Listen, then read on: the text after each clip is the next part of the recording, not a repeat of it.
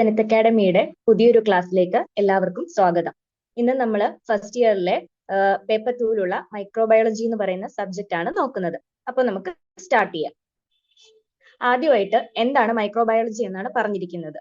Microbiology is the study of small forms of life. നമ്മുടെ ചുറ്റുപാടുമുള്ള ചെറിയ സൂക്ഷ്മജീവികളിലെ ബാക്ടീരിയ, വൈറസ് പോലുള്ള അത്തരത്തിലുള്ള സ്മോൾ ഫോംസ് ഓഫ് ലൈഫിനെ കുറിച്ച് പഠിക്കുന്നതിനെയാണ് നമ്മൾ മൈക്രോബയോളജി എന്ന് പറയുന്നത്. ഓക്കെ, ഇനി മെഡിക്കൽ മൈക്രോബയോളജി എന്ന് പറയുന്ന ടേം കൊണ്ട് ഉദ്ദേശിക്കുന്നത് നമ്മുടെ മനുഷ്യരിൽ അസുഖങ്ങൾ ഉണ്ടാക്കുന്ന തരത്തിലുള്ള ഇൻഫെക്ഷ്യസ് ഏജന്റ്സിനെ കുറിച്ചുള്ള സ്റ്റഡിയാണ് മെഡിക്കൽ മൈക്രോബയോളജി എന്ന് പറയുന്നത്. അപ്പം ഇതാണ് മൈക്രോബയോളജിയെ കുറിച്ചുള്ള ഒരു ഡെഫിനിഷൻ ആയിട്ട് നമ്മൾ ആദ്യം പറയുന്നത്. നെക്സ്റ്റ് നമുക്ക് വൺ വേർഡ് ആയിട്ട് ക്വസ്റ്റ്യൻ കണ്ടിട്ടുള്ള കുറച്ച് കാര്യങ്ങളാണ് അടുത്തതായിട്ട് ഉൾപ്പെടുത്തിയിട്ടുള്ളത്. ആദ്യം നമ്മുടെ മൈക്രോബയോളജിയുടെ ഫാദർ എന്ന് അറിയപ്പെടുന്നത് ലൂയി പാസ്റ്ററിനെയാണ്. ഓർത്തു വെച്ചിരിക്കണം, മൈക്രോബയോളജിയുടെ ഫാദർ എന്ന് അറിയപ്പെടുന്നത് ലൂയി പാസ്റ്ററിനെയാണ്. ഇനി നമ്മുടെ മോഡേൺ മൈക്രോബയോളജിയുടെ ഫാദർ എന്ന് അറിയപ്പെടുന്നത് റോബർട്ട് കോച്ചിനെയാണ്. ആൻഡ് ഫാദർ ഓഫ് കീമോതെറാപ്പി എന്നറിയപ്പെടുന്നത് പോൾ എർലിച്ചിനെയാണ്. And father of antiseptic surgery എന്നറിയപ്പെടുന്നത് ജോസഫ് ലിസ്റ്റർ ആണ്. ഫാദർ ഓഫ് മൈക്രോസ്കോപ്പി എന്നറിയപ്പെടുന്നത് ആന്റണി വാൻ ലീവൻ ഹുക്ക് ആണ്. അദ്ദേഹമാണ് മൈക്രോസ്കോപ്പ് ഒക്കെ കണ്ടുപിടിച്ചത്.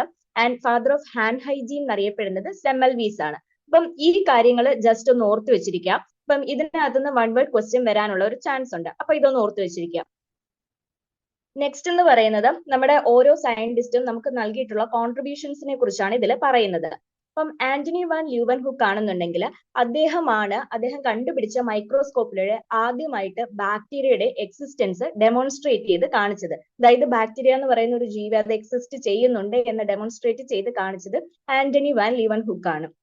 ഇനി ജോൺ ഹണ്ടറിന്റെ കാര്യം പറയുവാണെന്നുണ്ടെങ്കിൽ അദ്ദേഹം ഒരു സിഫിലിസ് കേസിന്റെ അകത്തുനിന്നും അതിന്റെ ഒരു മെറ്റീരിയൽ സ്വയം ഇനോക്കുലേറ്റ് ചെയ്ത് സിഫിലിസ് എന്ന് പറയുന്ന അസുഖത്തിന് ഇൻഫെക്റ്റഡ് ആയിട്ട് മാറി. അപ്പം അദ്ദേഹത്തിന്റെ കോൺട്രിബ്യൂഷൻ എന്ന് പറയുന്ന ഒരു സിഫിലിസ് എന്ന് പറയുന്ന ഒരു അസുഖം കണ്ടുപിടിച്ചതാണ്.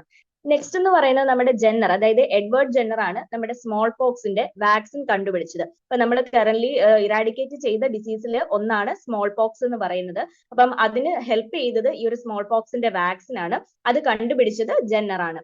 ഇനി ഒലിവർ വെന്റൽ ഹോംസും ഇഗ്നസ് സെമ്മൽവീസും കൂടെ ചേർന്നിട്ടാണ് നമ്മുടെ പ്യൂർപറൽ ഫീവർ എന്ന് പറയുന്ന ഒരു ഡിസീസ് ഉണ്ട്. അത് ട്രാൻസ്മിറ്റ് ചെയ്യുന്നത് നമ്മുടെ അറ്റൻഡൻസിന്റെ ഒക്കെ കണ്ടാമിനേറ്റഡ് ഹാൻഡ്സ്, അതായത് ഹാൻഡ് ബോൺ ആയിട്ടുള്ള ഒരു ഇൻഫെക്ഷൻ ആണെന്ന് കണ്ടുപിടിച്ചത് ഈ ഒരു ഒലിവർ വെന്റൽ ഹോംസും ഇഗ്നസ് സെമ്മൽവീസും കൂടെ ചേർന്നിട്ടാണ്. ഇനി പോളണ്ടറും ഡെവൈനും കൂടെ ചേർന്നിട്ടാണ് നമ്മുടെ ആന്ത്രാക്സ് കാരണം മരിക്കുന്ന അനിമൽസിന്റെ ബ്ലഡില് ചില മൈന്യൂട്ട് ഓർഗാനിസംസ് ഉണ്ട് എന്ന് കണ്ടുപിടിച്ചത് പോളണ്ടറും ഡെവൈനും ചേർന്നിട്ടാണ്. ഇനി നമ്മൾ ജോൺസ്നോയുടെ കാര്യത്തിലേക്ക് വരുവാണെന്നുണ്ടെങ്കിൽ അദ്ദേഹം ലണ്ടനിലായിരുന്നു ഉണ്ടായിരുന്നത്. അവിടുത്തെ ബ്രോഡ് സ്ട്രീറ്റ് പമ്പ്സ് ഉണ്ട്, കൂടുതലും സ്ട്രീറ്റ് പമ്പ്സ് ആണ് യൂസ് ചെയ്യുന്നത്. അതിൽ നിന്നും വരുന്ന കണ്ടാമിനേറ്റഡ് വാട്ടർ വഴിയിട്ടാണ് നമ്മുടെ ഈ ഒരു എന്ന് പറയുന്ന ഡിസീസ് ട്രാൻസ്മിറ്റ് ചെയ്യുന്നത് എന്നാണ് ജോൺസ്നോ കണ്ടുപിടിച്ചത്. ഓക്കെ, കോളറയുടെ കാര്യത്തിൽ ഒരുപാട് ഇമ്പോർട്ടന്റ് ആയിട്ടുള്ള ഒരു ഡിസ്കവറി ആയിരുന്നു ഇതെന്ന് പറയുന്നത്. നെക്സ്റ്റ് എന്ന് പറയുന്നത് നമ്മുടെ ജോസഫ് ലിസ്റ്റർ ആണ്. അദ്ദേഹമാണ് നമ്മുടെ വൂണ്ട് ഇൻഫെക്ഷൻസ് ഉണ്ടല്ലോ, അതായത് മുറിവ് കാരണം വരുന്ന ഇൻഫെക്ഷൻസ്, അതിന് കാരണം മൈക്രോ ഓർഗാനിസംസ് ആണെന്ന് റെക്കഗ്നൈസ് ചെയ്തത് നമ്മുടെ ലിസ്റ്റർ ആണ്. അത് കൂടാതെ തന്നെ അദ്ദേഹം നമ്മുടെ സർജറി ടൈമിലുള്ള ആന്റിസെപ്റ്റിക് ടെക്നിക്സ്, അതായത് ആ ഒരു സർജറിയുടെ ടൈമിൽ ഏറ്റവും ഇമ്പോർട്ടന്റ് ആയിട്ട് വേണ്ടുന്ന കാര്യമാണ് ആന്റിസെപ്റ്റിക് ടെക്നിക്സ്. അതല്ലാന്നുണ്ടെങ്കിൽ അതിലൂടെ തന്നെ പിന്നീട് മറ്റു രോഗങ്ങൾ വരാനുള്ള ചാൻസ് ഉണ്ട്. അപ്പം അത് ഡെവലപ്പ് ചെയ്തെടുത്തതും നമ്മുടെ ലിസ്റ്റർ ആണ്. അതേപോലെ തന്നെ നമ്മുടെ ഒരു ആന്റിസെപ്റ്റിക് ആയിട്ടുള്ള ഫീനോളിനെ ഫസ്റ്റ് ടൈം ഇൻട്രൊഡ്യൂസ് ചെയ്യുന്നതും നമ്മുടെ ലിസ്റ്റർ ആണ്. ഓക്കെ, നെക്സ്റ്റ് എന്ന് പറയുന്നത് നമ്മുടെ പാസ്റ്ററിന്റെ കാര്യമാണ്. ലൂയി പാസ്റ്റർ, അദ്ദേഹമാണ് നമ്മുടെ ഫെർമെന്റേഷൻ എന്ന് പറയുന്ന പ്രോസസ്സ് മൈക്രോബിയൽ ആക്ടിവിറ്റി കാരണമാണ് നടക്കുന്നതെന്ന് കണ്ടുപിടിച്ചത്. അത് കൂടാതെ തന്നെ പല രീതിയിലുള്ള സ്റ്റെറിലൈസേഷൻ മെത്തേഡ് അദ്ദേഹം ഡെവലപ്പ് ചെയ്തെടുത്തു. നമ്മുടെ steam sterilization, hot air oven, autoclave, ഇതെല്ലാം ഡെവലപ്പ് ചെയ്തെടുത്തത് നമ്മുടെ പാസ്റ്റർ ആണ്. അതേപോലെ തന്നെ അദ്ദേഹത്തിന്റെ സ്റ്റഡീസ് ആണ് നമ്മുടെ ആന്ത്രാക്സ്, കോളറ, റാബിസ് ഇതിനെതിരെയൊക്കെയുള്ള ലൈവ് വാക്സിൻസിന്റെ ഡെവലപ്മെന്റിലേക്ക് നയിച്ചത്. റാബിസിന്റെ വാക്സിൻ നമ്മുടെ ലൂയി പാസ്റ്റർ ആണ് കണ്ടുപിടിച്ചിട്ടുള്ളത്. ഇനി ഇത്രയും കോൺട്രിബ്യൂഷൻസ് നൽകിയത് കൊണ്ട് തന്നെ ലൂയി പാസ്റ്ററിനെ നമ്മൾ ഫാദർ ഓഫ് ബാക്ടീരിയോളജി എന്നാണ് അറിയപ്പെടുന്നത്. ഇനി നമ്മൾ റോബർട്ട് കോച്ചിനെ കുറിച്ച് പറയുവാണെന്നുണ്ടെങ്കിലും നമ്മുടെ കൾച്ചർ മീഡിയയും അതുപോലെ തന്നെ പലതരത്തിലുള്ള സ്റ്റെയിനിങ് മെത്തേഡ്സും ഒക്കെ ഇൻട്രൊഡ്യൂസ് ചെയ്തത് നമ്മുടെ കോച്ചാണ്. അതേപോലെ തന്നെ നമ്മുടെ cholera Vibrio, bacillus of tuberculosis ഈ ഓർഗാനിസംസിനെ ഡിസ്കവർ ചെയ്തതും നമ്മുടെ റോബർട്ട് കോച്ചാണ്. ഓക്കെ, ഇനി അടുത്തതായിട്ട് പറയുന്നത് ഇവാനോസ്കിയുടെ കാര്യം പറയുകയാണെന്നുണ്ടെങ്കിൽ ഈ ഒരു ടൊബാക്കോ മൊസൈക്ക് ഡിസീസിന്റെ ഒരു ഡെമോൺസ്ട്രേഷൻ ആണ് അദ്ദേഹം കാണിച്ചത്.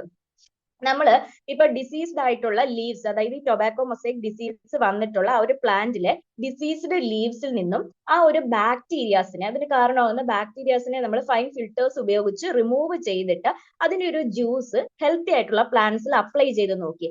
അപ്പോഴും ഈ ഒരു ഡിസീസ് പിന്നീട് ആ ഒരു ലീവ്സിൽ ഇത് റീപ്രൊഡ്യൂസ് ചെയ്യുന്നതായിട്ട് അദ്ദേഹം കണ്ടെത്തിയിട്ടുണ്ട്. അതാണ് ഇവാനോസ്കിയുടെ ഒരു കോൺട്രിബ്യൂഷൻ എന്ന് പറയുന്നത്. ഇനി റുസ്കയുടെ കാര്യം പറയുകയാണെന്നുണ്ടെങ്കിൽ നമ്മുടെ ഇലക്ട്രോൺ മൈക്രോസ്കോപ്പ് ആദ്യമായിട്ട് കണ്ടുപിടിച്ചത് റുസ്കയാണ്.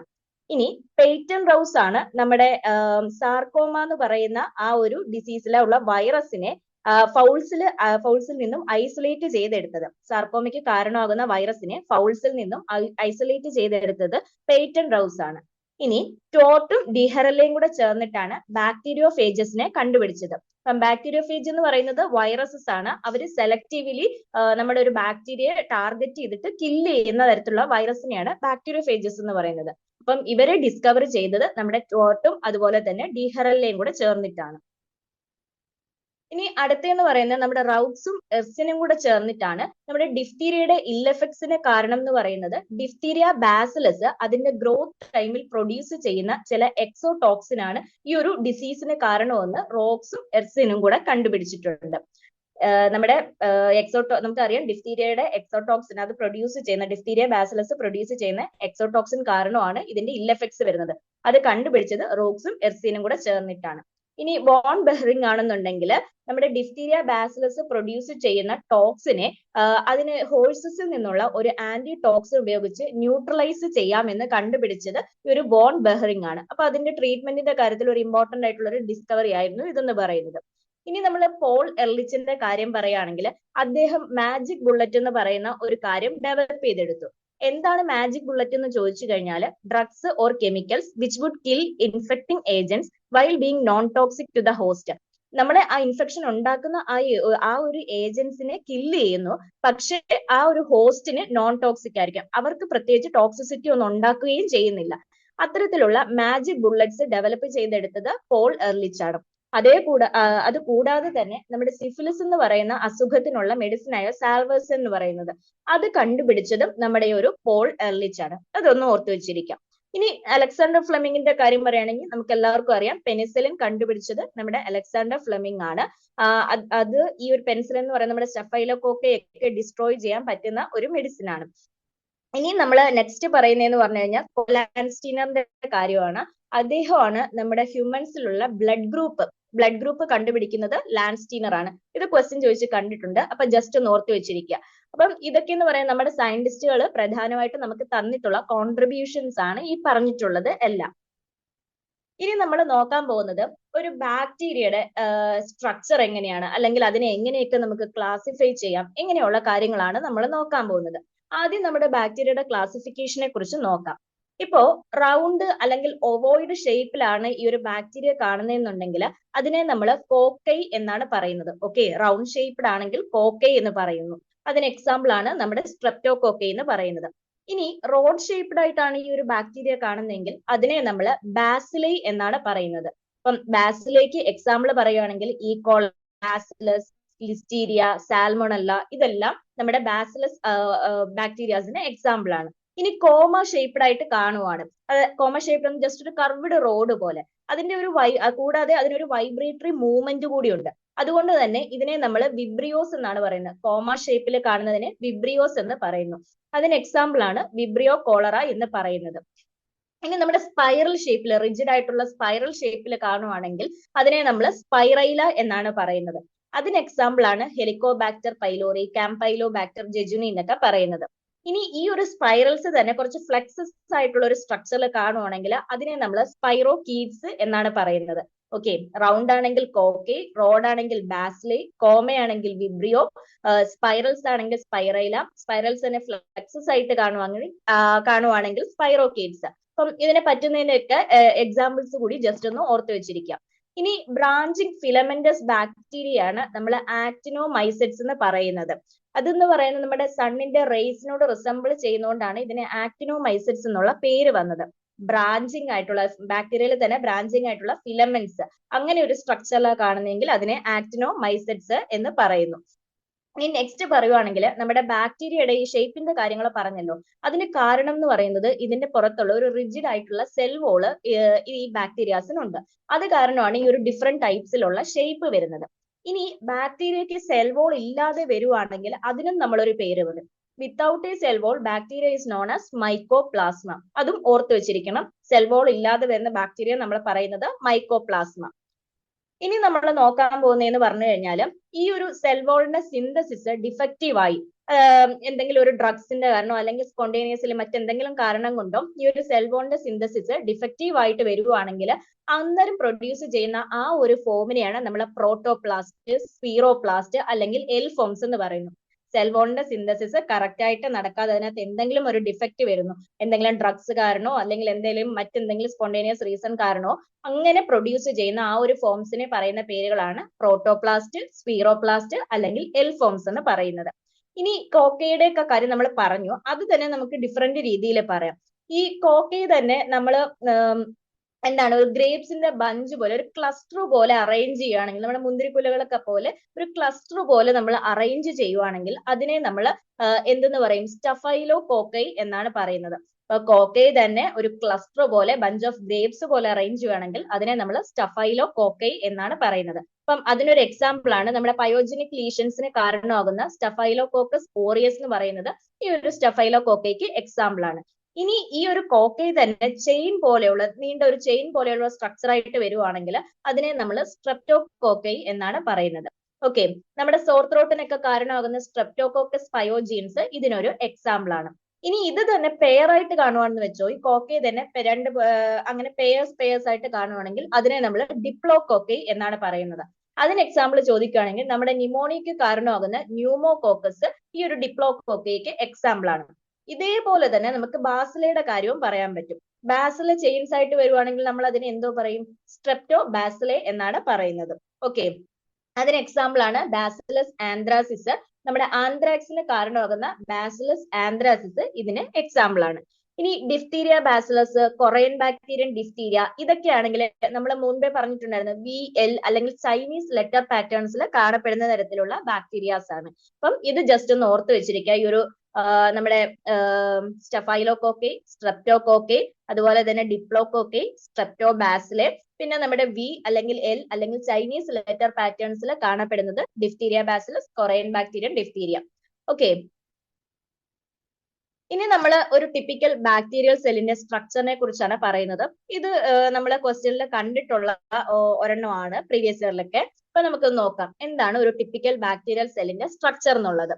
ഇപ്പൊ നമ്മൾ ഓൾറെഡി പറഞ്ഞതുപോലെ നമ്മുടെ ഒരു ബാക്ടീരിയ എടുക്കുകയാണെങ്കിൽ അതിനൊരു റിജിഡ് സെൽ വോൾ കാണും. അതിന് ചുറ്റായിട്ട് ഒരു റിജിഡ് ആയിട്ടുള്ള ഒരു സെൽ വോൾ കാണും. അതിന് തൊട്ട് താഴെയായിട്ടായിരിക്കും അതിനകത്തൊരു സൈറ്റോപ്ലാസ്മിക് മെംബ്രെയിൻ ഉള്ളത്. ഏറ്റവും ഔട്ടർ മോസ്റ്റ് ആയിട്ട് നമുക്ക് അതിനകത്തൊരു സെൽ വോൾ കാണും. അതിന് തൊട്ട് താഴെയായിട്ട് ഒരു സൈറ്റോപ്ലാസ്മിക് മെംബ്രെയിൻ കാണും. ഇത് രണ്ടും കൂടെ ഒരുമിച്ച് ചേർന്നിട്ടാണ് സെൽ എൻവലപ്പ് ഫോം ചെയ്യുന്നത്. ഓക്കെ, ഈ ഒരു സെൽ വോളും സൈറ്റോപ്ലാസ്മിക് മെംബ്രെയിനോട് ചേർന്നിട്ടാണ് സെൽ എൻവലപ്പ് ഫോം ചെയ്യുന്നത്.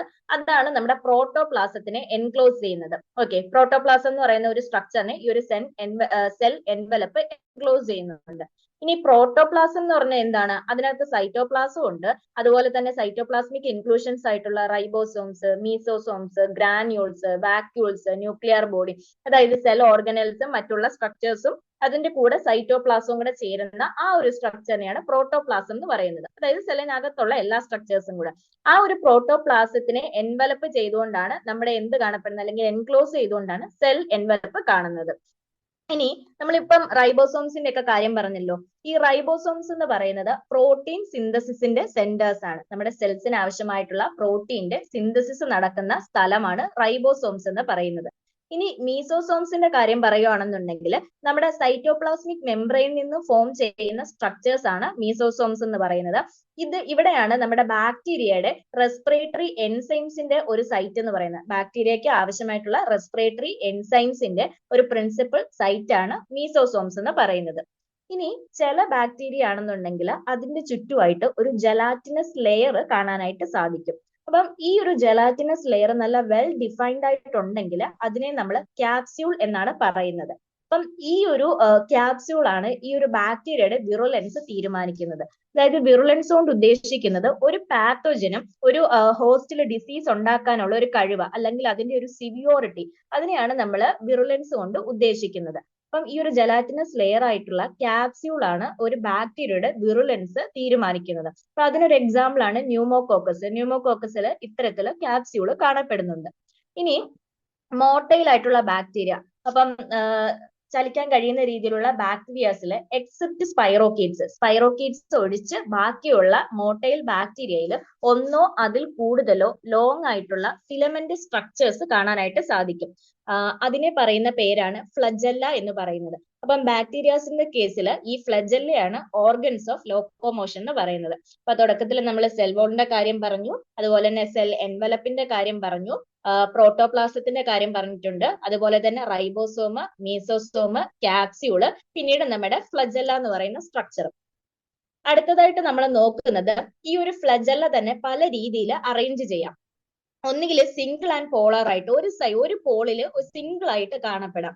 അങ്ങനെയാണെങ്കിൽ അതിനെ നമ്മൾ മോണോട്രൈക്കസ് എന്നാണ് പറയുന്നത്. അപ്പം ഒരു ബാക്ടീരിയ എടുത്തു കഴിഞ്ഞാൽ അതിന് രണ്ട് പോള് കാണും. അതിൽ ഒരു പോളിൽ സിംഗിൾ ആയിട്ട് ഒരെണ്ണമായിട്ട് ഫ്ലജല്ല ആണെന്നുണ്ടെങ്കിൽ അതിനെ നമ്മൾ മോണോട്രൈക്കസ് എന്നാണ് പറയുന്നത്. കോളറ വിബ്രിയോയിലൊക്കെ മോണോട്രൈക്കസ് ആയിട്ടാണ് നമ്മുടെ ഫ്ലജല്ല കാണപ്പെടുന്നത്. അല്ലെങ്കിൽ എന്ത് ചെയ്യാം, രണ്ട് പോളിൽ അല്ലെങ്കിൽ രണ്ട് എൻഡിലും ഓരോന്ന് വീതം നമ്മുടെ ഫ്ലജല്ല കാണാം. അങ്ങനെയാണെങ്കിൽ അതിനെ നമ്മൾ ആംഫിട്രൈക്കസ് എന്നാണ് പറയുന്നത്. അത് നമ്മുടെ ക്യാമ്പൈലോ ബാക്ടർ ജെജുനിയിലൊക്കെ ഇങ്ങനെ ആംഫിട്രൈക്കസ് ആയിട്ടാണ് കാണപ്പെടുന്നത്. ഇനി അതും അല്ല എന്നുണ്ടെങ്കിൽ ഒരു tuft of flagella at one pole or both poles, ഒരു പോളിലോ അല്ലെങ്കിൽ രണ്ട് പോളിലോ ഒന്നിൽ കൂടുതലായിട്ട് നമ്മുടെ ചെറിയ ചെറിയ ഹെയർ ലൈക്ക് പോലെ ഫ്ലജല്ലാസ് കാണുവാണെന്നുണ്ടെങ്കിൽ അതിനെ നമ്മൾ ലോഫോട്രൈക്കസ് എന്നാണ് പറയുന്നത്. ഇപ്പൊ സ്യൂഡോമോണാസിലൊക്കെ ലോഫോട്രൈക്കസ് ആയിട്ടാണ് കാണപ്പെടുന്നത്. അതും അല്ലാന്നുണ്ടെങ്കിൽ നമ്മുടെ സെല്ലിന് ചുറ്റുമായിട്ട് മൊത്തത്തിൽ കാണുന്നതിനെയാണ് നമ്മൾ പെരിട്രൈക്കസ് എന്ന് പറയുന്നത്. അതിന് എക്സാമ്പിൾ എന്ന് പറയുമ്പോൾ നമ്മുടെ സാൽമോണല്ല ടൈഫയിലൊക്കെ പെരിട്രൈക്കസ് ആയിട്ടാണ് ഫ്ലജല്ല കാണുന്നത്. അപ്പം ഒരു പോളില് ഒരെണ്ണമായിട്ട് കാണുവാണെങ്കിൽ മോണോട്രൈക്കസ് എന്ന് പറയുന്നു. രണ്ട് പോളിലും ഓരോന്ന് വീതം കാണുവാണെങ്കിൽ അതിനെ ആംഫിട്രൈക്കസ് എന്ന് പറയുന്നു. ഇനി ഒരു സൈഡിലോ അല്ലെങ്കിൽ രണ്ട് സൈഡിലോ ഒന്നിൽ കൂടുതൽ കാണുവാണെങ്കിൽ അതിനെ നമ്മൾ ലോഫോട്രൈക്കസ് എന്ന് പറയുന്നു. ഒരു സെല്ലിന് ചുറ്റും മൊത്തത്തിൽ കാണുവാണെങ്കിൽ അതിനെ നമ്മൾ പെരിട്രൈക്കസ് എന്ന് പറയുന്നു. ഇനി ചില ഗ്രാം നെഗറ്റീവ് ബാസിലയുടെ കാര്യത്തിൽ വളരെ ഫൈൻ ആയിട്ടുള്ള short hair like surface process കാണാനായിട്ട് സാധിക്കും. അത് ചില ഗ്രാം നെഗറ്റീവ് ബാസിലസിലാണ് കാണപ്പെടുന്നത്. Short hair like surface process, അതിന് നമ്മൾ പറയുന്നത് ഫിംബ്രിയെ അല്ലെങ്കിൽ പിലി എന്നാണ് അറിയപ്പെടുന്നത്. അതാണ് നമ്മുടെ ബാക്ടീരിയയെ ഹോസ്റ്റ് സെല്ലിലേക്ക് അഡ്ഹിയർ ചെയ്യാൻ വേണ്ടിയിട്ട് അല്ലെങ്കിൽ ഹോസ്റ്റ് സെല്ലിലോട്ട് അടുത്തിരിക്കാൻ വേണ്ടിയിട്ട് അല്ലെങ്കിൽ അതുമായിട്ട് അറ്റാച്ച് ചെയ്യാൻ വേണ്ടിയിട്ട് ഹെൽപ്പ് ചെയ്യുന്നത് ഈ ഒരു ഫിംബ്രിയെ അല്ലെങ്കിൽ പിലി എന്ന് പറയുന്ന ഈ ഒരു സ്ട്രക്ചർ ആണ്. ഇനി ചില ബാക്ടീരിയയുടെ കേസിലാണെന്നുണ്ടെങ്കിൽ ലൈക്ക് ബാസിലസ്, ക്ലോസ്ട്രീഡിയ ഇങ്ങനെയുള്ള ജീനസിലുള്ള ബാക്ടീരിയാസിന്റെ കാര്യത്തിലാണെങ്കിൽ ചില അൺഫേവറബിൾ കണ്ടീഷൻ വരുന്ന സമയത്ത് ഇത് റെസിസ്റ്റന്റ് ആയിട്ടുള്ള സ്പോർസ് പ്രൊഡ്യൂസ് ചെയ്യാറുണ്ട്. ഓക്കെ, ഈ ഒരു സ്പോർസ് പിന്നീട് ഫേവറബിൾ ആയിട്ടുള്ള കണ്ടീഷൻ വരുന്ന സമയത്ത് ജെർമിനേറ്റ് ചെയ്യാറുമുണ്ട്. ഇതൊരു സ്പെഷ്യൽ സ്ട്രക്ചർ ആണ് ഈ സ്പോർസ് എന്ന് പറയുന്നത്. അത് ചില ബാക്ടീരിയാസിൽ മാത്രമാണ് കാണപ്പെടുന്നത്. ബാസിലസ്, ക്ലോസ്ട്രീഡിയ ഒക്കെ അതിന് എക്സാമ്പിൾ ആണ്. എന്തെങ്കിലും ഒരു അൺഫേവറബിൾ കണ്ടീഷൻ വരുന്ന സമയത്ത് ഒരു റെസിസ്റ്റന്റ്, അതിനെ ഒന്ന് എതിർത്ത് നിൽക്കാൻ വേണ്ടി ഒരു റെസിസ്റ്റന്റ് ഫോംസ് ഉണ്ടാക്കുന്നതാണ് ഈ ഒരു സ്പോർസ് എന്ന് പറയുന്നത്. ഫേവറബിൾ കണ്ടീഷൻ ആകുമ്പോഴത്തേന് ഈ ഒരു സ്പോർസ് ജെർമിനേറ്റ് ചെയ്യുകയും ചെയ്യും. ഇനി സ്പോർട്സിന്റെ കാര്യം പറയുകയാണെന്നുണ്ടെങ്കിൽ അത് പല കാര്യങ്ങൾക്ക് റെസിസ്റ്റന്റ് ആണ്. ഇപ്പം കെമിക്കൽസ്, ഹീറ്റ്, ഡ്രൈയിങ് ഇതിനോടൊക്കെ ഒരു എക്സ്റ്റെന്റ് വരെയും ഈ ഒരു സ്പോർട്സ് എന്ന് പറയുന്നത് റെസിസ്റ്റന്റ് ആയിരിക്കും. അതേപോലെ തന്നെ ഒരുപാട് നാൾ ഇവർക്ക് വയബിൾ ആയിട്ട് ജീവിച്ചിരിക്കാനുള്ള ഒരു കഴിവുണ്ട്. ചില സമയത്ത് ഇയേഴ്സ്, വർഷങ്ങളോളം ഇവരിങ്ങനെ വയബിൾ ആയിട്ട് ഇരിക്കാറുണ്ട്. അതുകൊണ്ട് തന്നെ ഇതൊരു ഡേഞ്ചർ ആയിട്ടുള്ള ഒരു കണ്ടീഷനാണ് ഈ സ്പോർട്സ് എന്ന് പറയുന്നത്. ഇത്രയും നാൾ ഇങ്ങനെ വയബിൾ ആയിട്ട് നിൽക്കാനുള്ള ഒരു കഴിവ് ഉണ്ടായത് കൊണ്ട് തന്നെ ഇത് ഡേഞ്ചർ ആയിട്ടുള്ള ഒരു സാധനമാണ് ഈ സ്പോർട്സ് എന്ന് പറയുന്നത്. ഇതിനെ എങ്ങനെ നശിപ്പിക്കാം എന്ന് ചോദിച്ചു കഴിഞ്ഞാൽ നമ്മൾ ഓട്ടോക്ലേവ് ഒരു 120°C ഒരു 15 മിനിറ്റ്സ് നേരത്തേക്ക് ഓട്ടോക്ലേവ് ചെയ്യുകയോ അല്ലെങ്കിൽ ഹോട്ട് എയർ ഓവറിൽ ഒരു ഹൈ ടെമ്പറേച്ചറിൽ വെച്ചോ മാത്രമേ നമുക്ക് ഈ സ്പോർട്സിനെ നശിപ്പിക്കാനായിട്ട് സാധിക്കുകയുള്ളൂ. അപ്പം ഇതാണ് നമ്മുടെ സ്പോർട്സിനെ കുറിച്ച് നമുക്ക് പ്രധാനമായിട്ടും പറയാനുള്ളത്. ഇനി ബാക്ടീരിയയുടെ റീപ്രൊഡക്ഷന്റെ കാര്യത്തിലേക്ക് വരുമ്പോൾ അതെന്ന് പറയുന്നത് നമ്മുടെ ബൈനറി ഫിഷ് എന്ന് പറയുന്ന ഒരു പ്രോസസ്സ് വഴിയിട്ടാണ് റീപ്രൊഡ്യൂസ് ചെയ്യുന്നത്. ബൈനറി ഫിഷ് എന്ന് പറയുന്നത് ഒരു അസെക്ഷുവൽ റീപ്രൊഡക്ഷൻ ആണ്. സിംപ്ലി പറഞ്ഞു കഴിഞ്ഞാൽ ഒരു സെല്ല് ഡിവൈഡ് ചെയ്ത് 2 ഡോട്ടർ സെല്ല് ആവുന്ന ആ ഒരു പ്രോസസ് ആണ് ഈ ബൈനറി ഫിഷ് എന്ന് പറയുന്നത്. ഈ ഒരു മെത്തേഡിലൂടെയാണ് നമ്മുടെ ബാക്ടീരിയ റീപ്രൊഡ്യൂസ് ചെയ്യുന്നത്. ഓക്കെ, ഇനി പറയുവാണെന്നുണ്ടെങ്കിൽ നമ്മുടെ ഓക്സിജന്റെ റിക്വയർമെന്റിന്റെ ബേസിലാണെങ്കിലും നമുക്ക് ബാക്ടീരിയ ക്ലാസിഫൈ ചെയ്യാനായിട്ട് സാധിക്കും. ഒന്നെന്ന് പറയുന്നത് എയറോബ്സ്, അതായത് ഓക്സിജൻ ആവശ്യമുള്ള ബാക്ടീരിയ ആണെങ്കിൽ അതിനെ നമ്മൾ എയറോബ്സ് എന്ന് പറയുന്നു. ഇനി അനെറോബ്സ് എന്ന് പറഞ്ഞു കഴിഞ്ഞാലോ നമ്മുടെ ഓക്സിജൻ ആവശ്യമില്ല, അതിന്റെ ഗ്രോത്തിനോ അല്ലെങ്കിൽ ബാക്കിയുള്ള കാര്യങ്ങൾക്കോ ഒന്നും ഓക്സിജന്റെ പ്രസൻസ് ആവശ്യമില്ല. അങ്ങനെയാണെങ്കിൽ അതിനെ നമ്മൾ അനെറോബ്സ് എന്നാണ് പറയുന്നത്. അപ്പം അനെറോബ്സിനുള്ള എക്സാമ്പിൾ ആണ് ക്ലോസ്ട്രീഡിയ എന്ന് പറയുന്നത്. നമ്മുടെ ടെറ്റനസ്, ഗ്യാസ് ഗാംഗ്രീന് ഇങ്ങനെയുള്ള അസുഖങ്ങൾക്കൊക്കെ കാരണമാകുന്ന ക്ലോസ്ട്രീഡിയ ഇത്തരത്തിലൊരു അനെറോബിന് എക്സാമ്പിൾ ആണ്. ഇനി കൂടുതലും പാത്തോജനിക് ബാക്ടീരിയയുടെ കേസിൽ ഒപ്റ്റിമം ടെമ്പറേച്ചർ എന്ന് പറയുന്നത് എത്രയാണ്? 37°C ആണ്. ഈ ഒപ്റ്റിമം ടെമ്പറേച്ചർ കൊണ്ട് ഉദ്ദേശിക്കുന്നത് ഓരോ ബാക്ടീരിയയും അതിന്റെ ബെസ്റ്റ് ഗ്രോത്ത് നടക്കുന്ന ഒരു ടെമ്പറേച്ചർ കാണും. ഏതെങ്കിലും ഒരു പർട്ടിക്കുലർ ടെമ്പറേച്ചറിലായിരിക്കും അതിന്റെ മാക്സിമം ഗ്രോത്ത് നടക്കുന്നത്. ആ ഒരു ടെമ്പറേച്ചറിനെയാണ് നമ്മൾ ഒപ്റ്റിമം ടെമ്പറേച്ചർ എന്ന് പറയുന്നത്. കൂടുതൽ പാത്തോജനിക് ബാക്ടീരിയയുടെ കേസിലും ഈ ഒരു ഒപ്റ്റിമം ടെമ്പറേച്ചർ എന്ന് പറയുന്നത് 37°C ആണ്. അതേപോലെ തന്നെ കൂടുതൽ ബാക്ടീരിയസിനെ നമുക്ക് 56°C 30 മിനിറ്റ്സ് വരെ വെച്ച് കഴിഞ്ഞാൽ കൊല്ലാനായിട്ട് സാധിക്കും.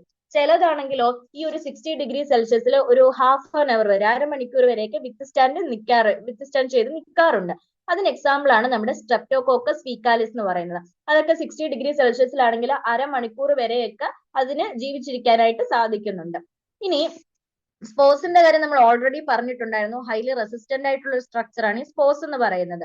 അപ്പം ചിലതിന്റെ കാര്യത്തിലാണെങ്കിൽ പല പീരീഡ്സിലേക്ക് നമ്മൾ ബോയിൽ ചെയ്ത് കഴിഞ്ഞാലും ഈ സ്പോർസ് അവിടെ ലെഫ്റ്റ് ചെയ്ത് നിൽക്കും, അതായത് അത് നശിച്ചു പോകത്തില്ല. അപ്പൊ അതിന് എക്സാമ്പിൾ പറയുകയാണെങ്കിൽ നമ്മുടെ ക്ലോസ്ട്രീഡിയം ബോട്ടിലത്തിന്റെ സ്പോർസ് ഏകദേശം 3-4 മണിക്കൂർ വരെ നമ്മൾ ബോയിൽ ചെയ്താൽ പോലും അത് നശിച്ചു പോകത്തില്ല. ഇനി ഫുഡ് പോയിസണിങ് സ്ട്രെയിൻസിന്റെ, അതായത് ക്ലോസ്ട്രീഡിയം വെൽസെ എന്ന് പറയുന്ന ഫുഡ് പോയിസണിങ് സ്ട്രെയിൻസിന്റെ സ്പോർസ് ആണെന്നുണ്ടെങ്കിൽ അതും ഈ പറഞ്ഞതുപോലെ തന്നെ പല മണിക്കൂറുകളും ഇങ്ങനെ വിത്ത്സ്റ്റാൻഡ് ചെയ്ത് നിൽക്കാറുണ്ട്. ഇനി ക്ലോസ്ട്രീഡിയം ടെറ്റനയുടെ ഒക്കെ അതിന്റെയൊക്കെ സ്പോർസ് ആണെന്നുണ്ടെങ്കിൽ ഏകദേശം 15 മുതൽ 90 മിനിറ്റ്സ് വരെയൊക്കെ ഇത്തരത്തിൽ വിത്ത്സ്റ്റാൻഡ് ചെയ്ത് നിൽക്കാറുണ്ട്. അപ്പം നമ്മൾ സ്പോർസിന്റെ കാര്യത്തിൽ ഓൾറെഡി പറഞ്ഞായിരുന്നു, ഹീറ്റിനോടൊക്കെ വളരെയധികം റെസിസ്റ്റന്റ് ആയിട്ടുള്ള ഒരു സ്ട്രക്ചർ ആണ് സ്പോർസ്. അത് തന്നെ പല ടെമ്പറേച്ചറിലായിട്ട് വരും. നമ്മൾ നല്ല രീതിയിൽ ബോയിൽ ചെയ്താൽ പോലും അതിന്റെ ഒരു ടൈം പീരീഡ് ഉണ്ട്. ആ ഒരു ടൈം പീരീഡ് വരെ അതിന് വിത്ത്സ്റ്റാൻഡ് ചെയ്ത് നിൽക്കാനായിട്ട് സാധിക്കും. ഓക്കെ, ഇനി നമ്മൾ നോക്കുന്ന ഏറ്റവും ഇമ്പോർട്ടന്റ് ആയിട്ടുള്ള അടുത്ത ഒരു ടോപ്പിക് ആണ് സ്റ്റെയിനിങ് മെത്തേഡ്സ് എന്ന് പറയുന്നത്.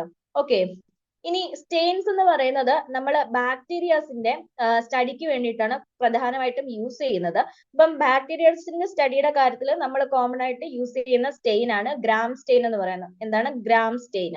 അപ്പം ഇത് എങ്ങനെയാണ് ഈ ഒരു പ്രൊസീജിയർ ചെയ്യുന്നത്, അല്ലെങ്കിൽ ഗ്രാം സ്റ്റെയിനിങ് മെത്തേഡ് എങ്ങനെയാണെന്നാണ് അടുത്തതായിട്ട് പറയുന്നത്. നമ്മൾ ആദ്യം ഒരു ക്ലീൻ ആയിട്ടുള്ള ഡ്രൈ ആയിട്ടുള്ള ഗ്രീസ് ഫ്രീ സ്ലൈഡ് ആദ്യം എടുക്കുന്നു. അതിനുശേഷം നമുക്ക് വേണ്ടുന്ന ആ ഒരു മെറ്റീരിയലിന്റെ സ്മിയർ അത് തിൻ ആൻഡ് യൂണിഫോം ആയിട്ട് നമ്മൾ ആദ്യം പ്രിപ്പയർ ചെയ്യുന്നു. അതായത് ആദ്യം ഒരു ക്ലീൻ ആയിട്ടുള്ള ഡ്രൈ സ്ലൈഡ് എടുക്കുന്നു. അതിനുശേഷം നമുക്ക് വേണ്ടുന്ന മെറ്റീരിയലിൽ നിന്നുള്ള സ്മിയർ തിൻ ആൻഡ് യൂണിഫോം ആയിട്ട് പ്രിപ്പയർ ചെയ്യുന്നു. അതിനുശേഷം നമ്മൾ ഈ ഒരു സ്ലൈഡ് 1-2-3 തവണയായിട്ട് ഒരു ഫ്ലെയിമിലൂടെ പാസ് ചെയ്യുന്നു. ഓക്കെ, അത് എന്തിനാണെന്ന് ചോദിച്ചു കഴിഞ്ഞാൽ നമ്മൾ ഇപ്പൊ എടുത്തിരിക്കുന്ന ആ ഒരു സ്മിയർ ആ ഒരു സ്ലൈഡിൽ ഫിക്സ് ആവാൻ വേണ്ടിയിട്ടാണ് നമ്മൾ ഈ ഒരു ഫ്ലെയിമിലൂടെ പാസ് ചെയ്യുന്നത്. അതിനുശേഷം എന്ത് ചെയ്യണം? ഇതൊന്ന് കൂൾ ചെയ്യണം. 2-3 വട്ടം ഫ്ലെയിമിലൂടെ പാസ് ചെയ്ത് ഈ ഒരു സ്മിയർ ഫിക്സ് ആയതിനു ശേഷം ഇത് നമ്മൾ ജസ്റ്റ് ഒന്ന് കൂൾ ചെയ്യണം. അതിനുശേഷം നമ്മൾ ആദ്യത്തെ സ്റ്റെയിന് എന്ന് പറഞ്ഞു കഴിഞ്ഞാൽ 0.5 to 1% solution of an aniline dye of the violet series. അതായത് യൂഷ്വലി നമ്മൾ ഇതിന്റെ ഗ്രാം സ്റ്റെയിനിങ്ങിന്റെ കാര്യത്തിൽ ഫസ്റ്റ് സ്റ്റെയിൻ യൂസ് ചെയ്യുന്നത് ക്രിസ്റ്റൽ വയലറ്റ്. അനിലിൻ ഡൈക്കകത്ത് വരുന്നതാണ് ക്രിസ്റ്റൽ വയലറ്റ്. അതാണ് കോമൺലി നമ്മൾ ഗ്രാം സ്റ്റെയിനിങ്ങിൽ ഫസ്റ്റ് സ്റ്റെയിൻ ആയിട്ട് യൂസ് ചെയ്യുന്നത്. അത് ഏകദേശം ഒരു 0.5 to 1% സൊല്യൂഷൻ എന്നുള്ള രീതിയിലാണ് നമ്മൾ ഉപയോഗിക്കുന്നത്. എന്നിട്ട് ഈ ഒരു സ്റ്റെയിന് ഈ ഒരു നമ്മുടെ സ്മിയറിൽ ഒന്ന് ആക്ട് ചെയ്യാൻ വേണ്ടിയിട്ട് ഒരു 30 സെക്കൻഡ് മുതൽ 1 മിനിറ്റ് വരെ നമ്മൾ സമയം കൊടുക്കുന്നു. അതിനുശേഷം നമ്മൾ എന്ത് ചെയ്യുന്നു, ഗ്രാംസ് അയഡിൻ സൊല്യൂഷൻ ഉപയോഗിച്ച് നമ്മളിത് വാഷ് ചെയ്യുന്നു. വാഷ് ചെയ്തതിനു ശേഷം ഈ ഒരു അയഡിൻ സൊല്യൂഷൻ അതിനകത്ത് ആക്ട് ചെയ്യാൻ വേണ്ടിയിട്ട് ഒരു 1-2 മിനിറ്റ് വരെ നമ്മൾ നോക്കുന്നു. അതിനുശേഷം ഈ ഒരു സ്മിയർ ഒരു അബ്സല്യൂട്ട് ആൽക്കഹോൾ അല്ലെങ്കിൽ അസറ്റോണുമായിട്ടാണ് ട്രീറ്റ് ചെയ്യുന്നത്. അതിനുശേഷം ബാക്കിയുള്ള ആൽക്കഹോൾ നമ്മൾ കളയുകയാണ് ചെയ്യുന്നത്. ആദ്യം കുറച്ചു നേരം ആ ഒരു സ്മിയർ അബ്സല്യൂട്ട് ആൽക്കഹോൾ അല്ലെങ്കിൽ അസറ്റോണുമായിട്ട് ഒന്ന് ട്രീറ്റ് ചെയ്തതിനു ശേഷം ബാക്കി വരുന്ന ആൽക്കഹോൾ നമ്മൾ കളയുന്നു. ഈ ഒരു പ്രൊസീജിയർ നമ്മൾ റിപ്പീറ്റ് ചെയ്തുകൊണ്ടേ ഇരിക്കണം. ഈ ഒരു വയലറ്റ് കളർ മാറുന്നത് വരെ നമ്മൾ ഈ ഒരു പ്രൊസീജിയർ റിപ്പീറ്റ് ചെയ്തുകൊണ്ടേ ഇരിക്കണം. അപ്പൊ അത് മാറിക്കഴിയുമ്പോൾ ഈ ഒരു സ്മിയർ നമ്മൾ കൗണ്ടർ സ്റ്റെയിൻ ചെയ്യണം. അതായത് വേറൊരു സ്റ്റെയിൻ വെച്ച് സ്റ്റെയിൻ ചെയ്യണം. അതിനായിട്ട് നമ്മൾ ഇവിടെ യൂസ് ചെയ്യുന്നത് ഡൈല്യൂട്ട് ആയിട്ടുള്ള കാർബോൺ ഫ്യൂഷൻ സൊല്യൂഷൻ ആണ്. അത് ഒരു 1-2 മിനിറ്റ് നേരത്തേക്ക് നമ്മൾ സ്റ്റെയിൻ ചെയ്യാനായിട്ട് വെക്കുക. അതിനുശേഷം നമ്മൾ ഒരു ടാപ്പ് വാട്ടറിൽ, നമ്മുടെ റണ്ണിങ് വാട്ടറിൽ വാഷ് ചെയ്ത് കളയുക.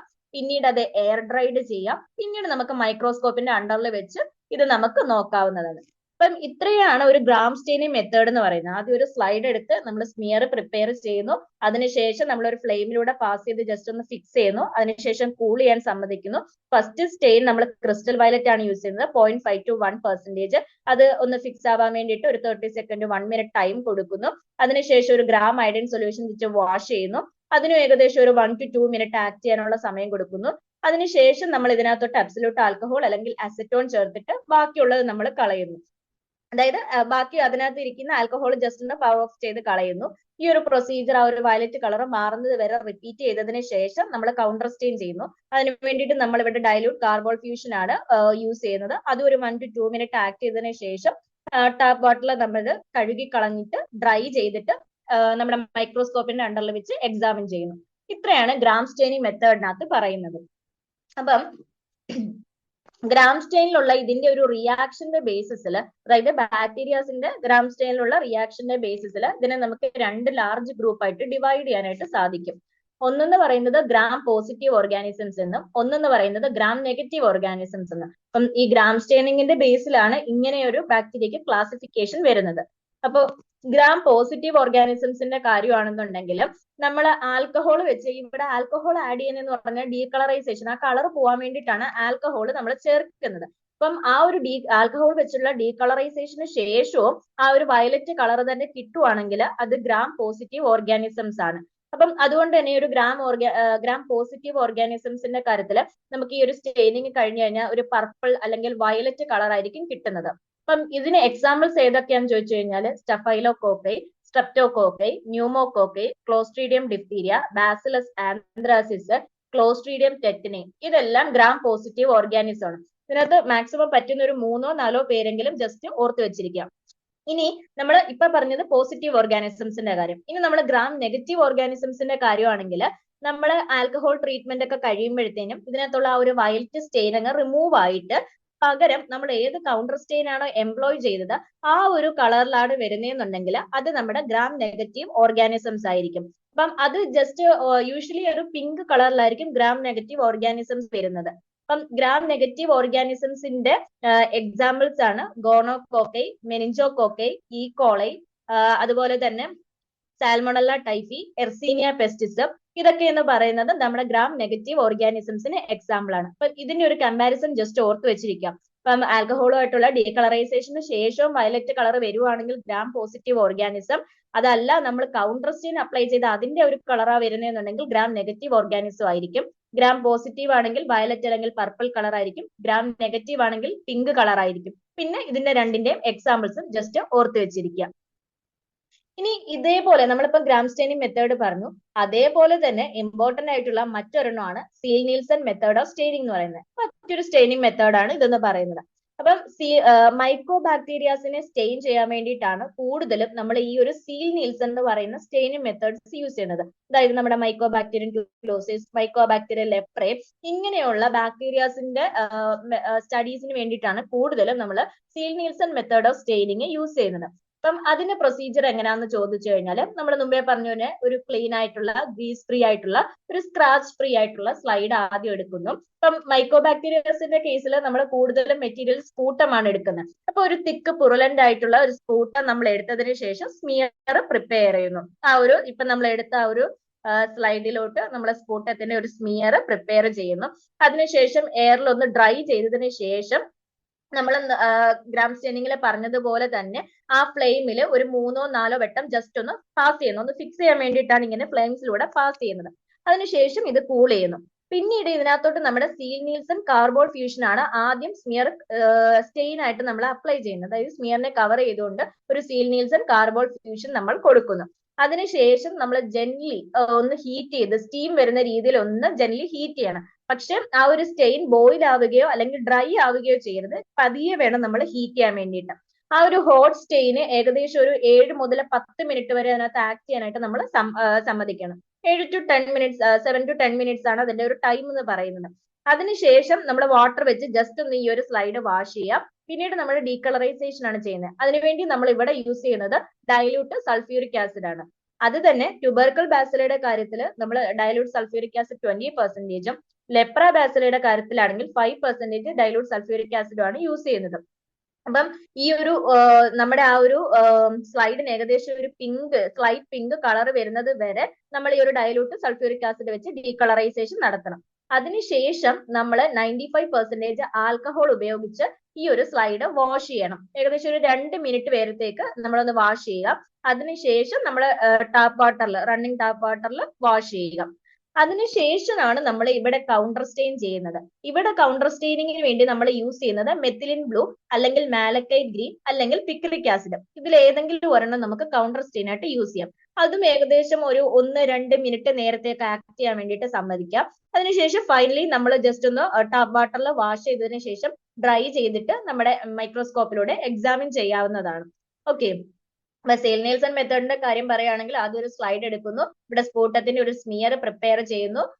അതിനുശേഷം നമ്മൾ ജസ്റ്റ് ഡ്രൈ ചെയ്തിട്ട് ഫ്ലെയിമിലൂടെ പാസ് ചെയ്ത് ഫിക്സ് ചെയ്യുന്നു, കൂൾ ചെയ്യുന്നു. അതിനുശേഷം നമ്മുടെ Ziehl Neelsen carbol fuchsin stain apply ചെയ്യുന്നു.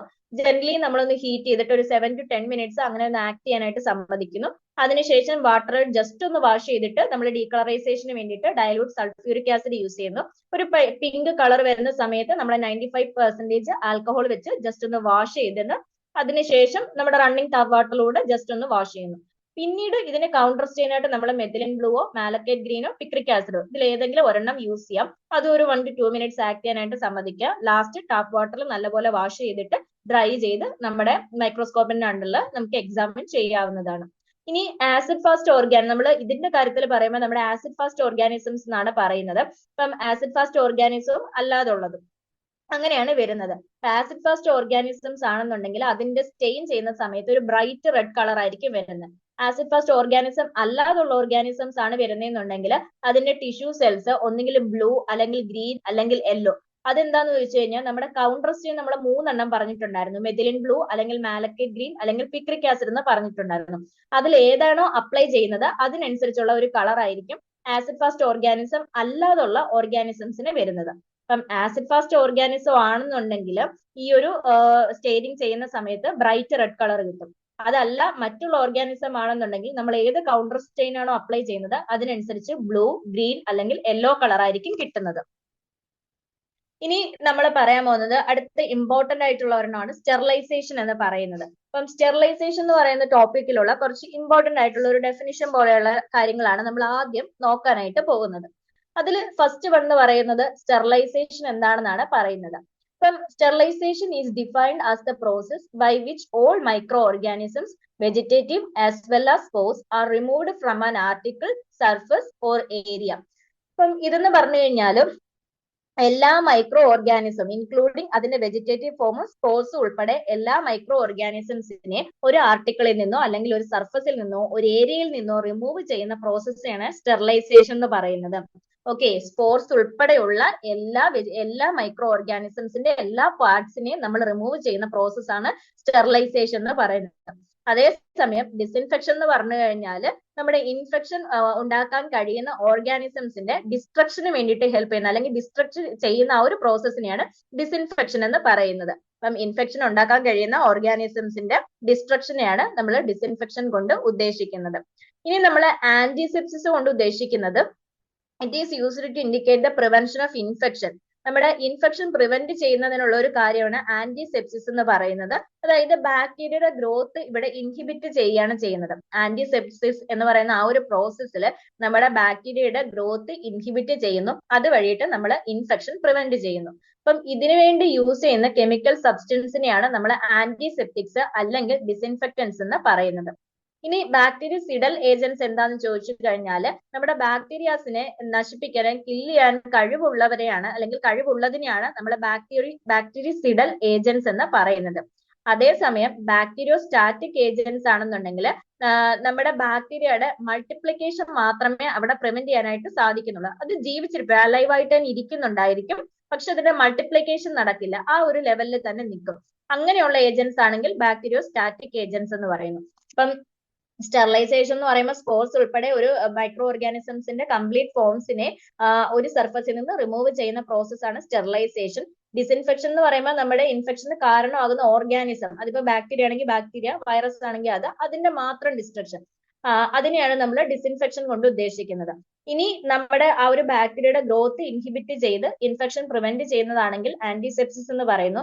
അതിനുവേണ്ടി യൂസ് ചെയ്യുന്ന സബ്സ്റ്റൻസ് ആണ് ആന്റിസെപ്റ്റിക്സ് അല്ലെങ്കിൽ ഡിസിൻഫെക്റ്റൻസ് എന്ന് പറയുന്നത്. ഇനി ബാക്ടീരിയസിഡൽ ഏജൻസ് എന്ന് പറഞ്ഞു കഴിഞ്ഞാൽ ബാക്ടീരിയ കില്ല് ചെയ്യാൻ പറ്റുന്ന ഏജൻസിനെയാണ് ബാക്ടീരിയസിഡൽ ഏജൻസ് എന്ന് പറയുന്നത്. അതേസമയം ബാക്ടീരിയ ലൈവായിട്ട് നിർത്തിക്കൊണ്ട് തന്നെ അതിന്റെ മൾട്ടിപ്ലിക്കേഷൻ പ്രിവെന്റ് ചെയ്യാൻ സാധിക്കുകയാണെങ്കിൽ ആ ഏജൻസിനെ നമ്മൾ ബാക്ടീരിയോസ്റ്റാറ്റിക് ഏജൻസ് എന്നാണ് പറയുന്നത്. ഇനി നമുക്ക് കൂടുതലും എസ്സേയിൽ കണ്ടുവന്നിട്ടുള്ള ഒരു പോർഷൻ ആണ് ഈ ഒരു മെത്തേഡ്സ് ഓഫ് സ്റ്റെറിലൈസേഷൻ എന്ന് പറയുന്നത്. കുറച്ച് കൂടുതലുള്ള ഒരു ടോപ്പിക് ആണ് ഈ ഒരു മെത്തേഡ്സ് ഓഫ് സ്റ്റെറിലൈസേഷൻ എന്ന് പറയുന്നത്. അപ്പം ഈ സ്റ്റെറിലൈസേഷൻ എന്ന് പറയുന്ന പ്രൊസീജിയറിൽ നമുക്ക് കുറെ അധികം മെത്തേഡ്സ് നമ്മൾ യൂസ് ചെയ്യുന്നുണ്ട്. നമ്മൾ ബ്രോഡായിട്ട് ഇതിനെ രണ്ട് രീതിയിലാണ് ക്ലാസിഫൈ ചെയ്തിട്ടുണ്ട്. ഫിസിക്കൽ മെത്തേഡ്സ് എന്നും അതുപോലെ തന്നെ കെമിക്കൽ മെത്തേഡ്സ് എന്നും. ഈ ഒരു രണ്ട് രീതിയിലായിട്ട് മെയിൻ ആയിട്ട് നമ്മൾ ഇതിനെ ക്ലാസിഫൈ ചെയ്തിട്ടുണ്ട്. അപ്പൊ ഫിസിക്കൽ മെത്തേഡ്സിൽ തന്നെ കുറെ അധികം മെത്തേഡ്സ് ഉണ്ട്, അതുപോലെ തന്നെ കെമിക്കൽ മെത്തേഡ്സിലും കുറെ അധികം മെത്തേഡ്സ് ഉണ്ട്. ആദ്യം നമുക്ക് ഫിസിക്കൽ മെത്തേഡ്സ് നോക്കാം. അതില് ഫസ്റ്റ് വൺ എന്ന് പറയുന്നത് സൺലൈറ്റിന്റെ കാര്യമാണ് പറയുന്നത്.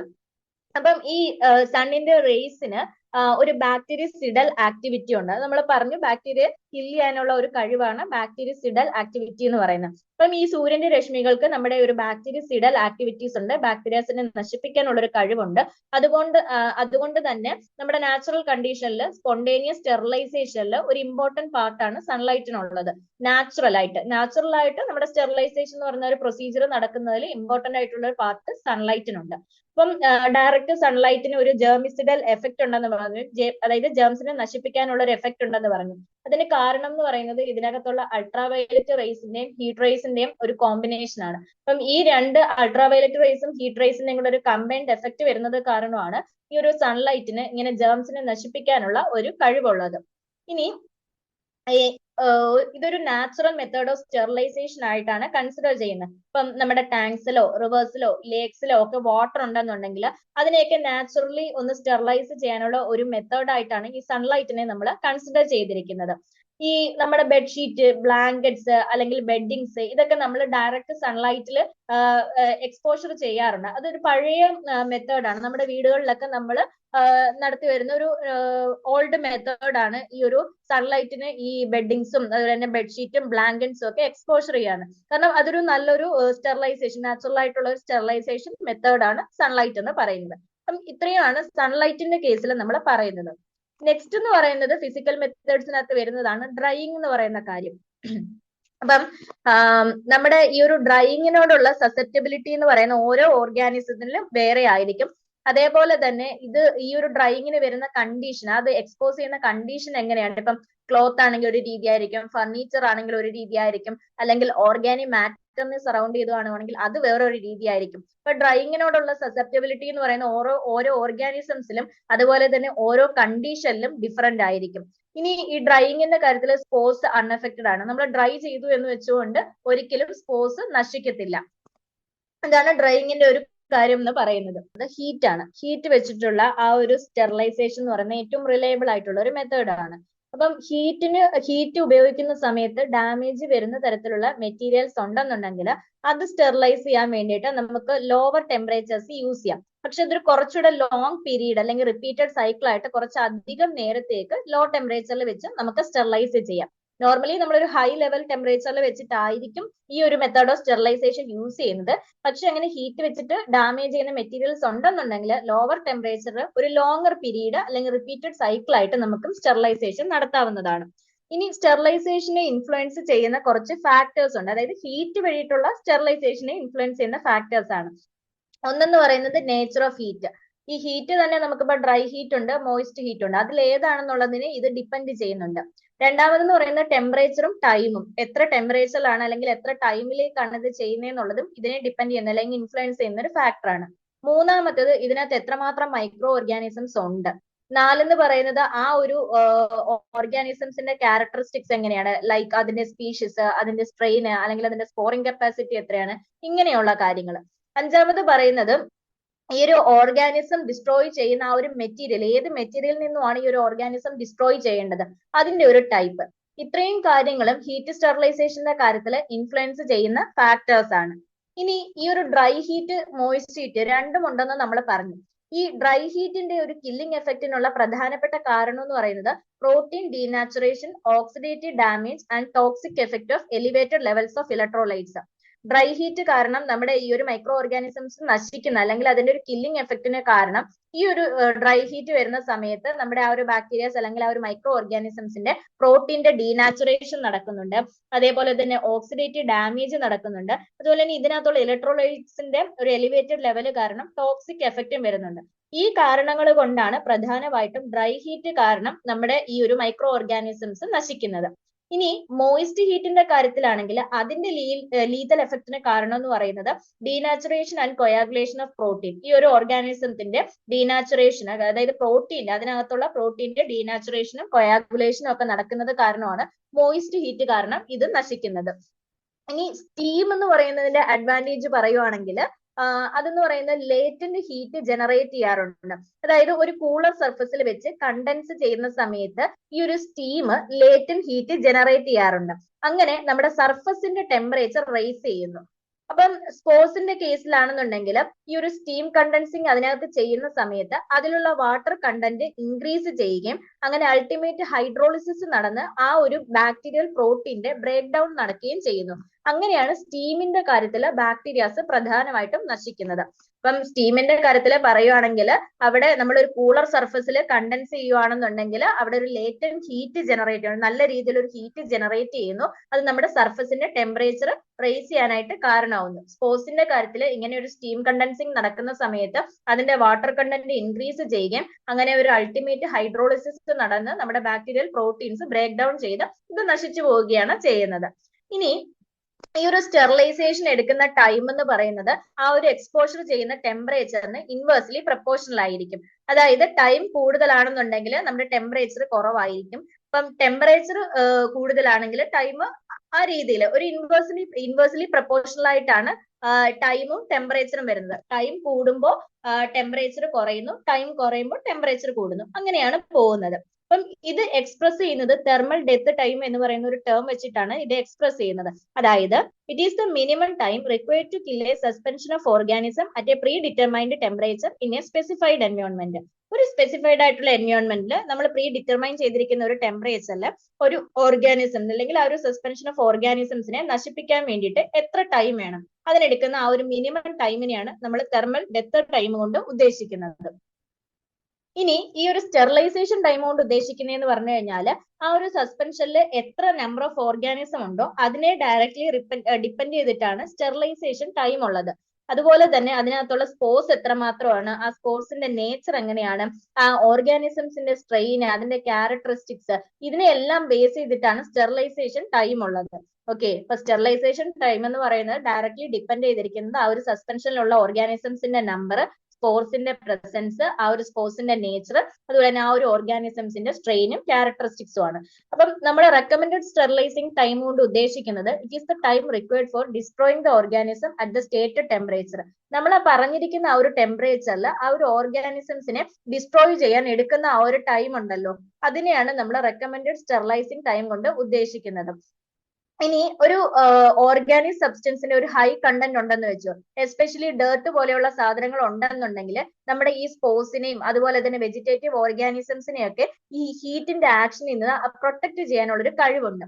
അതായത് നമ്മൾ ഈ ഓർഗാനിസംസിനെ കവർ ചെയ്തുകൊണ്ട് ഏതെങ്കിലും രീതിയിൽ ഓർഗാനിക് സബ്സ്റ്റൻസ്, എസ്പെഷ്യലി ഡേർട്ട് പോലെയുള്ള സബ്സ്റ്റൻസ് ഒക്കെ ഈ ഒരു ഓർഗാനിസംസിന്റെ ചുറ്റുമായിട്ട് ഉണ്ട് എന്നുണ്ടെങ്കിൽ ഈ ഹീറ്റിന്റെ ലീതൽ എഫക്റ്റിൽ നിന്നും വെജിറ്റേറ്റീവ് ഓർഗാനിസംസിനെയും അതുപോലെ തന്നെ സ്പോർസിനെയും അവർക്ക് പ്രൊട്ടക്ട് ചെയ്യാനായിട്ട് സാധിക്കും.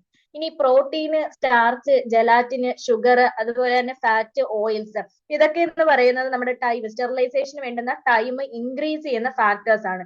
ഈ സബ്സ്റ്റൻസുകൾ അല്ലെങ്കിൽ ഈ കാര്യങ്ങളൊക്കെ അതിനകത്ത് ഉണ്ട് എന്നുണ്ടെങ്കിൽ കുറച്ചും കൂടെ ടൈം എടുത്താൽ മാത്രമേ നമുക്ക് സ്റ്റെറിലൈസേഷൻ നടത്താനായിട്ട് സാധിക്കുള്ളൂ.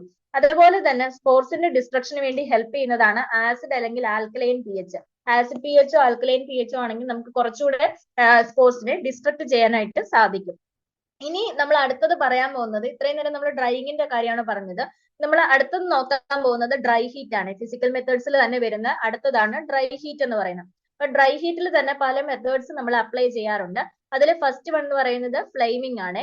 ഫ്ലെയിമിങ്ങിന്റെ കാര്യം പറയുകയാണെന്നുണ്ടെങ്കിൽ ഇനോക്കുലേറ്റിംഗ് ലൂപ്സ് അല്ലെങ്കിൽ ഫോർസെപ്സിന്റെ പോയിന്റ്സ്, ഇതൊക്കെ നമ്മളൊരു ബൻസൺ ഫ്ലെയിമിൽ ഹീറ്റ് ചെയ്യാറുണ്ട്. അത് റെഡ് ഹോട്ട് ആവുന്നവരെ, റെഡ് ഹോട്ട് അല്ലെങ്കിൽ അത്രയും ഹോട്ട് ആവുന്നത് വരെ നമ്മൾ ഈ ഒരു ഫോർസെപ്സിന്റെ പോയിന്റ്സും ഇനോക്കുലേറ്റഡ് ലൂപ്സും ഒക്കെ ബെൻസൺ ഫ്ലെയിമിൽ ഹീറ്റ് ചെയ്യാറുണ്ട്. അങ്ങനെയാണ് അതിനെ നമ്മൾ സ്റ്റെറിലൈസ് ചെയ്യുന്നത്. അതേസമയം scalpels, needles, glass slides, cover slips, ഇതൊക്കെയാണെന്നുണ്ടെങ്കിൽ നമ്മൾ ബൻസൺ ഫ്ലെയിമിലൂടെ കുറച്ച് തവണ ജസ്റ്റ് ഒന്ന് പാസ് ചെയ്യുള്ളൂ. അത് റെഡ് ഹോട്ട് ആവുന്നത് വരെ ഒന്നുമില്ല, ജസ്റ്റ് അതിലൂടെ ഒന്ന് പാസ് ചെയ്തിട്ടാണ് സ്റ്റെറിലൈസ് ചെയ്യുന്നത്. അപ്പം ഈ ഒരു പ്രാക്ടീസ് എന്ന് പറയുന്നത് ഹോസ്പിറ്റൽസിൽ നോർമലി യൂസ് ചെയ്യുന്നത് പറഞ്ഞു കഴിഞ്ഞാൽ നീഡിൽസ്, ബേസിൻസ്, സ്കാൽപ്പൽസ്, ഇതൊക്കെ എന്ന് പറയുന്നത് നമ്മളൊരു മെത്തിലേറ്റഡ് സ്പിരിറ്റ്സിൽ ഡിപ്പ് ചെയ്ത് വെക്കുന്നു. എന്നിട്ട് ഈ ഒരു സ്പിരിറ്റ് ബേൺ ചെയ്യാണ് ചെയ്യുന്നത്. പക്ഷെ ഇതൊരു സ്റ്റെറിലൈസേഷൻ ഒരു സാറ്റിസ്ഫാക്ടറി മെത്തേഡ് ആയിട്ട് നമ്മൾ കൺസിഡർ ചെയ്യുന്നില്ല. അപ്പൊ ഫ്ലെയിമിങ്ങിന്റെ കാര്യത്തിൽ നമ്മൾ ഇനോക്കുലേറ്റഡ് ലൂപ്സും ഫോർസെപ്സും ഒക്കെ ബൻസൺ ഫ്ലെയിമിൽ റെഡ് ഹോട്ട് ആവുന്നത് വരെ എന്താ പറയുന്നത് ഹീറ്റ് ചെയ്തിട്ടാണ് സ്റ്റെറിലൈസ് ചെയ്യുന്നത്. ബാക്കിയുള്ളതൊക്കെ എന്ന് പറയുന്നത് ബൻസൺ ഫ്ലെയിമിലൂടെ ജസ്റ്റ് ഒന്ന് പാസ് ചെയ്യുള്ളൂ, റെഡ് ഹോട്ട് ആവുന്നത് വരെ നിൽക്കില്ല. പിന്നെ ഈ ഹോസ്പിറ്റലിലുള്ള നീഡിൽസും ബേസിൻസും സ്കാൽപ്പൽസും ഒക്കെ നമ്മൾ മെതിലേറ്റഡ് സ്പിരിറ്റ്സിൽ ഡിപ്പ് ചെയ്തിട്ട് അത് ബേൺ ചെയ്യുന്ന ആ ഒരു മെത്തേഡ് ഉണ്ട്. പക്ഷെ അതെന്ന് പറയുന്നത് നമ്മുടെ സ്റ്റെറിലൈസേഷന്റെ ഒരു സാറ്റിസ്ഫാക്ടറി മെത്തേഡ് ആയിട്ട് കൺസിഡർ ചെയ്യുന്നില്ല. ഇനി ഡ്രൈ ഹീറ്റിനകത്ത് വരുന്ന നെക്സ്റ്റ് ഒരു മെത്തേഡ് ആണ് ഇൻസിനറേഷൻ എന്ന് പറയുന്നത്. ഇതെന്ന് പറയുന്നത് നമ്മുടെ സോയിൽഡ് ഡ്രസ്സിങ്സ്, അനിമൽ കാർക്കേസസ്, അല്ലെങ്കിൽ non reusable soiled bedding, pathological materials, disposables, ഇങ്ങനെയുള്ള മെറ്റീരിയൽസ് ഒക്കെ പെട്ടെന്ന് ഡിസ്ട്രോയ് ചെയ്യാൻ വേണ്ടി അതിനകത്തുനിന്ന് നമ്മുടെ ഈ സ്റ്റെറിലൈസേഷൻ പ്രൊസീജിയർ റാപ്പിഡായിട്ട് ചെയ്യാൻ പറ്റുന്ന ഒരു മെത്തേഡാണ് ഇൻസിനറേഷൻ എന്ന് പറയുന്നത്. ഇനി നമ്മൾ പറയുകയാണെങ്കിൽ പ്ലാസ്റ്റിക്, PVC, പോളിത്തീൻ പോലെയുള്ള പ്ലാസ്റ്റിക്സും നമുക്ക് ഈ ഒരു മെത്തേഡ് വഴി ചെയ്യാം. പക്ഷെ പോളിസ്റ്റൈറിൻ മെറ്റീരിയൽസ് ആണെന്നുണ്ടെങ്കിൽ ഇങ്ങനെ ഇൻസിനറേഷൻ നടത്തി കഴിഞ്ഞാൽ ഒരു ഡെൻസ് ബ്ലാക്ക് സ്മോക്കും ക്ലൗഡ്സും ഒക്കെ വരാനുള്ള ചാൻസ് ഉണ്ട്. അതുകൊണ്ട് തന്നെ ഈ പോളിസ്റ്റൈറിൻ മെറ്റീരിയൽസ് നമ്മൾ കൂടുതലും അപ്രോപ്രിയേറ്റ് കണ്ടെയ്നേഴ്സിൽ വെച്ച് ഓട്ടോക്ലേവ് ചെയ്യാണ് ചെയ്യുന്നത്. ഇപ്പം ഇൻസിനറേഷൻ ആയിട്ട് നമ്മൾ യൂസ് ചെയ്യുന്നത് soiled dressings, animal carcass, non reusable soiled bedding, pathological material, disposables. അപ്പൊ ഇതൊക്കെ ഡിസ്ട്രോയ് ചെയ്യാൻ വേണ്ടിയിട്ടാണ് നമ്മൾ ഇൻസിനറേഷൻ മെത്തേഡ് കൂടുതലും യൂസ് ചെയ്യുന്നത്. PVCയും പോളിത്തീനും യൂസ് ചെയ്യാം, പോളിസ്റ്റൈറിൻ യൂസ് ചെയ്യാൻ പറ്റില്ല. ഇനി ഹോട്ട് എയർ ഓവൻ ആണ് നെക്സ്റ്റ് മെത്തേഡ് എന്ന് പറയുന്നത്, ഡ്രൈ ഹീറ്റിൽ വരുന്നത്. അപ്പം ഡ്രൈ ഹീറ്റ് വഴിയിട്ടുള്ള സ്റ്റെറിലൈസേഷനിൽ ഏറ്റവും കൂടുതൽ അഡോപ്റ്റ് ചെയ്തിട്ടുള്ള ഒരു മെത്തേഡാണ് ഈ ഒരു ഹോട്ട് എയർ ഓവൻ എന്ന് പറയുന്നത്. അപ്പം ഇതിന്റെ ഒരു ഹോൾഡിംഗ് പീരീഡ് അല്ലെങ്കിൽ ഹോട്ട് എയർ ഓവന്റെ ഒരു ഹോൾഡിംഗ് പീരീഡ് എന്ന് പറയുന്നത് 160 ഡിഗ്രി സെൽഷ്യസ് ഫോർ 1 അവർ ആണ് നമ്മൾ പറയുന്നത്. അപ്പം ഇത് യൂസ് ചെയ്യുന്നതെന്ന് പറഞ്ഞു കഴിഞ്ഞാൽ glass ware, forceps, scissors, scalpels, glass syringes, swab, ചില pharmaceutical products like liquid paraffin, sulphonamides, dusting powder, fat, grease, ഇങ്ങനെയുള്ള സാധനങ്ങളൊക്കെ സ്റ്റെറിലൈസ് ചെയ്യാൻ വേണ്ടിയിട്ടാണ് ഹോട്ട് എയർ ഓവൻ യൂസ് ചെയ്യുന്നത്. അപ്പം ഇതിന്റെ ഒരു ടെമ്പറേച്ചറും ടൈമും ഓർത്ത് വെച്ചിരിക്കുക. 160 ഡിഗ്രി സെൽഷ്യസ് ഫോർ 1 അവർ ആണ് യൂസ് ചെയ്യുന്നത്. ഏറ്റവും വൈഡ്ലി അഡോപ്റ്റ് ചെയ്തിരിക്കുന്ന മെത്തേഡാണ് നമ്മുടെ ഹോട്ട് എയർ ഓവൻ മെത്തേഡ് എന്ന് പറയുന്നത്. ഇനി ഇതിന്റെ കാര്യത്തിൽ നമ്മൾ ശ്രദ്ധിക്കേണ്ടതെന്ന് പറഞ്ഞു കഴിഞ്ഞാൽ നമ്മൾ ഗ്ലാസ് വെയേഴ്സ് ഒക്കെ ഇതിൽ സ്റ്റെറിലൈസ് ചെയ്യാൻ വെക്കുന്ന സമയത്ത് നല്ല രീതിയിൽ ഡ്രൈ ആയിരുന്നു ഉറപ്പുവരുത്തുക. ഓവനിലോട്ട് ഇത് പ്ലേസ് ചെയ്യുന്നതിന് മുന്നേ ഗ്ലാസ് വെയേഴ്സ് എല്ലാം നല്ല രീതിയിൽ ഡ്രൈ ആയിരിക്കണം. അതേപോലെ തന്നെ ട്യൂബ്സ്, ഫ്ലാസ്ക് ഇങ്ങനെയുള്ള സാധനങ്ങളൊക്കെ ആണെങ്കിൽ നമ്മൾ കോട്ടൺ വൂളിൽ വെച്ച് പൊതിഞ്ഞായിരിക്കണം ഇതിൽ വെക്കേണ്ടത്. അതേപോലെ തന്നെ മറ്റുള്ള glass wear like Petri dishes, pipettes ഇതൊക്കെ ആണെങ്കിൽ ക്രാഫ്റ്റ് പേപ്പർ എന്ന് പറഞ്ഞൊരു പേപ്പർ ഉണ്ട്, അതിൽ റാപ്പ് ചെയ്തിട്ട് വേണം അതിനകത്തോട്ട് വെക്കാൻ വേണ്ടിയിട്ട്. സിലിക്കോൺ റബ്ബർ ഒഴിച്ച് ബാക്കിയുള്ള റബ്ബർ മെറ്റീരിയൽസ് ഒന്നും ഇതിന്റെ ഒരു ടെമ്പറേച്ചറിൽ നിൽക്കില്ല. അതുകൊണ്ട് തന്നെ സിലിക്കോൺ റബ്ബർ മാത്രമേ ഇതിൽ നമ്മൾ യൂസ് ചെയ്യാറുള്ളൂ.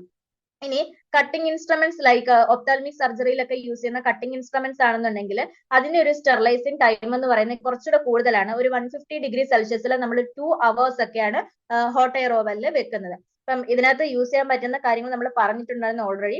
ഗ്ലാസ് വെയേഴ്സിന്റെ കാര്യത്തിൽ നല്ല രീതിയിൽ ഡ്രൈ ആയിരിക്കണം. ട്യൂബ്സ്, ഫ്ലാസ്ക് ഒക്കെ ആണെങ്കിൽ കോട്ടൺ വൂളിൽ പൊതിഞ്ഞിരിക്കണം. പെട്രി ഡിഷസ്, പിപ്പറ്റ്സ് ഒക്കെ ആണെങ്കിൽ ക്രാഫ്റ്റ് പേപ്പറിൽ പൊതിഞ്ഞിരിക്കണം. സിലിക്കോൺ റബ്ബർ മാത്രമേ യൂസ് ചെയ്യാം. മറ്റുള്ളതൊന്നും ഇതിന്റെ ടെമ്പറേച്ചർ വിത്ത്സ്റ്റാൻഡ് ചെയ്യില്ല. കട്ടിംഗ് ഇൻസ്ട്രുമെന്റ്സ് ആണെന്നുണ്ടെങ്കിൽ ഒരു 2 hours 150 ഡിഗ്രി സെൽഷ്യസിലും വെക്കണം. ഇനി നമ്മൾ ഇത്രയും നേരം പറഞ്ഞുകൊണ്ടിരുന്നെന്ന് പറഞ്ഞു കഴിഞ്ഞാൽ ഡ്രൈ ഹീറ്റിന്റെ മെത്തേഡ്സ് ആയിരുന്നു പറഞ്ഞുകൊണ്ടിരുന്നത്. ഇനി അതേപോലെ തന്നെ ഫിസിക്കൽ മെത്തേഡ്സിനകത്ത് വരുന്ന മറ്റൊരെണ്ണമാണ് മോയിസ്റ്റ് ഹീറ്റ് എന്ന് പറയുന്നത്. അപ്പൊ മോയിസ്റ്റ് ഹീറ്റിലും ഈ പറഞ്ഞതുപോലെ തന്നെ ഡിഫറെന്റ് മെത്തേഡ്സ് ആണ് നമുക്കുള്ളത്. ഒന്നെന്ന് പറയുന്നത് temperatures higher than 100 degree Celsius, 100 degree സെൽഷ്യസിന് മുകളിലുള്ള ടെമ്പറേച്ചറിൽ വരുന്ന കാര്യമാണ് ആദ്യം വരുന്നത്. ഇതെന്ന് പറഞ്ഞു കഴിഞ്ഞാൽ സ്പോർട്സിന്റെ ഡിസ്ട്രക്ഷന് നമുക്ക് ഈ ഒരു temperature higher than 100 degree Celsius essential ആണ്. അതിൽ കൂടുതൽ ഉണ്ടെങ്കിൽ മാത്രമേ സ്പോർട്സിനെ നമുക്ക് നശിപ്പിക്കാനായിട്ട് സാധിക്കുകയുള്ളൂ. അപ്പൊ ഇവിടെ ചെയ്യുന്നത് പറഞ്ഞാൽ റിപ്പീറ്റഡ് ആയിട്ടുള്ള ഹീറ്റിംഗ് നമ്മൾ സക്സസീവ് ഡേയ്സിൽ ചെയ്യുവാണ്. ഏകദേശം ഒരു 8 സൈക്കിൾ വരെ ഒരുപാട് ഡേയ്സിൽ റിപ്പീറ്റഡ് ആയിട്ട് ഹീറ്റിംഗ് ചെയ്തിട്ട് നമ്മൾ സ്പോർട്സിനെ ഉൾപ്പെടെ നശിപ്പിക്കുകയാണ് ചെയ്യുന്നത്. ആ ഒരു പ്രോസസ്സിനെയാണ് നമ്മൾ ടിൻഡലൈസേഷൻ എന്നുകൊണ്ട് ഉദ്ദേശിക്കുന്നത്. അപ്പം ഏകദേശം 8 സൈക്കിൾ വരെ സക്സസീവ് ഡേയ്സിൽ റിപ്പീറ്റ് ആയിട്ട് ഹീറ്റ് ചെയ്ത് സ്പോർട്സിനെ നശിപ്പിക്കുന്ന ആ ഒരു പ്രോസസ് ആണ് ടിൻഡലൈസേഷൻ എന്ന് പറയുന്നത്. ഡിസ്ഇൻഫെക്ഷന്റെ പർപ്പസിനാണെന്നുണ്ടെങ്കിൽ നമുക്ക് 100 ഡിഗ്രി സെൽഷ്യസിൽ താഴെയുള്ള ടെമ്പറേച്ചറും യൂസ് ചെയ്യാം. അതായത് നോർമലി ഹൈ ടെമ്പറേച്ചർ ഒക്കെ വെക്കുന്ന സമയത്ത് ഡിസ്ട്രോയ് ചെയ്യുന്ന മെറ്റീരിയൽസ് കാണുമല്ലോ, അങ്ങനെയുള്ള മെറ്റീരിയൽസ് ആണെന്നുണ്ടെങ്കിൽ temperature lower than 100 degree Celsius നമുക്ക് യൂസ് ചെയ്യാവുന്നതാണ്. ഇനി നമ്മൾ അടുത്ത് നോക്കാൻ പോകുന്നത് ടെമ്പറേച്ചേഴ്സ് ബിലോ 100 ഡിഗ്രി സെൽഷ്യസ് ആണ്. ഇത് നമ്മൾ കോമൺലി നമ്മൾ യൂസ് ചെയ്യുന്നത് മിൽക്കിന്റെ പാസ്ചറൈസേഷൻ പ്രോസസ്സിലാണ്. അപ്പം അവിടെ രണ്ട് രീതിയിൽ നമുക്ക് ടെമ്പറേച്ചർ എംപ്ലോയ് ചെയ്യാം. ഒന്നുകിൽ നമുക്ക് മിൽക്കിന്റെ പാസ്ചറൈസേഷന് വേണ്ടിയിട്ട് 63 degree Celsius four 30 minutes use ചെയ്യാം. അതിനെ നമ്മൾ ഹോൾഡർ മെത്തേഡ് എന്നാണ് പറയുന്നത്. അല്ലെങ്കിൽ നമുക്ക് 72 degree Celsius four 15 to 20 seconds use ചെയ്യാം. അതിനെ നമ്മൾ ഫ്ലാഷ് പ്രോസസ് എന്നാണ് പറയുന്നത്. ഈ ഒരു ടൈം മാറിപ്പോരുത്. ഹോൾഡർ മെത്തേഡിൽ 30 മിനിറ്റ്സ് ആണ്, അതേപോലെ തന്നെ ഫ്ലാഷ് പ്രോസസ്സിൽ 15 to 20 സെക്കൻഡ്സ് ആണ്. അത് രണ്ടും ഓർത്തിരിക്കണം, മാറിപ്പോവരുത്. അപ്പം ഈ ഒരു രണ്ട് ടെമ്പറേച്ചർ ആണ് നമ്മൾ പാസ്ചറൈസേഷൻ ഓഫ് മിൽക്കിൽ യൂസ് ചെയ്യുന്നത്. അതിനുശേഷം നമ്മൾ ക്വിക്ലി ഇത് കൂൾ ചെയ്യണം. ഏകദേശം ഒരു 13 ഡിഗ്രി സെൽഷ്യസ് അല്ലെങ്കിൽ അതിൽ താഴെയായിട്ട് പെട്ടെന്ന് തന്നെ കൂൾ ചെയ്യണം. അപ്പം രണ്ട് പ്രോസസ്സിലും ഹോൾഡർ മെത്തേഡ് ആണെങ്കിലും ഫ്ലാഷ് പ്രോസസ് ആണെങ്കിലും റാപ്പിഡ് കൂളിംഗ് വളരെയധികം ഇമ്പോർട്ടന്റ് ആണ്. കാരണം എന്ന് പറഞ്ഞാൽ മിൽക്കിന്റെ പ്രോപ്പർട്ടീസ് അതേപോലെ നിർത്തുന്നതിനും അതേപോലെ തന്നെ നമ്മുടെ അതിനകത്ത് സർവൈവ് ചെയ്യുന്ന നോൺ പാത്തോജനിക് ബാക്ടീരിയാസ് ഉണ്ടല്ലോ, അതിന്റെ മൾട്ടിപ്ലിക്കേഷൻ കുറയ്ക്കുന്നതിനും കൂടുതൽ മൾട്ടിപ്ലൈ ചെയ്യാതിരിക്കാനും റാപ്പിഡ് കൂളിംഗ് അത്രയും ഇമ്പോർട്ടന്റ് ആണ്, അല്ലെങ്കിൽ അത്രയും ആവശ്യമാണ്. ഇതാണ് ടെമ്പറേച്ചേഴ്സ് ബിലോ 100 ഡിഗ്രി സെൽഷ്യസിൽ പറയുന്നത്. അതേപോലെ തന്നെ നമ്മുടെ മീസോഫിലിക് നോൺ സ്പോറിംഗ് ബാക്ടീരിയാസ് ഉണ്ട്. അപ്പം മോയിസ്റ്റ് ഹീറ്റിലും ഓരോ ബാക്ടീരിയാസും ഏത് ടെമ്പറേച്ചർ അല്ലെങ്കിൽ ഏത് ടൈമിലാണ് നശിക്കുന്നത് എന്നുള്ള കാര്യമാണ് ഇതിൽ പറഞ്ഞിരിക്കുന്നത്. മീസോഫിലിക് നോൺ സ്പോറിംഗ് ബാക്ടീരിയ ആണെന്നുണ്ടെങ്കിൽ മോയിസ്റ്റ് ഹീറ്റിൽ 60 ഡിഗ്രി സെൽഷ്യസ് 30 മിനിറ്റ്സ് വെക്കുമ്പോഴാണ് നമുക്ക് നശിപ്പിക്കാനായിട്ട് സാധിക്കുന്നത്.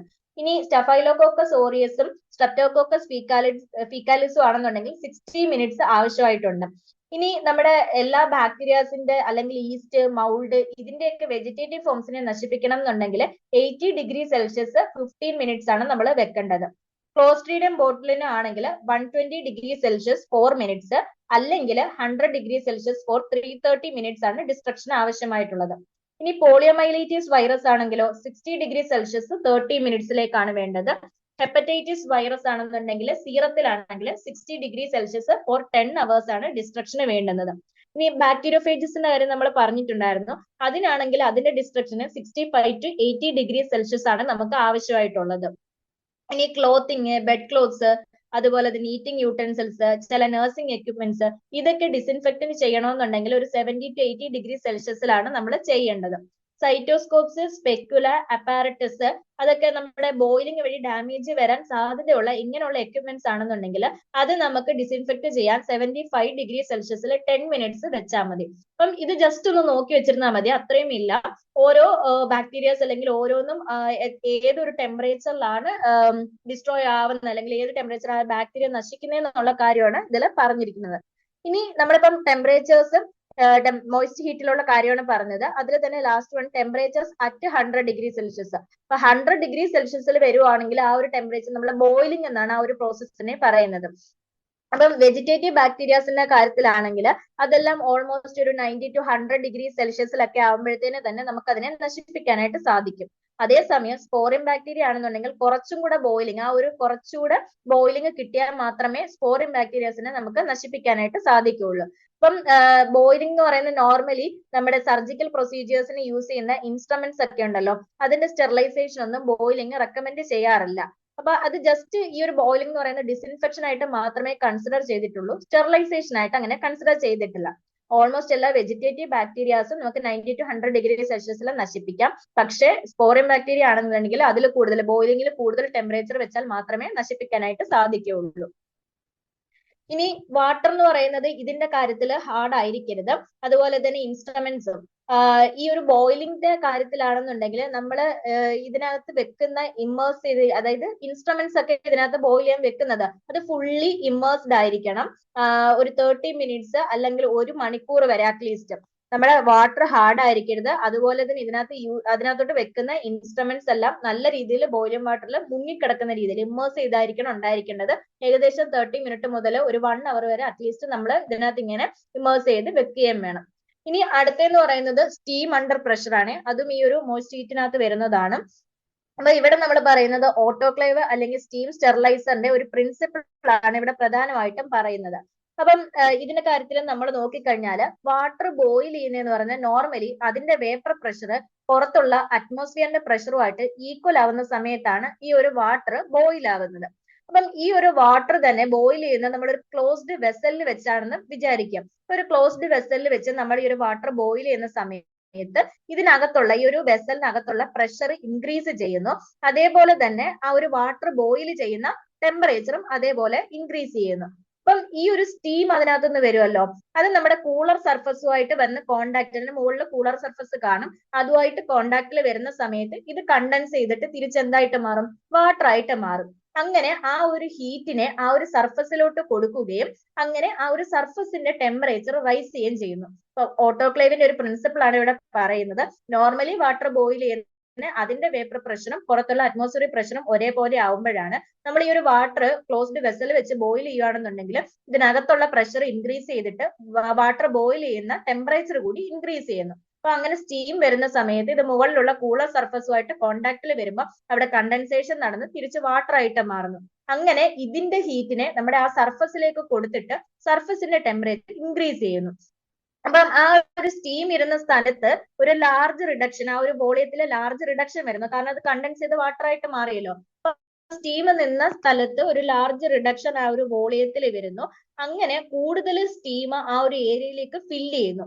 അങ്ങനെ ഈ ഒരു പ്രോസസ്സ് കണ്ടിന്യൂ ചെയ്ത് ആ ഒരു സർഫസിന്റെ ടെമ്പറേച്ചർ റൈസ് ചെയ്ത് സ്റ്റീമിന്റെ ടെമ്പറേച്ചറിനോട് ആവുന്ന സമയം വരെ, ഓക്കെ, ആ ഒരു സ്റ്റീമിന്റെ ടെമ്പറേച്ചറിനോട് ഈക്വൽ ആവുന്നത് വരെ, നമ്മുടെ സർഫസ് ടെമ്പറേച്ചർ സ്റ്റീമിന്റെ ടെമ്പറേച്ചറിന് ഈക്വൽ ആവുന്നത് വരെ ഈ ഒരു പ്രോസസ്സ് ഇങ്ങനെ കണ്ടിന്യൂ ചെയ്തുകൊണ്ടേ ഇരിക്കും.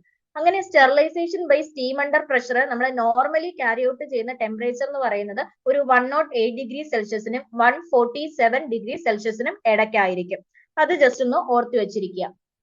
ഇനി നമ്മളൊരു അപ്രോപ്രിയേറ്റ് ടെമ്പറേച്ചറും ടൈമും യൂസ് ചെയ്യുകയാണെന്നുണ്ടെങ്കിൽ dressing, instruments, laboratory ware, media, pharmaceutical products ഇതൊക്കെ ഇതിനകത്ത് നമുക്ക് സ്റ്റെറിലൈസ് ചെയ്യാനായിട്ട് സാധിക്കും. ഈ അക്വ സൊല്യൂഷൻസ് ആണെന്നുണ്ടെങ്കിൽ നമ്മൾ അക്വസ് ആയിട്ടുള്ള കാര്യങ്ങളാണെന്നുണ്ടെങ്കിൽ നമ്മൾ 108°C 126°C ഇടയിലായിരിക്കും ഇതിൽ നമ്മൾ സ്റ്റെറിലൈസ് ചെയ്യുന്നത്. ഇപ്പം പലതരത്തിലുള്ള സ്റ്റീം സ്റ്റെറിലൈസേഴ്സ് നമുക്ക് അവൈലബിൾ ആണ്. ഇപ്പം ലബോറട്ടറി ഓട്ടോക്ലേവ്സ് ഉണ്ട്, ഹോസ്പിറ്റൽ ഡ്രസ്സിംഗ് സ്റ്റെറിലൈസേഴ്സ് ഉണ്ട്, ബൗൾ ആൻഡ് ഇൻസ്ട്രുമെന്റ് സ്റ്റെറിലൈസേഴ്സ് ഉണ്ട്, അതേപോലെ തന്നെ റാപ്പിഡ് കൂളിംഗ് സ്റ്റെറിലൈസേഴ്സ് ഉണ്ട്. ജസ്റ്റ് അതിന്റെ പേരുകൾ ഒന്ന് ഓർത്ത് വെച്ചിരുന്നാൽ മതി. നെക്സ്റ്റ് മെത്തേഡ് ആണ് ഫിസിക്കൽ മെത്തേഡ്സിനകത്ത് വരുന്ന നെക്സ്റ്റ് ഒരെണ്ണമാണ് ഫിൽട്രേഷൻ എന്ന് പറയുന്നത്. അപ്പം ഫിൽട്രേഷൻ കൊണ്ട് നമ്മൾ ഉദ്ദേശിക്കുന്നതെന്ന് പറഞ്ഞു കഴിഞ്ഞാൽ തെർമോലേബിൾ ആയിട്ടുള്ള ലിക്വിഡ്സ് ഉണ്ട്, സീറം, ആന്റിബയോട്ടിക് സൊല്യൂഷൻ. ഇതിനകത്ത് നിന്നൊക്കെ നമ്മുടെ ബാക്ടീരിയാസിനെ നശിപ്പിക്കുന്ന ഒരു മെത്തേഡാണ് ഫിൽട്രേഷൻ എന്ന് പറയുന്നത്. അപ്പം ഇതെന്ന് പറയുന്നത് നമ്മുടെ സ്റ്റെറിലൈസ് ചെയ്യാനായിട്ട് പറ്റില്ല. കാരണം എന്ന് പറഞ്ഞു കഴിഞ്ഞാൽ വൈറസിന് ഈ ഒരു ഓർഡിനറി ഫിൽറ്റേഴ്സിലൂടെ പാസ് ചെയ്ത് പോകാനുള്ള ഒരു കഴിവുണ്ട്. അപ്പം ഇതൊരു സ്റ്റെറിലൈസേഷൻ മെത്തേഡായിട്ട് നമുക്ക് കൺസിഡർ ചെയ്യാനും പറ്റത്തില്ല.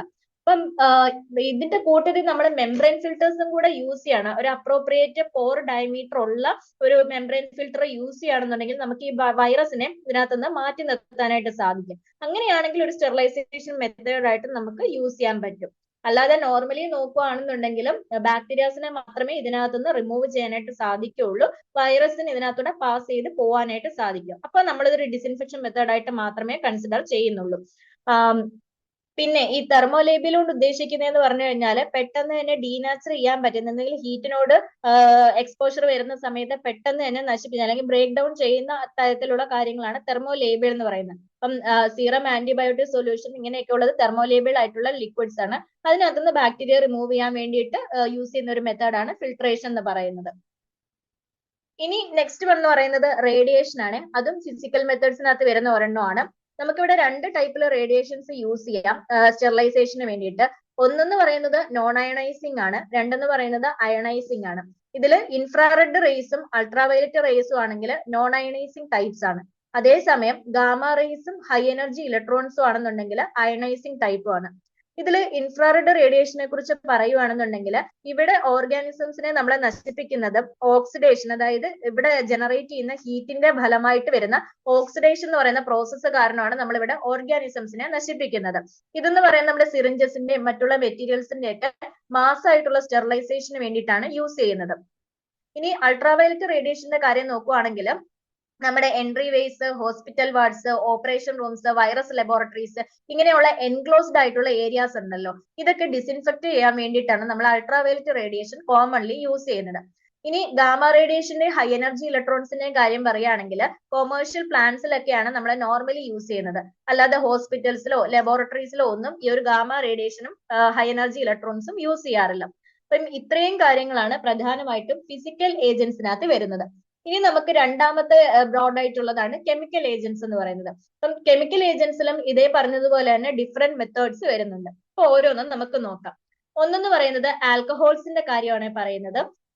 അതെന്ന് പറഞ്ഞു കഴിഞ്ഞാൽ ഇവിടെ നമ്മൾ മെയിൻ ആയിട്ട് ഈഥൈൽ ആൽക്കഹോളും ഐസോപ്രോപ്പൈൽ ആൽക്കഹോളും ആണ് കോമൺ ആയിട്ട് ഈ ഒരു കെമിക്കൽ ഏജൻസിനായിട്ട് നമ്മൾ ആൽക്കഹോൾസ് ലെവലിൽ യൂസ് ചെയ്യുന്നത്. അപ്പം ഇത് മെയിൻലി യൂസ് ചെയ്യാനുള്ളൊരു കാരണം ഇത് രണ്ടും മെയിൻ ആയിട്ട് നമ്മളൊരു സ്കിൻ ആന്റിസെപ്റ്റിക് ആയിട്ടാണ് യൂസ് ചെയ്യുന്നത്. അപ്പം ഇവിടെ അവരുടെ ആക്ടിവിറ്റി എന്ന് പറഞ്ഞു കഴിഞ്ഞാൽ നമ്മുടെ ബാക്ടീരിയൽ പ്രോട്ടീൻസിന്റെ ഡീനാച്ചുറേഷൻ ആണ് ഇവരുടെ ആക്ഷൻ. അത് വഴിയിട്ടാണ് ഇത് ബാക്ടീരിയാസിനെ നശിപ്പിക്കുന്നത്. അതുപോലെ തന്നെ സ്പോർട്സിൽ ഇവർക്ക് ആക്ഷൻ ഇല്ല, അതും ജസ്റ്റ് ഓർത്ത് വെച്ചിരിക്കാം. സ്പോർട്സിൽ ഇവർക്ക് ആക്ഷൻ ഇല്ല. ഐസോപ്രോപ്പൈൽ ആൽക്കഹോൾ ആണെന്നുണ്ടെങ്കിൽ നമ്മുടെ ക്ലിനിക്കൽ തെർമോമീറ്റേഴ്സിന്റെയും സ്കിന്നിന്റെയും ഒക്കെ ഡിസിൻഫെക്ഷന് വേണ്ടിയിട്ട് യൂസ് ചെയ്യാറുണ്ട്. ഇനി മീഥൈൽ ആൽക്കഹോൾ ആണെന്നുണ്ടെങ്കിലോ ഫംഗൽ സ്പോർട്സിനെതിരെ എഫക്റ്റീവ് ആണ്. അതേപോലെ തന്നെ നമ്മുടെ ഇത് അഫക്ട് ചെയ്യുന്ന ക്യാബിനറ്റ്സ്, ഇൻക്യുബേറ്റേഴ്സ്, ഇതൊക്കെ ട്രീറ്റ് ചെയ്യാൻ വേണ്ടിയിട്ടും നമുക്ക് മീഥൈൽ ആൽക്കഹോൾ യൂസ് ചെയ്യാനായിട്ട് പറ്റും. അപ്പൊ ആൽക്കഹോൾസിനകത്ത് നമ്മൾ പ്രധാനമായിട്ടും മീഥൈൽ ആൽക്കഹോളും ഐസോപ്രോപ്പൈൽ ആൽക്കഹോളും ആണ് യൂസ് ചെയ്യുന്നത്. സ്കിൻ ആന്റിസെപ്റ്റിക്സ് ആയിട്ടാണ് ഇവർ യൂസ് ചെയ്യുന്നത്. പിന്നെ ഇവർക്ക് സ്പോർട്സിൽ ആക്ഷൻ ഒന്നുമില്ല. ഐസോപ്രോപ്പൈൽ ആൽക്കഹോൾ ആണെങ്കിൽ ക്ലിനിക്കൽ തെർമോമീറ്റേഴ്സും സ്കിന്നിന്റെ ഡിസിൻഫെക്ഷന് യൂസ് ചെയ്യുന്നു. മീഥൈൽ ആൽക്കഹോൾ ആണെങ്കിൽ ഫംഗൽ സ്പോർട്സിനെതിരെ ആക്റ്റീവ് ആണ്. അതുപോലെ തന്നെ ഇവരുള്ള ക്യാബിനറ്റ്സ്, ഇൻക്യുബേറ്റേഴ്സ്, ഇതൊക്കെ ട്രീറ്റ് ചെയ്യാനും യൂസ് ചെയ്യാം. നെക്സ്റ്റ് മെത്തേഡ് എന്ന് പറയുന്ന ആൽഡിഹൈഡ്സിന്റെ കാര്യമാണ്. ആൽഡിഹൈഡ് നമുക്ക് രണ്ട് രീതിയിലുണ്ട്. ഒന്നാമത്തെ എന്ന് പറയുന്നത് ഫോമാൽഡിഹൈഡിന്റെ കാര്യമാണ് പറയുന്നത്. അക്വസ് സൊല്യൂഷനിലായിരിക്കുമ്പോൾ ഇതെന്ന് പറയുന്നത് ബാക്ടീരിസിഡൽ ആണ്, സ്പോറിസിഡൽ ആണ്. അതേപോലെ തന്നെ വൈറസിനെതിരെ ഒരു ലീതൽ ആക്ഷനും ഉണ്ട്. അക്വസ് സൊല്യൂഷൻ അതായത് ലിക്വിഡ് ഫോമിൽ ഇരിക്കുന്ന സമയത്ത് ഇതിനെ ബാക്ടീരിയാസിനെ നശിപ്പിക്കാനുള്ള കഴിവുണ്ട്, സ്പോർസിനെ നശിപ്പിക്കാനുള്ള കഴിവുണ്ട്. അതുപോലെ തന്നെ വൈറസിനെ അതിനെതിരെ ഒരു ലീതൽ ആക്ഷൻ എടുക്കാനുള്ള കഴിവുണ്ട്. ഇത് നമ്മൾ കൂടുതലും യൂസ് ചെയ്യുന്നത് നമ്മുടെ പാത്തോളജിക്കൽ സ്പെസിമെൻസ് ഒക്കെ ഉണ്ടല്ലോ, അത് പ്രിസർവ് ചെയ്യാൻ വേണ്ടിയിട്ടാണ് ഫോമാൽഡിഹൈഡ് കൂടുതലും യൂസ് ചെയ്യുന്നത്. അപ്പം ഒരു സൊല്യൂഷനിൽ 10% ഫോമാൽഡിഹൈഡ് കണ്ടെയ്നിങ് 0.5% സോഡിയം ടെട്രാബോറേറ്റ്, ഇങ്ങനെ ഒരു സൊല്യൂഷൻ ആണെന്നുണ്ടെങ്കിൽ അത് നമുക്ക് നമ്മുടെ മെറ്റൽ ഇൻസ്ട്രുമെന്റ്സ് ഒക്കെ ക്ലീൻ ചെയ്യാൻ അല്ലെങ്കിൽ അതിന്റെ സ്റ്റെറിലൈസേഷന് വേണ്ടിയിട്ട് നമുക്ക് യൂസ് ചെയ്യാം. 10% ഫോമാൽഡിഹൈഡും 0.5% സോഡിയം ടെട്രാബോറേറ്റിന്റെയും കൂടെ ഒരു സൊല്യൂഷൻ ഉണ്ടെങ്കിൽ നമുക്ക് മെറ്റൽ ഇൻസ്ട്രുമെന്റ്സിനെ ഒക്കെ സ്റ്റെറിലൈസ് ആയിട്ട് യൂസ് ചെയ്യാം. ഇതിപ്പം ഫോമാൽഡിഹൈഡ് നമ്മുടെ ലിക്വിഡ് ബേസിലുള്ളതാണ് നമ്മൾ പറഞ്ഞത്. ഇനി ഫോമാൽഡിഹൈഡ് തന്നെ ഗ്യാസ് ബേസിലുണ്ട്. അതെന്ന് പറയുന്നത് നമ്മൾ ഇൻസ്ട്രുമെന്റ്സ് സ്റ്റെറിലൈസ് ചെയ്യാനും അതുപോലെ തന്നെ നമ്മുടെ ഹീറ്റ് സെൻസിറ്റീവ് കാത്തീറ്റേഴ്സിന്റെ സ്റ്റെറിലൈസേഷനും ഒക്കെയാണ് യൂസ് ചെയ്യുന്നത്. അത് കൂടാതെ തന്നെ നമ്മുടെ ഹോസ്പിറ്റലിലുള്ള വാർഡ് ഉണ്ട്, സിക്ക് റൂംസ് ഉണ്ട്, ലബോറട്ടറീസ് ഉണ്ട്, ഫ്യൂമിഗേഷൻ, അവിടെയൊക്കെ ഫ്യൂമിഗേഷൻ നടത്താനും നമ്മുടെ ഫോമാൽഡിഹൈഡ് ഗ്യാസ് യൂസ് ചെയ്യാറുണ്ട്. അത് ജസ്റ്റ് ഒന്ന് ഓർത്ത് വെച്ചിരിക്കണേ. നമ്മുടെ വാർഡ്സ്, സിക്ക് റൂംസ്, ലബോറട്ടറീസ് ഇതിന്റെയൊക്കെ ഫ്യൂമിഗേഷന് വേണ്ടിയിട്ടാണ് ഫോമാൽഡിഹൈഡ് ഗ്യാസ് യൂസ് ചെയ്യുന്നത്. ഇനി നെക്സ്റ്റ് എന്ന് പറഞ്ഞു കഴിഞ്ഞാൽ ഇതിന്റെ ഒരു ഡിസഡ്വാൻറ്റേജ് എന്താണെന്ന് ചോദിച്ചു കഴിഞ്ഞാൽ ഇതിനൊരു പഞ്ചന്റ് ആയിട്ടുള്ള ഒരു സ്മെല്ലാണ്. അതുപോലെ നമ്മുടെ സ്കിന്ന്, ഐസ്, മ്യൂക്കസ് മെമ്പറൈൻ ഇതിനൊക്കെ ഇറിറ്റന്റ് ആയിട്ടുള്ള ഒരു കാര്യമാണ് ഈ ഫോമാൽഡിഹൈഡ് എന്ന് പറയുന്നത്. അതേപോലെ തന്നെ നമ്മൾ ഗ്യാസിന്റെ കാര്യമാണ് പറയുന്നത്, അത് ഇൻഹേൽ ചെയ്യുന്ന സമയത്ത് ടോക്സിക്കും ആണ്. അപ്പം ഇതാണ് ഇതിന്റെ ഒരു ഡിസഡ്വാൻറ്റേജ് ആയിട്ട് പറയുന്നത്. ഇനി രണ്ടാമത്തെ ടൈപ്പ് ആൽഡിഹൈഡ് ആണ് ഗ്ലൂട്ടറാൽഡിഹൈഡ് എന്ന് പറയുന്നത്. ഇത് കൂടുതലും നമ്മുടെ ട്യൂബർക്കൽ ബാസിലെ, ഫംഗൈ, വൈറസ് ഇതിനൊക്കെ എതിരെയായിട്ടാണ് നമ്മൾ യൂസ് ചെയ്യുന്നത്. ഇത് നമ്മുടെ corrugated rubber anaesthetic tubes, face mask, plastic endotracheal tubes, metal instruments, polythene tubing ഇതൊക്കെ നമുക്ക് ട്രീറ്റ് ചെയ്യാൻ വേണ്ടിയിട്ട് ഈ ഒരു ഗ്ലൂട്ടറാൽഡിഹൈഡ് യൂസ് ചെയ്യാവുന്നതാണ്. ഇത് നമ്മുടെ ഫോമാൽഡിഹൈഡ് അപേക്ഷിച്ച് നോക്കുമ്പോൾ ലെസ് ടോക്സിക് ആണ് ഗ്ലൂട്ടറാൽഡിഹൈഡ് എന്ന് പറയുന്നത്. ഇനി മൂന്നാമത്തെയാണ് എത്തിലിൻ ഓക്സൈഡ് എന്ന് പറയുന്നത്. കെമിക്കൽ ഏജൻസിൽ വരുന്ന മൂന്നാമത്തേതാണ് നമ്മുടെ എത്തിലിൻ ഓക്സൈഡ് എന്ന് പറയുന്നത്. ഇതെന്ന് പറയുന്നത് വൈറസ്, സ്പോർസ് ഉൾപ്പെടെ എല്ലാ ടൈപ്പ് മൈക്രോ ഓർഗാനിസംസിനും എതിരെ നമുക്ക് എത്തിലിൻ ഓക്സൈഡ് യൂസ് ചെയ്യാൻ പറ്റും. സ്പെഷ്യലി നമ്മൾ ഇത് യൂസ് ചെയ്യുന്നത് പറയുന്നത് heart lung machine, respirators, suture, dental equipment, books, clothing ഇതിന്റെയൊക്കെ സ്റ്റെറിലൈസേഷൻ ആണ് നോർമലി യൂസ് ചെയ്യുന്നത്. ഇത് നമ്മുടെ റൂംസ് ഒക്കെ ഫ്യൂമിഗേറ്റ് ചെയ്യാൻ വേണ്ടിയിട്ട് യൂസ് ചെയ്യുന്നത്. നമ്മുടെ ഫോമാൽഡിഹൈഡ് ഗ്യാസ് ആണെങ്കിൽ ഫ്യൂമിഗേഷന് വേണ്ടി യൂസ് ചെയ്യുന്നു പറഞ്ഞു. പക്ഷെ എഥിലിൻ ഓക്സൈഡ് നമ്മൾ ഒരിക്കലും ഫ്യൂമിഗേഷന് വേണ്ടിയിട്ട് യൂസ് ചെയ്യാറില്ല. കാരണം എന്ന് പറഞ്ഞാൽ ഇത് ഹൈലി എക്സ്പ്ലോസീവ് പ്രോപ്പർട്ടി ഉള്ള ഒരു ഒരെണ്ണമാണ് ഈ എഥിലിൻ ഓക്സൈഡ് എന്ന് പറയുന്നത്. അപ്പം അങ്ങനെ എക്സ്പ്ലോസീവ് പ്രോപ്പർട്ടി ഉള്ളത് കൊണ്ട് തന്നെ ഇത് ഫ്യൂമിഗേഷന് വേണ്ടിയിട്ട് നമ്മൾ നോർമലി യൂസ് ചെയ്യാറില്ല. ഇത് പിന്നീട് നമ്മൾ യൂസ് ചെയ്യുന്നത് പറഞ്ഞു കഴിഞ്ഞാൽ glass, metal, paper surface, clothing, plastic, soil, some foodstuffs, tobacco ഇങ്ങനെയുള്ള മെറ്റീരിയൽസിനെയൊക്കെ സ്റ്റെറിലൈസ് ചെയ്യാൻ വേണ്ടിയിട്ട് നോർമലി നമ്മൾ എത്തിലിൻ ഓക്സൈഡ് യൂസ് ചെയ്യാറുണ്ട്. അടുത്ത നാലാമത്തെ എന്ന് പറയുന്ന ഡൈസിനെ കുറിച്ചാണ് പറയുന്നത്. നമുക്ക് രണ്ട് ടൈപ്പ് ഡൈസിന്റെ കാര്യം ഇവിടെ പറയുന്നുണ്ട്. അനിലിനും ഉണ്ട്, അക്രിഡിൻ ഡൈസും ഉണ്ട്. ഇത് നമ്മൾ സ്കിന്ന്, വൂണ്ട്, ആന്റിസെപ്റ്റിക്സ് ആയിട്ടാണ് നോർമലി ഈ ഡൈസ് യൂസ് ചെയ്യുന്നത്. അനിലിൻ ഡൈസ് എന്ന് പറയുമ്പോൾ നമുക്ക് ബ്രില്യൻ ഗ്രീൻ ഉണ്ട്, മാലക്കറ്റ് ഗ്രീൻ ഉണ്ട്, ക്രിസ്റ്റൽ വയലറ്റ് ഇതൊക്കെ അനിലിൻ ഡൈസിനകത്ത് വരുന്നതാണ്. ഇത് കൂടുതലും ഗ്രാം പോസിറ്റീവ് ഓർഗാനിസംസിനെതിരെയാണ് ആക്റ്റീവ് ആയിട്ടുള്ളത്. ട്യൂബർക്കൽ ബാസിലൊക്കെ എതിരെ ഇതിന് ആക്ടിവിറ്റി ഇല്ല. ഓർത്ത് വെച്ചണം, ട്യൂബർക്കൽ ബാസിലൊക്കെ എതിരെ ഇതിന് ആക്ടിവിറ്റി ഇല്ല. ഇനി അക്രിഡിൻ ഡൈസിന്റെ കാര്യത്തിൽ അതിന് എക്സാമ്പിൾ ആണ് പ്രോഫ്ലേവിൻ, അക്രിഫ്ലേവിൻ, യൂഫ്ലേവിൻ, അമിനാക്രൈൻ ഇതൊക്കെ അക്രിഡിൻ ഡൈസിന് എക്സാമ്പിൾ ആണ്. ഇത് കൂടുതലും ഗ്രാം പോസിറ്റീവ് ഓർഗാനിസത്തിനോട് തന്നെയാണ് ആക്റ്റീവ് ആയിട്ടുള്ളത്. പക്ഷെ അനിലിൻ ഡൈസിന്റെ കൂടെ അത്രയും സെലക്റ്റീവ് അല്ല. അനിലിൻ ഡൈസ് എന്ന് പറയുമ്പോൾ നമ്മൾ സ്പെസിഫിക്കലി ഗ്രാം പോസിറ്റീവ് ഓർഗാനിസംസിനെതിരെയാണ്. പക്ഷെ അക്രിഡിൻ എന്ന് പറയുമ്പോൾ അത്രയും സെലക്റ്റീവ് അല്ല, എങ്കിലും കൂടുതൽ ഗ്രാം പോസിറ്റീവ് ഓർഗാനിസംസിനെതിരെയാണ് ആക്റ്റീവ് ആയിട്ടുള്ളത്. അഞ്ചാമത്തെ ടൈപ്പാണ് നമ്മുടെ ഹാലോജൻസ് എന്ന് പറയുന്നത്. ഹാലോജൻസിനകത്തും ഡിഫറെന്റ് ടൈപ്സ് വരുന്നുണ്ട്. അതിൽ ഫസ്റ്റ് വൺ എന്ന് പറയുന്ന അയഡിന്റെ കാര്യമാണ് പറയുന്നത്. 2.5% അയഡിന് 70% ആൽക്കഹോളിൽ മിക്സ് ചെയ്യുകയാണെങ്കിൽ അത് നമുക്ക് ഒരു എഫക്റ്റീവ് സ്കിൻ ഡിസിൻഫെക്റ്റന്റ് ആയിട്ട് യൂസ് ചെയ്യാനായിട്ട് സാധിക്കുന്നുണ്ട്. ഇതിന് സ്പോർട്സിനെതിരെ ഒരു മോഡറേറ്റ് ആക്ടിവിറ്റി ആണ് കാണിക്കുന്നത്. ഹൈലി ആക്റ്റീവ് അല്ല സ്പോർട്സിനെതിരെ. ഓക്കെ, കൂടുതലും ഇത് നമ്മുടെ ട്യൂബർക്കൽ ബാസിലേക്കും അതുപോലെ തന്നെ കുറച്ചധികം വൈറസിനും ഒക്കെ എതിരെയാണ് ആക്റ്റീവ് ആയിട്ട് ഉള്ളത്. ഈ അയഡിന് കുറച്ച് ആൾക്കാർക്ക്, കൂടുതൽ ആൾക്കാരും നമ്മുടെ ഈ ഒരു അയഡിന് കുറച്ചുകൂടെ അലർജിക് ആയിരിക്കും. അങ്ങനെയുള്ള ആൾക്കാരിൽ അർട്ടിക്കാരിയ, കൺജങ്ക്ടിവൈറ്റിസ് പോലുള്ള കണ്ടീഷൻ ഉണ്ടാകാനുള്ള ചാൻസ് കൂടുതലാണ്. നമ്മൾ ഈ ഒരു അയഡിനെ നോൺ അയോണിക് വെറ്റിംഗ് അല്ലെങ്കിൽ സർഫസ് ആക്റ്റീവ് ഏജൻസുമായിട്ട് കമ്പൈൻ ചെയ്യുവാണെങ്കിൽ അതിനെ നമ്മൾ അയഡോഫോസ് എന്നാണ് പറയുന്നത്. അയഡിനെ നോൺ അയോണിക് വെറ്റിംഗ് അല്ലെങ്കിൽ സർഫസ് ആക്റ്റീവ് ഏജൻസുമായിട്ട് കമ്പൈൻ ചെയ്യിക്കുകയാണെങ്കിൽ അതിനെ അയഡോഫോസ് എന്ന് പറയുന്നു. അതിനൊരു എക്സാമ്പിൾ ആണ് പൊവിഡോൺ അയഡിൻ എന്ന് പറയുന്നത്. അതിന് അയഡിന്റെ എല്ലാ ക്വാളിറ്റീസും കാണും. അതേപോലെ തന്നെ പക്ഷെ ഇത് നോൺ സ്റ്റെയിനിങ് ആയിരിക്കും, ലെസ് ടോക്സിക് ആയിരിക്കും. അതാണ് അതിന്റെ ഒരു, നമ്മുടെ നോർമൽ അയഡിനേക്കാളും കുറച്ചുകൂടെ ടോക്സിസിറ്റി കുറവായിരിക്കും, നോൺ സ്റ്റെയിനിങ് ആയിരിക്കും. അതാണ് അതിന്റെ ഒരു അഡ്വാൻറ്റേജ് ആയിട്ട് പറയുന്നത്. നെക്സ്റ്റ് ഒരു ഹാലോജനകത്ത് വരുന്നതാണ് ക്ലോറിൻ എന്ന് പറയുന്ന കോമ്പൗണ്ട്. ക്ലോറിനും അതിന്റെ കോമ്പൗണ്ട്സ് ആയിട്ടുള്ള ക്ലോറിനേറ്റഡ് ലൈം, ക്ലോറമീൻസ്, ഹൈപ്പോക്ലോറൈറ്റ് ഇതൊക്കെ നമ്മൾ വൈഡ്ലി ഡിസിൻഫെക്റ്റൻസ് ആയിട്ട് യൂസ് ചെയ്യുന്നതാണ്. ക്ലോറിനേറ്റഡ് ലൈം എന്ന് പറയുന്ന ബ്ലീച്ചിങ് പൗഡർ ആണ്, നമുക്കറിയാം. അപ്പം ഇതെല്ലാം നമ്മൾ ഹൈലി ഡിസിൻഫെക്റ്റൻസ് ആയിട്ട് യൂസ് ചെയ്യുന്ന സാധനങ്ങളാണ്. ഇപ്പം water supplies, swimming bath, food, dairy industries ഇവിടെയെല്ലാം നമ്മൾ ക്ലോറിൻ നോർമലി യൂസ് ചെയ്യുന്ന ഏരിയാസ് ആണ്. ഇനി ക്ലോറിനും ഹൈപ്പോക്ലോറൈഡ്സിനും നമ്മുടെ വൈറസിനെതിരെ നല്ല ഒരു ആക്ടിവിറ്റി ഉണ്ട്. അതുപോലെ തന്നെ യൂസോൾ എന്ന് പറയുന്നത് ക്ലോറിനേറ്റഡ് ലൈം ആണ്. അതുപോലെ യൂസോൾ എന്ന് പറയുന്നത് ക്ലോറിനേറ്റഡ് ലൈമും ബോറിക് ആസിഡും കൂടെ ചേർന്ന ഒരു കോമ്പൗണ്ട് ആണ്. അത് നമ്മളെ വൂൺസിന്റെ ഡ്രസ്സിങ്ങിന് വേണ്ടിയിട്ട് നോർമലി യൂസോൾ യൂസ് ചെയ്യാറുണ്ട്. ഇനി ഡേക്കിൻ സൊല്യൂഷൻ ആണെങ്കിൽ വൂണ്ട് ഇറിഗേഷന് വേണ്ടിയിട്ട് നമ്മളെ നോർമലി ഡേക്കിൻ സൊല്യൂഷൻ യൂസ് ചെയ്യാറുണ്ട്.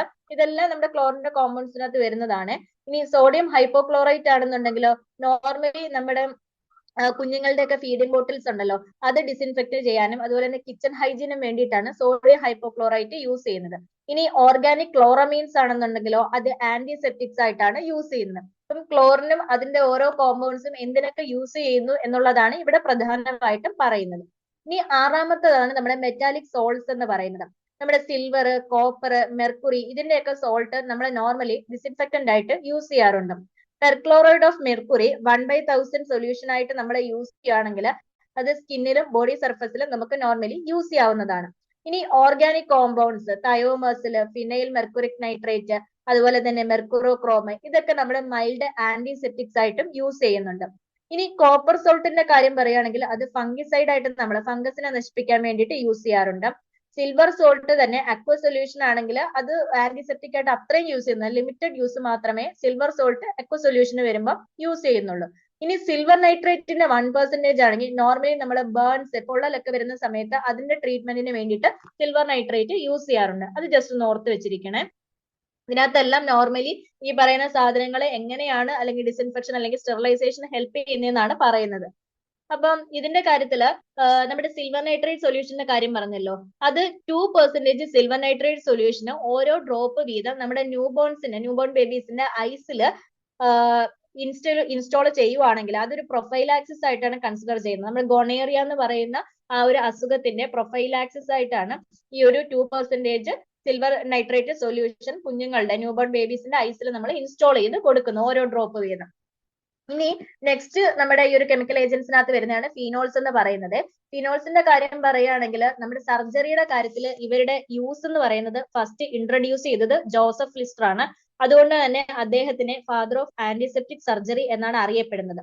ഇനി ലൈസോൾ എന്ന് പറയുന്നത് സാപ്പോണിഫൈഡ് സൊല്യൂഷൻ ഓഫ് ക്രസോൾ, ഫീനോളിന്റെ ഭാഗം തന്നെയാണ് ഈ ലൈസോൾ എന്ന് പറയുന്നത്. അപ്പം ഈ ക്ലോറോഫീനോൾസും അതുപോലെ തന്നെ ക്ലോറോക്സി ഫീനോൾസ് എന്ന് പറയുന്നത് നമ്മുടെ സ്യൂഡോമോണോസിനെതിരെ ഇനാക്റ്റീവ് ആണ്. അതിനകത്ത് പ്രത്യേകിച്ച് ആക്ടിവിറ്റി ഒന്നും കാണിക്കുന്നില്ല. ഇനി ഹെക്സാക്ലോറോഫീൻ ആണെന്നുണ്ടെങ്കിൽ ഗ്രാം പോസിറ്റീവ് ഓർഗാനിസംസിനെതിരെ എഫക്റ്റീവ് ആയിട്ടുള്ള ഒരു സബ്സ്റ്റൻസ് ആണ്. ക്ലോർ ഹെക്സിഡിൻ ആണെന്നുണ്ടെങ്കിലോ അത് റിലേറ്റീവ്ലി നോൺ ടോക്സിക് ആണ്. അതൊരു സ്കിൻ ആന്റിസെപ്റ്റിക് ആയിട്ടാണ് നമ്മൾ യൂസ് ചെയ്യുന്നത്. ഇനി അക്വ സൊല്യൂഷനിലാണെന്നുണ്ടെങ്കിൽ നമ്മുടെ വൂണ്ടിന്റെ ട്രീറ്റ്മെന്റിന് വേണ്ടിയിട്ട് അക്വ സൊല്യൂഷനിലുള്ള ഫീനോൾസ് യൂസ് ചെയ്യാറുണ്ട്. അപ്പൊ ഇത്രയും കാര്യങ്ങളാണ് ഫീനോൾസിന്റെ കാര്യത്തിൽ വരുന്നത്. നെക്സ്റ്റ് വൺ എന്ന് പറയുന്നത് നമ്മുടെ സർഫസ് ആക്റ്റീവ് ഏജൻസ് ആണ്. അത് നമ്മൾ വൈഡ്ലി യൂസ് ചെയ്യുന്നതെന്ന് പറഞ്ഞു കഴിഞ്ഞാൽ വെറ്റിംഗ് ഏജൻസ്, ഡിറ്റർജൻസ്, എമൾസിഫയേഴ്സ് ഒക്കെ ആയിട്ടാണ് surface active agents normally use ചെയ്യുന്നത്. അപ്പം നമ്മൾ മെയിൻ ആയിട്ട് ഇതിനെ ക്ലാസിഫൈ ചെയ്തിരിക്കുന്നത് 4 ഗ്രൂപ്പ് ആയിട്ടാണ്: anionic, cationic, non ionic and amphoteric. ഇതിൽ ഏറ്റവും ഇമ്പോർട്ടന്റ് ആയിട്ടുള്ള ഒരു ആന്റി ബാക്ടീരിയൽ ഏജന്റ് എന്ന് പറയുന്നത് കാറ്റയോണിക് സർഫസ് ആക്റ്റീവ് ഏജൻസ് ആണ്. അപ്പം cationic compounds in the form of quaternary ammonium compounds are marked ബാക്ടീരിയസിഡലും. ഈ കാറ്റയോണിക് കോമ്പൗണ്ട്സിൽ തന്നെ ക്വാട്ടേണറി അമോണിയം കോമ്പൗണ്ട്സിന്റെ ഫോമിലുള്ളത് ബാക്ടീരിയസിഡൽ ആക്ടിവിറ്റി, അതായത് ബാക്ടീരിയസിനെ നശിപ്പിക്കാനുള്ള ഒരു കഴിവ് കാണിക്കുന്നുണ്ട്. ഇനി they have no action against spores, tubercle bacilli and most virus. ഇപ്പൊ സ്പോർസിന്, ട്യൂബർക്കിൾ ബാസിലെ കൂടുതൽ വൈറസിനെതിരെ ഒന്നും ഇത് ആക്ടിവിറ്റി കാണിക്കുന്നില്ല. ഇതിനകത്ത് വരുന്ന കോമൺ ആയിട്ടുള്ള കോമ്പൗണ്ട്സ് ആണ് സിറ്റൈൽ ട്രൈമീഥൈൽ അമോണിയം ബ്രോമൈഡും ബെൻസാൽക്കോണിയം ക്ലോറൈഡും. ഇത് രണ്ടും നമ്മുടെ കാറ്റയോണിക്കിനകത്ത് വരുന്നതാണ്. ഇനി നമ്മൾ ആനോണിക് കോമ്പൗണ്ട്സിന്റെ കാര്യം പറയുകയാണെങ്കിൽ കോമൺ സോപ്പ് ഇതിനൊരു എക്സാമ്പിൾ ആണ്. അതിനൊരു മോഡറേറ്റ് ആക്ടിവിറ്റി ആണ് കൂടുതലും കാണിക്കുന്നത്. സാച്ചുറേറ്റഡ് ഫാറ്റി ആസിഡിൽ നിന്ന് നിർമ്മിക്കുന്ന സോപ്പ് ആണെന്നുണ്ടെങ്കിൽ അത് കൂടുതലും ഗ്രാം നെഗറ്റീവ് ബാസിലേക്കെതിരെ എഫക്റ്റീവ് ആയിരിക്കും. അതേസമയം അൺസാച്ചുറേറ്റഡ് ഫാറ്റി ആസിഡിൽ നിന്ന് നിർമ്മിക്കുന്ന സോപ്സ് ആണെന്നുണ്ടെങ്കിൽ അതിന് കൂടുതലും ഗ്രാം പോസിറ്റീവ് ഓർഗാനിസത്തിനോടും അതുപോലെ തന്നെ നീസീരിയ ഗ്രൂപ്പ് ഓഫ് ഓർഗാനിസംസിനെതിരെയുള്ള ആക്ടിവിറ്റി ആയിരിക്കും കൂടുതലായിട്ട് വരുന്നത്. ഇനി ആംഫോട്രിക് അല്ലെങ്കിൽ ആംഫോളൈറ്റിക് കോമ്പൗണ്ട്സിന്റെ കാര്യം പറയുകയാണെങ്കിൽ ഇതിനെ നോർമലി നമ്മൾ ടീഗോ കോമ്പൗണ്ട്സ് എന്നാണ് അറിയപ്പെടുന്നത്. ഇത് കൂടുതലും ഗ്രാം പോസിറ്റീവ് ഓർഗാനിസംസിനെതിരെയും ഗ്രാം നെഗറ്റീവ് ഓർഗാനിസംസിനെതിരെയും അതുപോലെ തന്നെ ചില വൈറസസിനെതിരെയും ഹൈലി ആക്റ്റീവ് ആയിട്ടുള്ളവരാണ് ഈ ഒരു ആംഫോട്രിക് കോമ്പൗണ്ട്സ് എന്ന് പറയുന്നത്. ഇനി നമ്മൾ നോക്കാനുള്ളതെന്ന് പറഞ്ഞാൽ ഒരു ഐഡിയൽ ആയിട്ടുള്ള ഒരു ആന്റിസെപ്റ്റിക് അല്ലെങ്കിൽ ഒരു ഡിസിൻഫെക്റ്റന്റ് ആണെന്നുണ്ടെങ്കിൽ അതിന് എന്തൊക്കെ ഫീച്ചേഴ്സ് ഉണ്ടായിരിക്കും എന്നാണ് നെക്സ്റ്റ് നോക്കാൻ പോകുന്നത്. First one, have a wide spectrum of activity and be effective against all microorganisms, bacteria, including spores, virus, protozoa and fungi. ഈ പറഞ്ഞിരിക്കുന്ന എല്ലാ മൈക്രോ ഓർഗാനിസംസിനെതിരെയും നല്ല ഹൈലി ആക്റ്റീവ് ആയിട്ടുള്ള ഒരു വൈഡ് സ്പെക്ട്രം ഓഫ് ആക്ടിവിറ്റി ഇവര് കാണിച്ചിരിക്കണം. അതാണ് ഒന്നാമത്തെ ഫീച്ചർ എന്ന് പറയുന്നത്. രണ്ടാമത്തെ എന്ന് പറഞ്ഞു കഴിഞ്ഞാൽ ഒരു ഓർഗാനിക് മാറ്ററിന്റെ പ്രസൻസ് ഉണ്ടെങ്കിൽ പോലും ഇതിനെ ആക്ട് ചെയ്യാൻ സാധിക്കണം. അതാണ് രണ്ടാമത്തെ കാര്യം. മൂന്നാമത് പറയുന്നത് ആൽക്കലൈൻ മീഡിയയിലാണെങ്കിലും ആസിഡ് മീഡിയയിലാണെങ്കിലും ഇത് എഫക്റ്റീവ് ആയിരിക്കണം. ഓക്കെ, നെക്സ്റ്റ് എന്ന് പറയുന്നത് സ്പീഡി ആക്ഷൻ. നല്ല സ്പീഡായിട്ട് ഇതിന്റെ ഒരു ആക്ഷൻ നമ്മൾ ഉപയോഗിച്ചു കഴിഞ്ഞാൽ സ്പീഡായിട്ട് അതിന്റെ ഒരു ആക്ഷൻ ഉണ്ടാവണം. അഞ്ചാമത് പറയുന്നത് ഹാവ് ഹൈ പെനിട്രേറ്റിംഗ് പവർ. നല്ല രീതിയിൽ പെനിട്രേറ്റ് ചെയ്ത് ഉള്ളിലേക്ക് പോകാനുള്ള ഒരു കഴിവ് ഇവർക്ക് ഉണ്ടായിരിക്കണം. ആറാമത് സ്റ്റേബിൾ കോമ്പൗണ്ട് ആയിരിക്കണം. ഏഴാമത് പറയുന്നത് മറ്റുള്ള ആന്റിസെപ്റ്റിക്സും ഡിസിൻഫെക്റ്റൻസും ഒക്കെ ആയിട്ട് കോമ്പാക്ട് ചെയ്ത് നിൽക്കാനായിട്ട് സാധിക്കണം. നെക്സ്റ്റ് എന്ന് പറയുന്നത് നമ്മുടെ മെറ്റൽസിനെ ഒന്നും കൊറോഷനിലേക്ക് കൊണ്ടുവരരുത്, കൊറോഡ് ചെയ്യരുത് എന്നാണ് എട്ടാമത് പറയുന്നത്. ഒൻപതാമത് പറയുന്നത് നമുക്ക് ലോക്കൽ ഇറിറ്റേഷനോ അല്ലെങ്കിൽ സെൻസിറ്റൈസേഷനോ അങ്ങനെയുള്ള ബുദ്ധിമുട്ടുകളൊന്നും ഉണ്ടാക്കാൻ പാടില്ല. പത്താമത് പറയുന്നത് ഹീലിങ്ങിനെ ഇന്റർഫിയർ, എന്തെങ്കിലും രീതിയിലും പ്രശ്നങ്ങൾ വന്നു കഴിഞ്ഞാൽ ഹീലിങ്ങിനെ ഇന്റർഫിയർ ചെയ്യാൻ പാടില്ല. പതിനൊന്നാമത് പറയുന്നത് not be toxic if absorbed into the circulation. അബദ്ധത്തിൽ ഇപ്പൊ നമ്മുടെ സർക്കുലേഷനിലേക്ക് അബ്സോർബ് ചെയ്താൽ പോലും അത് ടോക്സിക് ആവരുത്, അങ്ങനെയുള്ളതായിരിക്കണം. പന്ത്രണ്ടാമത് പറയുന്നത് ചീപ്പ് ആയിരിക്കണം, നമുക്ക് ചീപ്പായിട്ട് ലഭിക്കുന്നതും അല്ലെങ്കിൽ ഈസിലി അവൈലബിൾ, പെട്ടെന്ന് ലഭിക്കുന്നതും ആയിരിക്കണം. പതിമൂന്നാമത് പറയുന്നത് നമുക്ക് സേഫ് ആയിരിക്കണം, അത് ഈസി ആയിട്ട് യൂസ് ചെയ്യാനും പറ്റണം, അതുപോലെ തന്നെ അത്രയും സേഫും ആയിരിക്കണം. ഇത്രയും കാര്യങ്ങളാണ് പ്രധാനമായിട്ടും ഇതിന്റെ ഫീച്ചേഴ്സ് ആയിട്ട് ഒരു ഐഡിയൽ ഡിസിൻഫെക്റ്റന്റിന്റെ കാര്യത്തിൽ പറയുന്നത്. ഇനി നെക്സ്റ്റ് നമ്മൾ കുറച്ച് ടേംസ് ആണ് നോക്കാൻ പോകുന്നത്. ആദ്യമായിട്ട് നമ്മൾ പറയുന്നത് എന്താണ് സാപ്രോഫൈറ്റ്സ് എന്നുള്ളതാണ്. നമ്മുടെ dead or decaying organic matter, dead ആയിട്ടുള്ളതോ അല്ലെങ്കിൽ ഡീക്കേ ആയിക്കൊണ്ടിരിക്കുന്ന ഓർഗാനിക് മാറ്ററിലോ താമസിക്കുന്ന അല്ലെങ്കിൽ അതിനകത്ത് ലീവ് ചെയ്യുന്ന ഓർഗാനിസംസിനെയാണ് നമ്മൾ സാപ്രോഫൈറ്റ്സ് എന്ന് പറയുന്നത്. ഇനി പാരസൈറ്റ്സ് എന്ന് പറഞ്ഞു കഴിഞ്ഞാൽ മറ്റൊരു അതർ ഫോംസ് ഓഫ് ലൈഫ്, മറ്റുള്ള ഏതെങ്കിലും ഒരു ലൈഫ്, വേറെ ഏതെങ്കിലും ഒരു ജീവിയുടെ അല്ലെങ്കിൽ വേറെ ഏതെങ്കിലും ഒരു ഓർഗാനിസംസിൽ ജീവിക്കുന്ന തരത്തിലുള്ളതിനെയാണ് നമ്മൾ പാരസൈറ്റ്സ് എന്ന് പറയുന്നത്. ഓക്കെ, മറ്റൊരു ഫോം ഓഫ് ലൈഫിൽ ലീവ് ചെയ്യുന്നതിനെയാണ് പാരസൈറ്റ്സ് കൊണ്ട് ഉദ്ദേശിക്കുന്നത്. ഇനി കമൻസാൽസിന്റെ കാര്യത്തിൽ അത് രണ്ട് രീതിയിലുണ്ട്, നോൺ പാത്തോജനിക്കും ഉണ്ട് പാത്തോജനിക്കും ഉണ്ട്. അപ്പം നോൺ പാത്തോജനിക് ആണെന്നുണ്ടെങ്കിൽ അവർ ഡിസീസ് ഉണ്ടാക്കുന്നില്ല. അതേസമയം പൊട്ടൻഷ്യൽ പാത്തോജൻസ് ആണെന്നുണ്ടെങ്കിലോ അവര് ഫേവറബിൾ ആയിട്ടുള്ള കണ്ടീഷൻസിൽ നമുക്ക് ഡിസീസ് ഉണ്ടാക്കുന്നുണ്ട്. അപ്പം ഓൾറെഡി പറഞ്ഞു, പാത്തോജൻസ് എന്ന് പറഞ്ഞു കഴിഞ്ഞാൽ ഡിസീസ് ഉണ്ടാക്കുന്ന ഓർഗാനിസംസ് ആണ് പാത്തോജൻസ് എന്ന് പറയുന്നത്. ഇനി ഏറ്റവും ഇമ്പോർട്ടന്റ് ആയിട്ടുള്ള ഒരു കാര്യമാണ് ഇൻഫെക്ഷൻ. എന്താണ് ഇൻഫെക്ഷൻ എന്ന് ചോദിച്ചു കഴിഞ്ഞാൽ when pathogenic microorganisms invade, that is enter and multiply in the bodies of animals or human beings, known as infection. ഒരു പാത്തോജനിക് മൈക്രോ ഓർഗാനിസം നമ്മുടെ ശരീരത്തിനുള്ളിലേക്ക് പ്രവേശിച്ച്, ഇൻവേഡ് എന്ന് പറയുമ്പോൾ നമ്മുടെ ശരീരത്തിനുള്ളിലേക്ക് പ്രവേശിച്ച് അവിടെ വെച്ച് മൾട്ടിപ്ലൈ ചെയ്യുന്നു. ഓക്കെ, ഹ്യൂമൻ ബീയിങ്സിന്റെ ആവാം അനിമൽസിന്റെ ആകാം, ആരുടെ ആയാലും ഉള്ളിലേക്ക് പ്രവേശിച്ച് മൾട്ടിപ്ലൈ ചെയ്യുന്ന ഒരു പാത്തോജനിക് മൈക്രോ ഓർഗാനിസം, അതിനെയാണ് നമ്മൾ ഇൻഫെക്ഷൻ എന്നുകൊണ്ട് ഉദ്ദേശിക്കുന്നത്. അത് തന്നെ പല രീതിയിലാണുള്ളത്. ഒന്നെന്ന് പറയുന്നത് പ്രൈമറി ഇൻഫെക്ഷൻ ആണ്, അതായത് ഈ ഒരു പാരസൈറ്റ് നമ്മുടെ ഹോസ്റ്റില് ഫസ്റ്റ് ടൈം ആണ് ഇൻഫെക്ഷൻ ഉണ്ടാക്കുന്നതെങ്കിൽ അതിനെ നമ്മൾ പ്രൈമറി ഇൻഫെക്ഷൻ എന്നാണ് പറയുന്നത്. ഈ ഒരു പാരസൈറ്റ് നമ്മുടെ ഈ ഒരു ഹോസ്റ്റില് ഫസ്റ്റ് ഇൻഫെക്ഷൻ ഉണ്ടാക്കുകയാണെങ്കിൽ പ്രൈമറി ഇൻഫെക്ഷൻ എന്ന് പറയുന്നു. റീഇൻഫെക്ഷൻ എന്ന് പറഞ്ഞു കഴിഞ്ഞാൽ ആ ഒരു സെയിം പാരസൈറ്റ് സെയിം പേഴ്സണെ പിന്നെയും ഇൻഫെക്റ്റഡ് ആക്കുവാണെങ്കിൽ അതിനെ നമ്മൾ റീഇൻഫെക്ഷൻ എന്നാണ് പറയുന്നത്. സെയിം പാരസൈറ്റ് ആണ്, സെയിം പേഴ്സൺ ആണ്, അവരെ വീണ്ടും ഇൻഫെക്ട് ചെയ്യുവാണെങ്കിൽ അതിനെ നമ്മൾ റീഇൻഫെക്ഷൻ എന്ന് പറയുന്നു. ഇനി എന്താണ് സെക്കൻഡറി ഇൻഫെക്ഷൻ എന്ന് ചോദിച്ചു കഴിഞ്ഞാൽ ഒരു ഹോസ്റ്റ് ഓൾറെഡി ഒരു പാരസൈറ്റ് കാരണമുള്ള ഡിസീസ് സഫർ ചെയ്തുകൊണ്ടിരിക്കുകയാണ്, അവര് ഒരു പാരസൈറ്റ് കാരണമുള്ള ഡിസീസ് ഇപ്പൊ ഓൾറെഡി സഫർ ചെയ്തുകൊണ്ടിരിക്കുന്നു. ആ സമയത്ത് മറ്റൊരു പാരസൈറ്റ് വേറൊരു ഇൻഫെക്ഷൻ ഇവർക്ക് കൊടുക്കുകയാണെങ്കിൽ അതിനെ നമ്മൾ സെക്കൻഡറി ഇൻഫെക്ഷൻ എന്നാണ് പറയുന്നത്. ഓൾറെഡി ഒരു പാരസൈറ്റ് കാരണമുള്ള ഡിസീസ് സഫർ ചെയ്തുകൊണ്ടിരിക്കുന്ന ഒരു പേഴ്സൺ ആണ്, അതിലേക്ക് മറ്റൊരു പാരസൈറ്റ് വേറൊരു ഇൻഫെക്ഷൻ കൊണ്ടുവന്ന് കൊടുക്കുകയാണെങ്കിൽ അതിനെ നമ്മൾ സെക്കൻഡറി ഇൻഫെക്ഷൻ എന്ന് പറയുന്നു. ഇൻഫെക്ഷൻ എന്ന് പറഞ്ഞു കഴിഞ്ഞാൽ ഏതെങ്കിലും ഒരു പർട്ടിക്കുലർ ഓർഗൻ അല്ലെങ്കിൽ ഏതെങ്കിലും ഒരു സൈറ്റിൽ ഒരു ഡിസീസ് വരുവാണെങ്കിൽ അതിനെ നമ്മൾ ഫോക്കൽ ഇൻഫെക്ഷൻ എന്നാണ് പറയുന്നത്. എക്സാമ്പിൾ അപ്പൻഡിസൈറ്റിസ്, അതൊരു പർട്ടിക്കുലർ ഓർഗനിലല്ലേ വരുന്നത്, അതുകൊണ്ടാണ് അതിനെ ഫോക്കൽ ഇൻഫെക്ഷൻ എന്ന് പറയുന്നത്. അതേസമയം ക്രോസ് ഇൻഫെക്ഷൻ കൊണ്ട് ഉദ്ദേശിക്കുന്നത് ഓൾറെഡി ഒരു ഡിസീസ് സഫർ ചെയ്യുന്ന പേഷ്യൻസിൽ പുതിയൊരു ഇൻഫെക്ഷൻ മറ്റൊരു പേഴ്സൺ അല്ലെങ്കിൽ മറ്റൊരു സോഴ്സിൽ നിന്നും കിട്ടുവാണെന്നുണ്ടെങ്കിൽ അതിനെ നമ്മൾ ക്രോസ് ഇൻഫെക്ഷൻ എന്നാണ് പറയുന്നത്. ഓൾറെഡി ആ ഒരു പേഴ്സൺ നമ്മുടെ ഒരു ഡിസീസ് സഫർ ചെയ്യുന്നുണ്ട്, അതേസമയം മറ്റൊരു ഇൻഫെക്ഷൻ വേറൊരാളിൽ നിന്ന് അല്ലെങ്കിൽ വേറൊരു സോഴ്സിൽ നിന്ന് കിട്ടുവാണെങ്കിൽ അതിനെ നമ്മൾ ക്രോസ് ഇൻഫെക്ഷൻ എന്നാണ് പറയുന്നത്. അതേസമയം നോസോകോമിയൽ ഇൻഫെക്ഷൻ എന്ന് പറഞ്ഞു കഴിഞ്ഞാൽ ഈ ഒരു ക്രോസ് ഇൻഫെക്ഷൻ തന്നെ നമുക്ക് ഹോസ്പിറ്റലിൽ നിന്നുമാണ് കിട്ടുന്നതെന്നുണ്ടെങ്കിൽ ഹോസ്പിറ്റൽ അക്വയർഡ് ഇൻഫെക്ഷൻ അല്ലെങ്കിൽ നോസോകോമിയൽ ഇൻഫെക്ഷൻ എന്നാണ് പറയുന്നത്. ഇനി നെക്സ്റ്റ് എന്ന് പറയുന്നത് ഹൈഡ്രോജനിക് ഇൻഫെക്ഷൻ ആണ്. അതെന്ന് പറഞ്ഞു കഴിഞ്ഞാൽ നമ്മളൊരു ട്രീറ്റ്മെന്റ് അല്ലെങ്കിൽ എന്തെങ്കിലും ഒരു ഇൻവെസ്റ്റിഗേറ്റീവ് പ്രൊസീജിയർ എടുക്കുന്നതിന്റെ ഭാഗമായിട്ട് നമുക്കൊരു ഇൻഫെക്ഷൻ കിട്ടുവാണെങ്കിൽ അതിനെ നമ്മൾ ഹൈഡ്രോജനിക് ഇൻഫെക്ഷൻ എന്നാണ് പറയുന്നത്. അതിനൊരു എക്സാമ്പിൾ പറയുകയാണെങ്കിൽ ഇംപ്രോപ്പർലി സ്റ്റെറിലൈസ് ആയിട്ടുള്ള ഒരു ലെംബാർ പങ്ചർ നീഡിൽ ഉപയോഗിച്ച് നമുക്ക് ആ ഒരു പ്രൊസീജിയർ ചെയ്യുവാണെങ്കിൽ മെനിഞ്ചൈറ്റിസ് വരാം. അല്ലെങ്കിൽ കത്തീറ്ററൈസേഷൻ ടെക്നിക്സ് നല്ല രീതിയിൽ ചെയ്തില്ല എന്നുണ്ടെങ്കിൽ യൂറിനറി ഇൻഫെക്ഷൻ വരാം. ഇതെല്ലാം ഹൈഡ്രോജനിക് ഇൻഫെക്ഷൻ എക്സാമ്പിൾ ആണ്. ഇനി എന്താണ് എൻഡോജീനസ് എന്ന് ചോദിച്ചു കഴിഞ്ഞാൽ ഒരു സോഴ്സ് ഓഫ് ഇൻഫെക്ഷൻ എന്ന് പറയുന്നത് പേഷ്യന്റിന് തന്നെ ബോഡിയിൽ നിന്നാണ് വരുന്നതെങ്കിൽ അതിനെ നമ്മൾ എൻഡോജീനസ് എന്ന് പറയുന്നു. ഇപ്പൊ എക്സാമ്പിൾ പറയുവാണെന്നുണ്ടെങ്കിൽ നമ്മുടെ പേഷ്യന്റിന്റെ നോസിലുള്ള സ്റ്റെഫൈലോകോക്കസ് ഓറിയസ് കാരണം എന്തെങ്കിലും ഒരു സ്കിൻ ഇൻഫെക്ഷനോ വൂണ്ട് ഇൻഫെക്ഷനോ വരുന്നത് എൻഡോജീനസിന് എക്സാമ്പിൾ ആണ്. അതേസമയം എക്സോജീനസ് കൊണ്ട് ഉദ്ദേശിക്കുന്ന ആ ഒരു സോഴ്സ് എന്ന് പറയുന്നത് എക്സ്റ്റേണൽ ആണ്. അങ്ങനെയാണെന്നുണ്ടെങ്കിൽ അതിനെ നമ്മൾ എക്സോജീനസ് എന്ന് പറയുന്നു. നമ്മുടെ ടെറ്റനസിന്റെ കേസിലാണെന്നുണ്ടെങ്കിൽ ഈ ഓർഗാനിസം എന്ന് പറയുന്നത് എയറിൽ നിന്നോ അല്ലെങ്കിൽ അൺസ്റ്റെറൈൽ ഡ്രസ്സിങ്സിൽ നിന്നോണ് വരുന്നത്. അത് പുറത്തുനിന്ന് വരുന്ന ഒരു സോഴ്സ് ആണ്. അതുകൊണ്ടാണ് എക്സോജീനസ് എന്ന് പറയുന്നത്. നമ്മുടെ ശരീരത്തിനുള്ളിൽ നിന്നാണെങ്കിൽ എൻഡോജീനസ്, പുറത്തുനിന്നാണെങ്കിൽ എക്സോജീനസ്. അപ്പം ഇനി നമ്മൾ സോഴ്സസ് ഓഫ് ഇൻഫെക്ഷനെ കുറിച്ചാണ് പറയുന്നത്. പല രീതിയിലുള്ള സോഴ്സസ് ഓഫ് ഇൻഫെക്ഷൻ നമുക്കുണ്ട്. അതിൽ ഫസ്റ്റ് വൺ എന്ന് പറയുന്നത് മനുഷ്യരിൽ നിന്നാണ്. അപ്പം അതിൽ പറയുന്നത് ഈ ഒരു ഇൻഫെക്ടിങ് ഓർഗാനിസം എന്ന് പറയുന്നത് മറ്റൊരു ആളിൽ നിന്നോ ഒരു ഡിസീസ് അഫക്ട് ചെയ്യുന്ന മറ്റൊരാളിൽ നിന്നോ കരിയറിൽ നിന്നോ നമുക്ക് കിട്ടാവുന്നതാണ്. അപ്പം കരിയർ എന്ന് പറഞ്ഞു കഴിഞ്ഞാൽ ഒരു പേഴ്സൺ ആണ്. അദ്ദേഹത്തിന്റെ ബോഡിയിലെ പാത്തോജനിക് ഓർഗാനിസംസിനെ ഹാർബർ ചെയ്യുന്നുണ്ട്. പക്ഷെ അദ്ദേഹത്തിന് അതിൻ്റെതായ ഇൽ എഫക്റ്റ് ഒന്നും കാണില്ല. അങ്ങനെയുള്ള ആൾക്കാരെയാണ് നമ്മൾ കരിയർ എന്ന് പറയുന്നത്. കരിയർ തന്നെ പല തരത്തിലാണ് ഉള്ളത്. ഒന്നെന്ന് പറയുന്നത് ഹെൽത്തി കരിയർ ആണ്. ഹെൽത്തി കരിയറിന്റെ കാര്യത്തിൽ ആ ഒരു പേഴ്സന്റെ ബോഡിയിൽ നമ്മുടെ പാത്തോജൻ ഉണ്ടായിരിക്കും. പക്ഷെ ആ ഒരു ഡിസീസ് അത് കാരണം വരുന്ന ഡിസീസ് അദ്ദേഹത്തിന് വരില്ല. അതാണ് ഹെൽത്തി കരിയർ എന്ന് പറയുന്നത്. കൺവാലസന്റ് കരിയർ കൊണ്ട് ഉദ്ദേശിക്കുന്നത് ആ ഒരു ഡിസീസ് റിക്കവർ ആയുള്ള ഒരു പേഷ്യന്റ് ആയിരിക്കും അദ്ദേഹം. പക്ഷെ അദ്ദേഹത്തിന്റെ ബോഡിയിൽ ആ ഒരു പാത്തോജൻ കാണും. ഡിസീസിൽ നിന്ന് റിക്കവർ ആയെങ്കിൽ പോലും ആ ഒരു പാത്തോജൻ അദ്ദേഹത്തിന്റെ ബോഡിയിൽ കാണും. അതാണ് കൺവാലസന്റ് കരിയർ എന്ന് പറയുന്നത്. അത് തന്നെ രണ്ട് രീതിയിൽ വരാം. ഒന്നെന്ന് പറയുന്നത് ടെമ്പററി കരിയർ ആണ്.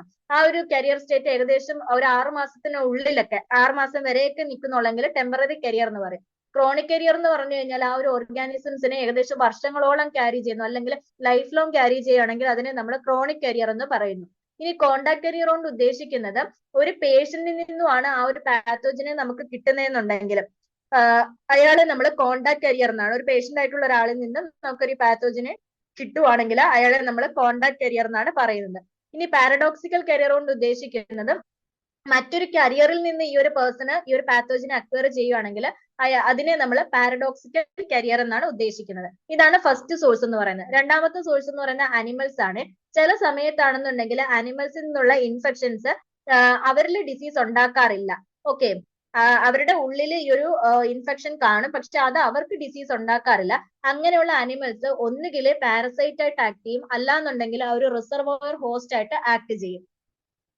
അപ്പം ഈ ഒരു അനിമൽസിൽ നിന്നും മനുഷ്യരിലേക്ക് ഡിസീസ് ട്രാൻസ്മിറ്റ് ചെയ്യുകയാണെങ്കിൽ അതിനെ നമ്മൾ സൂണോസിസ് എന്നാണ് പറയുന്നത്. അതിപ്പം ബാക്ടീരിയൽ ആവാം, റിക്കറ്റ്സിയൽ ആകാം, വൈറൽ ആകാം, പ്രോട്ടോസോവൽ ആവാം, ഫംഗൽ ആകാം, ഏത് രീതിയിലും ആകാം. ഇത് ഇനി മൂന്നാമത്തെ ടൈപ്പ് എന്ന് പറയുന്ന ആർത്രോപോഡ്സ് ആണ്. ഇൻസെക്ട് വഴി ഉണ്ടാകുന്ന ഡിസീസിനെയാണ് നമ്മൾ ആർത്രോപോഡ് ബോൺ ഡിസീസസ് എന്ന് പറയുന്നത്. അപ്പൊ ഇതിനകത്ത് മൊസ്കിറ്റോസ് വരാം, ടിക്സ് വരാം, മൈറ്റ്സ്, ഫ്ലൈസ്, ലൈസ്, ഇതെല്ലാം നമ്മുടെ ഇൻഫെക്ഷൻ ട്രാൻസ്മിറ്റ് ചെയ്യുന്നതാണ്. ഈ ഇൻസെക്ടിനെ നമ്മൾ വെക്ടേഴ്സ് എന്നാണ് പറയുന്നത്. വെക്ടേഴ്സ് തന്നെ മെക്കാനിക്കലും ആകാം, ബയോളജിക്കലും ആകാം. മെക്കാനിക്കൽ വെക്ടേഴ്സ് എന്ന് പറയുമ്പോൾ അവര് മെക്കാനിക്കലി ഇൻഫെക്ഷൻ ട്രാൻസ്മിറ്റ് ചെയ്യാണ്. നമ്മുടെ ഫ്ലൈസ് ഒക്കെ ടൈഫോയിഡ്, ഡിസെൻട്രി ഒക്കെ ട്രാൻസ്മിറ്റ് ചെയ്യുന്നത് മെക്കാനിക്കലിന് എക്സാമ്പിൾ ആണ്. പാത്തോജൻ മൾട്ടിപ്ലൈ ചെയ്യുന്ന ഒരു വെക്ടറിന്റെ ബോഡിയിൽ മൾട്ടിപ്ലൈ ചെയ്യുക അല്ലെങ്കിൽ ചില സമയത്ത് അതിന്റെ ഒരു ഡെവലപ്മെന്റൽ സൈക്കിൾ തന്നെ അതിനകത്ത് നടക്കുകയാണെങ്കിൽ അതിനെ നമ്മൾ ബയോളജിക്കൽ വെക്ടർ എന്നാണ് പറയുന്നത്. നമ്മുടെ അനോഫിലസ് മൊസ്കിറ്റോ മലേറിയയുടെ കാര്യത്തിൽ ഈ ഒരു ബയോളജിക്കൽ വെക്ടറിന് എക്സാമ്പിൾ ആണ്. അതായത് ഈ ഒരു പാത്തോജൻ നമ്മുടെ ആ ഒരു വെക്ടറിന്റെ ഉള്ളിലേക്ക് പ്രവേശിച്ച് ആ ഒരു വെക്ടർ ഇൻഫെക്റ്റീവ് ആവാൻ എടുക്കുന്ന ആ ഒരു ടൈം പീരീഡിനെയാണ് നമ്മൾ എക്സ്ട്രിൻസിക് ഇൻക്യുബേഷൻ പീരീഡ് കൊണ്ട് ഉദ്ദേശിക്കുന്നത്. നെക്സ്റ്റ് സോഴ്സ് ഓഫ് ഇൻഫെക്ഷൻ ആണ് സോയിൽ ആൻഡ് വാട്ടർ എന്ന് പറയുന്നത്. ആന്ത്രാക്സിന്റെ, ടെറ്റനസിന്റെ ഒക്കെ സ്പോസ് എന്ന് പറയുന്നത് സോയിലിൽ സർവൈവ് ചെയ്യാൻ കപ്പാസിറ്റി ഉള്ളതാണ്. അതായത് ഒരുപാട് നാൾ ഇങ്ങനെ സർവൈവ് ചെയ്ത് കിടക്കുകയും ചെയ്യും. ഹിസ്റ്റോപ്ലാസ്മ ക്യാപ്സുലേറ്റം പോലെയുള്ള ഫംഗൈ ആണെങ്കിലും ഈ സോയിലിൽ സർവൈവ് ചെയ്യാനുള്ള കഴിവുണ്ട്. അങ്ങനെ അവർ ഇൻഫെക്ഷൻസ് ഉണ്ടാക്കാറുമുണ്ട്. അതുകൊണ്ട് തന്നെ നമ്മുടെ സോയിൽ എന്ന് പറയുന്നത് ഹുക്ക് വേമിന്റെയും റൗണ്ട് വേമിന്റെയും ഒക്കെ ഒരു സോഴ്സ് ഓഫ് ഇൻഫെക്ഷൻ ആയിട്ട് ആക്ട് ചെയ്യാറുണ്ട്. നെക്സ്റ്റ് എന്ന് പറയുന്നത് വാട്ടർ എന്ന് പറയുന്നത് നമ്മുടെ pathogenic organisms like Vibrio cholera, നമ്മുടെ ഹെപ്പറ്റൈറ്റിസിന്റെ വൈറസ്, ഇതൊക്കെ കണ്ടാമിനേറ്റഡ് ആയിട്ടുള്ള വാട്ടർ വഴിയിട്ടും നമുക്ക് ഈ ഒരു ഡിസീസ് ട്രാൻസ്മിറ്റ് ചെയ്യാം. പിന്നെ നമുക്ക് അക്വാട്ടിക് വെക്ടേഴ്സ് ഉണ്ട്, സൈക്ലോപ്സ്, ഗിനിയ വേർം ഇൻഫെക്ഷനിൽ വരുന്ന സൈക്ലോപ്സ്. ഇപ്പം ഈ രീതിയിൽ നോക്കുകയാണെങ്കിൽ വാട്ടറും ഒരു സോഴ്സ് ഓഫ് ഇൻഫെക്ഷൻ ആയിട്ട് ആക്ട് ചെയ്യുന്നുണ്ട്. വിബ്രിയോ കോളറയുടെയും ഹെപ്പറ്റൈറ്റിസിന്റെയും ഇൻഫെക്റ്റീവ് ഹെപ്പറ്റൈറ്റിസിന്റെയും അതുപോലെ തന്നെ ഈ ഒരു ഗിനിയ വേർം ഇൻഫെക്ഷന്റെ കാര്യത്തിലൊക്കെ വാട്ടറും സോഴ്സ് ഓഫ് ഇൻഫെക്ഷൻ ആയിട്ട് ആക്ട് ചെയ്യുന്നുണ്ട്. ലാസ്റ്റ് വൺ എന്ന് പറയുന്നത് ഫുഡാണ്. ഇൻഫെക്റ്റഡ് ആയിട്ടുള്ള ഫുഡ്, ഇപ്പൊ മീസിലി പോർക്ക് അല്ലെങ്കിൽ കണ്ടാമിനേറ്റഡ് ആയിട്ടുള്ള ഫുഡ്, സാൽമണല്ല കണ്ടാമിനേറ്റഡ് ആയിട്ടുള്ള ഫുഡ്, അങ്ങനെ നോക്കുകയാണെങ്കിൽ ഫുഡും ഒരു സോഴ്സ് ഓഫ് ഇൻഫെക്ഷൻ ആയിട്ട് ആക്ട് ചെയ്യുന്നുണ്ട്. നെക്സ്റ്റ് വൺ എന്ന് പറയുന്നത് ഏതൊക്കെ രീതിയിലാണ് ഇത് ട്രാൻസ്മിറ്റ് ചെയ്യുന്നത് എന്നുള്ള കാര്യമാണ് പറയുന്നത്. ഇൻഫെക്ഷൻ നമുക്കിപ്പോ കോണ്ടാക്ട് വഴി, ഇൻഹലേഷൻ വഴി, ഇൻജക്ഷൻ അല്ലെങ്കിൽ ഇനോക്കുലേഷൻ, ഇൻസെക്ട്, ഇങ്ങനെ പല രീതിയിൽ ഇത് ട്രാൻസ്മിറ്റ് ചെയ്യാറുണ്ട്. അത് കൂടാതെ തന്നെ ഇത് കൺജനൈറ്റലിയും ഹൈഡ്രോജനിക്കലിയും അല്ലെങ്കിൽ ഇൻസ്റ്റിറ്റ്യൂഷൻസ് വഴിയൊക്കെ ആക്സിഡന്റ് ആയിട്ടും ഒക്കെ ഈ ഒരു ട്രാൻസ്മിഷൻ നടക്കാറുണ്ട്. അതിൽ ഫസ്റ്റ് വൺ എന്ന് പറയുന്നത് കോണ്ടാക്ട് ആണ്. കോണ്ടാക്ടിന് ഡയറക്റ്റ് രീതിയിലും ആകാം, ഇൻഡയറക്റ്റ് രീതിയിലും ആകാം. നമ്മുടെ സെക്ഷലി ട്രാൻസ്മിറ്റഡ് ഡിസീസസ് ആയിട്ടുള്ള സിഫിലിസ്, എയ്ഡ്സ്, ഗൊണേറിയ, ഇതൊക്കെ നമ്മുടെ കോണ്ടാക്ട് വഴി ട്രാൻസ്മിറ്റ് ചെയ്യുന്ന ഇൻഫെക്ഷൻസിന് എക്സാമ്പിൾ ആണ്. ഇൻഡയറക്റ്റ് കോണ്ടാക്ട് എന്ന് പറയുമ്പോൾ കൂടുതൽ ഫോമൈറ്റ്സ് വഴിയിട്ടാണ്. അത് ഇനനിമേറ്റ് ഒബ്ജക്റ്റ്, അതായത് ജീവനില്ലാത്ത വസ്തുക്കൾ വഴിയിട്ട് ട്രാൻസ്മിറ്റ് ചെയ്യുന്ന രീതിയാണ്. ഇപ്പം ഡിഫ്തീരിയയുടെ കാര്യത്തിലാണെങ്കിൽ പെൻസിൽസ് ഒക്കെ നമുക്ക് പെൻസിൽ വഴി ഇത് ട്രാൻസ്മിറ്റ് ചെയ്യാം. ട്രക്കോമയുടെ കാര്യത്തിലാണെങ്കിൽ ഫേസ് ടവൽ, ഒരാൾ യൂസ് ചെയ്ത ഫേസ് ടവൽ, അതായത് അസുഖമുള്ള ഒരാൾ യൂസ് ചെയ്ത ഫേസ് ടവൽ മറ്റൊരാൾ എടുക്കുവാണെങ്കിൽ അത് വഴിയിട്ട് ട്രാൻസ്മിറ്റ് ചെയ്യാം. അങ്ങനെ ഫോമൈറ്റ് വഴിയിട്ടുള്ളതാണ് ഇൻഡയറക്റ്റ് കോണ്ടാക്ട് വഴി വരുന്നത്. ഇനി കണ്ടേജിയസ് ഡിസീസ് എന്ന് പറയുന്ന ടേം നമ്മൾ അപ്ലൈ ചെയ്യുന്നത് ഡയറക്റ്റ് കോണ്ടാക്ട് വഴി ട്രാൻസ്മിറ്റ് ചെയ്യുന്ന ഡിസീസിനെയാണ്. ഇനി നെക്സ്റ്റ് വൺ എന്ന് പറയുന്നത് ഇൻഹലേഷന്റെ കാര്യമാണ് പറയുന്നത്. ഇൻഫ്ലുവൻസ പോലെയുള്ള റെസ്പിറേറ്ററി ഡിസീസ് അല്ലെങ്കിൽ ട്യൂബർകുലോസിസ് പോലെയുള്ള റെസ്പിറേറ്ററി ഡിസീസ് ഒക്കെ സ്പ്രെഡ് ചെയ്യുന്നത് നമ്മുടെ എൻവയോൺമെന്റിൽ നിന്നുള്ള പാത്തോജനെ ഇൻഹേൽ ചെയ്യുന്നത് വഴിയിട്ടാണ്. ലാർജ് ഡോപ്പിൽ ഈ ഒരു സെക്രീഷൻസ് ഒക്കെ വരുന്ന സമയത്ത് അത് നമ്മുടെ ഗ്രൗണ്ടിൽ ചെന്ന് വീണിട്ട് അവിടെ ഇത് ഡ്രൈ ആവാറുണ്ട്. അങ്ങനെ കണ്ടാമിനേറ്റഡ് ഡസ്റ്റ് വഴി ഈ ഒരു ഡിസീസ് സ്പ്രെഡ് ആവാറുണ്ട്. ഈ ഒരു സെക്രീഷൻസ് കണ്ടാമിനേറ്റഡ് ആയിട്ടുള്ള ഡസ്റ്റ് ഒരു സോഴ്സ് ഓഫ് ഇൻഫെക്ഷൻ ആയിട്ട് ആക്ട് ചെയ്യുന്നു. അങ്ങനെ ഡ്രൈയിങ് വഴിയിട്ട് ഇത് ഡ്രൈയിങ് അല്ല, ഡസ്റ്റ് വഴിയിട്ട് ഇത് നമ്മുടെ ഉള്ളിലേക്ക് ഇൻഹേൽ ചെയ്ത് പോവാറുണ്ട്. ഇനി ചെറിയ ഡ്രോപ്ലെറ്റ്സ് ആണെന്നുണ്ടെങ്കിൽ ഏകദേശം ഒരു 0.1 മില്ലിമീറ്ററിൽ താഴെ ഡയമീറ്റർ ഉള്ള ഡ്രോപ്ലെറ്റ്സ് ആണെന്നുണ്ടെങ്കിൽ പെട്ടെന്ന് തന്നെ ഇവാപറേറ്റ് ചെയ്തിട്ട് എയറിലേക്ക് പോയിട്ട് മൈന്യൂട്ട് ഡ്രോപ്ലെറ്റ്സ് അല്ലെങ്കിൽ ഡ്രോപ്ലെറ്റ് ന്യൂക്ലിയ ആയിട്ട് മാറുന്നു. അത് നമ്മുടെ എയറിൽ ഇങ്ങനെ സസ്പെൻഡ് ചെയ്ത് കിടക്കാറുണ്ട് ലോങ് പീരീഡ്സ്. അത് നമ്മൾ ഇൻഹേൽ ചെയ്യുന്നത് വഴിയിട്ടും നമുക്ക് ഈ ഒരു ഡിസീസിന്റെ ട്രാൻസ്മിഷൻ നടക്കാറുണ്ട്. നെക്സ്റ്റ് എന്ന് പറയുന്നത് ഇൻജക്ഷൻ ആണ്. ഇൻജക്ഷന്റെ കാര്യത്തിൽ പറയുകയാണെങ്കിൽ നമ്മുടെ ഇൻഡസ്ട്രിയൽ ഇൻഫെക്ഷൻസ് ഒക്കെ ഉണ്ടല്ലോ, അതെന്ന് പറയുന്നത് നോർമലി നമ്മുടെ കണ്ടാമിനേറ്റഡ് ആയിട്ടുള്ള പാത്തജൻസ് കണ്ടാമിനേറ്റഡ് ആയിട്ടുള്ള ഫുഡോ ഡ്രിങ്കോ ഒക്കെ കൺസ്യൂം ചെയ്യുന്നത് കാരണമാണ് നോർമലി ഇൻഡസ്ട്രിയൽ ഇൻഫെക്ഷൻസ് ഒക്കെ വരുന്നത്. അപ്പം അതെന്ന് പറയുന്ന എക്സാമ്പിൾ ആയിട്ട് പറയുകയാണെങ്കിൽ നമ്മുടെ കോളറയുടെ കാര്യത്തിൽ, കോളറ എന്ന് പറയുന്ന ഒരു വാട്ടർ ബോൺ ഇൻഫെക്ഷൻ ആണ്. നമ്മുടെ ഫുഡ് പോയിസണിങ്ങിന്റെ കാര്യത്തിൽ ഒരു ഫുഡ് ബോൺ ആണ്, അല്ലെങ്കിൽ ഡിസെൻട്രിയുടെ കാര്യത്തിൽ ഒരു ഹാൻഡ് ബോൺ ആണ്. ഇതൊക്കെ എന്ന് പറയുന്ന ഇൻജക്ഷൻ എന്ന് പറയുന്ന ഒരു മെത്തേഡ് വഴിയിട്ടാണ് ട്രാൻസ്മിറ്റ് ചെയ്യുന്നത്. ഇപ്പൊ ഹാൻഡ് ബോൺ ഇൻഫെക്ഷൻസിന്റെ കാര്യത്തിൽ പറയുകയാണെന്നുണ്ടെങ്കിൽ നമ്മുടെ ഹാൻഡ്സ് നമ്മുടെ ഫീക്കസുമായിട്ട് കണ്ടാമിനേറ്റ് ആവുന്നു. ആ ഒരു ഹാൻഡ്സ് നമ്മൾ പ്രോപ്പറായിട്ട് വാഷ് ചെയ്തില്ല എന്നുണ്ടെങ്കിൽ പിന്നീട് ആ കൈ വെച്ച് നമ്മൾ ഫുഡ് കഴിക്കുകയോ അല്ലെങ്കിൽ മറ്റൊരാൾക്ക് ഫീഡ് ചെയ്യുകയോ ചെയ്യുന്ന സമയത്ത് ഈ ഒരു പാത്തോജൻ നമ്മുടെ ഫുഡിലൂടെ ഉള്ളിലേക്ക് വന്ന് അങ്ങനെയാണ് കൂടുതലും ഈ ഒരു ഇൻജക്ഷൻ എന്ന് പറയുന്ന പ്രോസസ്സിലൂടെ ഇൻഡസ്ട്രിയൽ ഇൻഫെക്ഷൻസ് ഒക്കെ വരുന്നത്. ഓക്കെ, ഇനി നെക്സ്റ്റ് ഒരു മെത്തേഡ് എന്ന് പറയുന്നത് ഇനോക്കുലേഷൻ ആണ്. നമ്മുടെ ക്രഷ് ഇഞ്ചുറീസ്, അതായത് മോട്ടോർ ആക്സിഡന്റ്സ് പോലെയുള്ള കാര്യങ്ങളൊക്കെ നടക്കുന്ന സമയത്ത് ടെറ്റനസ് സ്പോർസ് നമ്മുടെ ബോൺസിലേക്ക് ഇംപ്ലാന്റ് ചെയ്തിട്ടാണ് ടെറ്റനസ് എന്ന് പറയുന്ന അസുഖം ഉണ്ടാകുന്നത്. ഇനി റാബിഡ് ഡോഗ്സിന്റെ കാര്യത്തിലാണെങ്കിൽ റാബിസ് വൈറസിനെ അവർ ട്രാൻസ്മിറ്റ് ചെയ്യുന്നത് അനിമൽസിനെയോ ഹ്യൂമൻസിനെയൊക്കെ ബൈറ്റ് ചെയ്തിട്ടാണ്. അപ്പം ഈ ഒരു ഇനോക്കുലേഷൻ വഴിയിട്ടുള്ള ഇൻഫെക്ഷൻ നമ്മുടെ അൺസ്റ്റെറൈൽ സിറിഞ്ചസോ ഇൻസ്ട്രുമെന്റ്സോ ഒക്കെ യൂസ് ചെയ്യുന്നത് കാരണവും വരാം. ഇങ്ങനെ പല രീതിയിൽ ഇനോക്കുലേഷൻ വഴി ട്രാൻസ്മിഷൻ നടക്കാം. ഇപ്പം സീറോ ഹെപ്പറ്റൈറ്റിസിന്റെ ഒക്കെ ഒരു ട്രാൻസ്മിഷൻ നടക്കുന്നതെന്ന് പറഞ്ഞാൽ ബ്ലഡ് ട്രാൻസ്ഫ്യൂഷനോ അല്ലെങ്കിൽ ഇഞ്ചക്ഷനോ സീറോ മറ്റുള്ള ബ്ലഡ് പ്രോഡക്ട്സ് ഒക്കെ ഇഞ്ചക്ട് ചെയ്യുന്നത് വഴിയിട്ടൊക്കെ വരാവുന്ന ചാൻസ് ആണ്. പിന്നെ HIV എന്ന് പറയുന്ന ഇൻഫെക്ഷന്റെ ഒരു കോമൺ മെത്തേഡ് ഓഫ് ട്രാൻസ്മിഷൻ നോക്കിക്കഴിഞ്ഞാൽ നമ്മുടെ ഡ്രഗ് അഡിക്റ്റ് ആയിട്ടുള്ള ആൾക്കാർ സെയിം സിറിഞ്ച് ഇങ്ങനെ കണ്ടിന്യൂസ്ലി അതായത് കൂടുതൽ ആൾക്കാർ ഒരേ സിറിഞ്ച് തന്നെ യൂസ് ചെയ്തുകൊണ്ടിരിക്കുന്ന അങ്ങനെ വഴിയിട്ട് HIV ട്രാൻസ്മിറ്റ് ചെയ്യുന്നതായിട്ട് നമ്മൾ കണ്ടിട്ടുണ്ട്. അതൊരു ഇനോക്കുലേഷൻ മെത്തേഡിന് എക്സാമ്പിൾ ആയിട്ട് പറയാം. ഇനി അത് കൂടാതെ ഇൻസെക്ട് എന്ന് പറയുന്നത് ഇനോക്കുലേഷൻ വഴിയിട്ട് ഡിസീസിനെ ട്രാൻസ്മിറ്റ് ചെയ്യുന്നത് അവരുടെ ഇൻഫെക്റ്റഡ് ആയിട്ടുള്ള ബ്ലഡ് മീലിന്റെ സമയത്ത് ഇൻഫെക്റ്റഡ് ബ്ലഡ് ഇനോക്കുലേറ്റ് ചെയ്യുന്നത് വഴിയിട്ടാണ് ഇൻസെക്റ്റും നമ്മുടെ ഈ ഒരു ഡിസീസ് ട്രാൻസ്മിറ്റ് ചെയ്യുന്നത്. ഇനി നെക്സ്റ്റ് എന്ന് പറയുന്നത് കൺജനൈറ്റൽ ട്രാൻസ്മിഷൻ ആണ്. അത് സിമ്പിൾ ആയിട്ട് പറഞ്ഞു കഴിഞ്ഞാൽ അമ്മയിൽ നിന്നും കുഞ്ഞുങ്ങളിലേക്ക് ഇൻഫെക്ഷൻ ട്രാൻസ്മിറ്റ് ചെയ്യുന്ന മെത്തേഡ് ആണ്. അത് നമ്മുടെ പാത്തോജൻസ്, നമ്മുടെ പ്ലാസന്റൽ ബാരിയർ ക്രോസ് ചെയ്യാൻ പറ്റുന്ന രീതിയിലുള്ള ചില പാത്തോജൻസ് ഉണ്ട്. അതിലാണ് കൂടുതലും കൺജനൈറ്റൽ ട്രാൻസ്മിഷൻ നടക്കുന്നത്. അതിന് എക്സാമ്പിൾ ആണ് ട്രെപ്പനോമ പാലിഡം, റുബെല്ല വൈറസ്, ഇതൊക്കെ അതിന് എക്സാമ്പിൾ ആണ്. നെക്സ്റ്റ് വൺ എന്ന് പറയുന്നത് ഹൈഡ്രോജനിക് ആൻഡ് ലബോറട്ടറി ഇൻഫെക്ഷൻസ് ആണ്. ഇതിൽ നമ്മൾ വേരിയസ് ടെക്നിക്സ് ഒക്കെ ട്രീറ്റ്മെന്റിന്റെ കാര്യത്തിൽ യൂസ് ചെയ്യാറുണ്ട്. ഇപ്പൊ ഇൻട്രാമസ്കുലർ ഇഞ്ചക്ഷൻ, ലംബാർ പഞ്ചർ, കാത്തീട്രൈസേഷൻ, ഇതൊക്കെ ചില സമയത്ത് അസെപ്റ്റിക് ടെക്നിക്സിലാണ് യൂസ് ചെയ്യുന്നുണ്ടെങ്കിൽ ഇൻഫെക്ഷൻ വരാനുള്ള ഒരു ചാൻസ് ഉണ്ട്. ഇപ്പം സ്പെഷ്യലൈസ്ഡ് ട്രീറ്റ്മെന്റ് ആയിട്ടുള്ള എക്സ്ചേഞ്ച് ട്രാൻസ്ഫ്യൂഷൻസോ അല്ലെങ്കിൽ ഡയാലിസിസോ ട്രാൻസ്പ്ലാന്റേഷൻസോ അങ്ങനെയൊക്കെ വരുന്ന സമയത്ത് നമ്മൾ കെയർഫുൾ ആയിട്ട് വേണം നോക്കാം. കാരണം ഈ ഒരു സാഹചര്യത്തിലൊക്കെ ഇൻഫെക്ഷൻസ് വരാനുള്ള ചാൻസ് കൂടുതലാണ്. ഇനി അതേപോലെ തന്നെ ലബോറട്ടറി പേഴ്സൺസ് ഒക്കെ ഉണ്ടല്ലോ, നമ്മൾ വിറലിന്റെ ഓർഗാനിസോ ആയിട്ടൊക്കെ വർക്ക് ചെയ്യുന്ന ലബോറട്ടറി പേഴ്സൺ ഉണ്ട്. അവരൊക്കെ കൂടുതലും ആക്സിഡന്റലി ഈ സ്പെസിമെൻ ഒക്കെ യൂസ് ചെയ്യുന്ന സമയത്ത് അല്ലെങ്കിൽ ഇൻവെസ്റ്റിഗേഷന്റെ സമയത്തൊക്കെ അവർക്കൊക്കെ ഈ ഒരു അസുഖങ്ങൾ വരാനുള്ള ഒരു ചാൻസ് ഉണ്ട്. ഇതിനെയാണ് നമ്മൾ ഹൈഡ്രോജനിക് ആൻഡ് ലബോറട്ടറി ഇൻഫെക്ഷൻസ് കൊണ്ട് ഉദ്ദേശിക്കുന്നത്. ഇനി നെക്സ്റ്റ് ഇമ്മ്യൂണിറ്റിയെ കുറിച്ചാണ് പറയുന്നത്. ഇമ്മ്യൂണിറ്റി കൊണ്ട് ഉദ്ദേശിക്കുന്നതെന്ന് പറഞ്ഞു കഴിഞ്ഞാൽ ഒരു പേഴ്സന്റെ കപ്പാസിറ്റിയാണ്. ഒരു പാത്തജൻ അല്ലെങ്കിൽ അതിന്റെ ഒരു പ്രോഡക്റ്റ് കാരണം വരുന്ന ഇൽ എഫക്റ്റിനെ റെസിസ്റ്റന്റ് ചെയ്യാനുള്ള അല്ലെങ്കിൽ റെസിസ്റ്റ് ചെയ്യാനുള്ള ഒരു ആളുടെ കപ്പാസിറ്റിയാണ് നമ്മൾ ഇമ്മ്യൂണിറ്റി കൊണ്ട് ഉദ്ദേശിക്കുന്നത്. ഇന്നേറ്റ് അല്ലെങ്കിൽ നേറ്റീവ് ഇമ്മ്യൂണിറ്റി കൊണ്ട് ഉദ്ദേശിക്കുന്നത് ആ ഒരു ഇൻഫെക്ഷനോടുള്ള റെസിസ്റ്റൻസ് ഇൻഡിവിജ്വലിന് ജനറ്റിക്കലി അല്ലെങ്കിൽ കോൺസ്റ്റിറ്റ്യൂഷണൽ മേക്കപ്പ് കാരണം ജനിച്ച സമയം മുതലേ കിട്ടുന്ന നാച്ചുറൽ ആയിട്ട് കിട്ടുന്നതാണ് നമ്മുടെ ഇന്നേറ്റ് അല്ലെങ്കിൽ നേറ്റീവ് ഇമ്മ്യൂണിറ്റി കൊണ്ട് ഉദ്ദേശിക്കുന്നത്. ഇത് തന്നെ രണ്ട് രീതിയിലാണുള്ളത്. ഒന്ന് നോൺ സ്പെസിഫിക് ആണ്, അതായത് ആ ഒരു ഡിഗ്രി ഓഫ് റെസിസ്റ്റൻസ് എന്ന് പറഞ്ഞാൽ ജനറൽ എല്ലാ ഓർഗാനിസംസിനെതിരെയും ഒരു ജനറൽ ആയിട്ട് ഒരു റെസിസ്റ്റൻസ് വരുമല്ലോ, അതാണ് നോൺ സ്പെസിഫിക് ആയിട്ടുള്ളത്. അതേസമയം സ്പെസിഫിക് എന്ന് പറയുമ്പോൾ ഒരു പർട്ടിക്കുലർ ഓർഗാനിസംസിനെതിരെയുള്ള ഇമ്മ്യൂണിറ്റി ആണെങ്കിൽ അതിനെ നമ്മൾ സ്പെസിഫിക് എന്ന് പറയും. ഒരു പർട്ടിക്കുലർ ഓർഗാനിസം അല്ല, മൊത്തത്തിൽ ജനറൽ ആയിട്ടുള്ള ഒരു ഇമ്മ്യൂണിറ്റി ആണെങ്കിൽ നോൺ സ്പെസിഫിക്. ഒരു പർട്ടിക്കുലർ ഓർഗാനിസംസിനോട് മാത്രം ഇമ്മ്യൂണിറ്റി വരുവാണെങ്കിൽ അതിനെ സ്പെസിഫിക് ഇമ്മ്യൂണിറ്റി എന്ന് പറയും. ഇനി സ്പീഷ്യസ് ഇമ്മ്യൂണിറ്റി എന്ന് പറയുമ്പോൾ നമ്മുടെ ഒരു പാത്തോജനോടുള്ള ടോട്ടൽ റെസിസ്റ്റൻസിനാണ് നമ്മൾ സ്പീഷ്യസ് ഇമ്മ്യൂണിറ്റി കൊണ്ട് ഉദ്ദേശിക്കുന്നത്. ഒരു എക്സാമ്പിൾ ആയിട്ട് പറയുകയാണെങ്കിൽ നമ്മുടെ ഡിഫ്തീരിയയ്ക്ക് റെസിസ്റ്റന്റ് ആണ്. റാറ്റ്സിൽ ഡിഫ്തീരിയ എന്ന് പറയുന്ന അസുഖം വരുന്നില്ല. അതുപോലെ തന്നെ റാബിറ്റ്സ് നെഫ്ലസ് എന്ന് പറയുന്ന ഒരു അസുഖം മാനിൽ വരില്ല. അപ്പൊ ആ ഒരു സ്പീഷ്യസിനോട് നമുക്കൊരു ഇമ്മ്യൂണിറ്റി ഉണ്ട്, അത് കാരണമുള്ള അസുഖം നമുക്ക് വരത്തില്ല. ഇനി സ്പീഷീസിനകത്ത് തന്നെ പലതരത്തിലുള്ള റേസസ് ഉണ്ട്, അതും ഇൻഫെക്ഷനുള്ള സസെപ്റ്റബിലിറ്റി പല രീതിയിലായിരിക്കും. അതിനെ നമ്മൾ റേഷ്യൽ ഇമ്മ്യൂണിറ്റി എന്നാണ് പറയുന്നത്. അതിനൊരു എക്സാമ്പിൾ ആയിട്ട് പറയുകയാണെങ്കിൽ ജ്യൂസ് എന്ന് പറയുന്ന ഒരു വിഭാഗമുണ്ട്.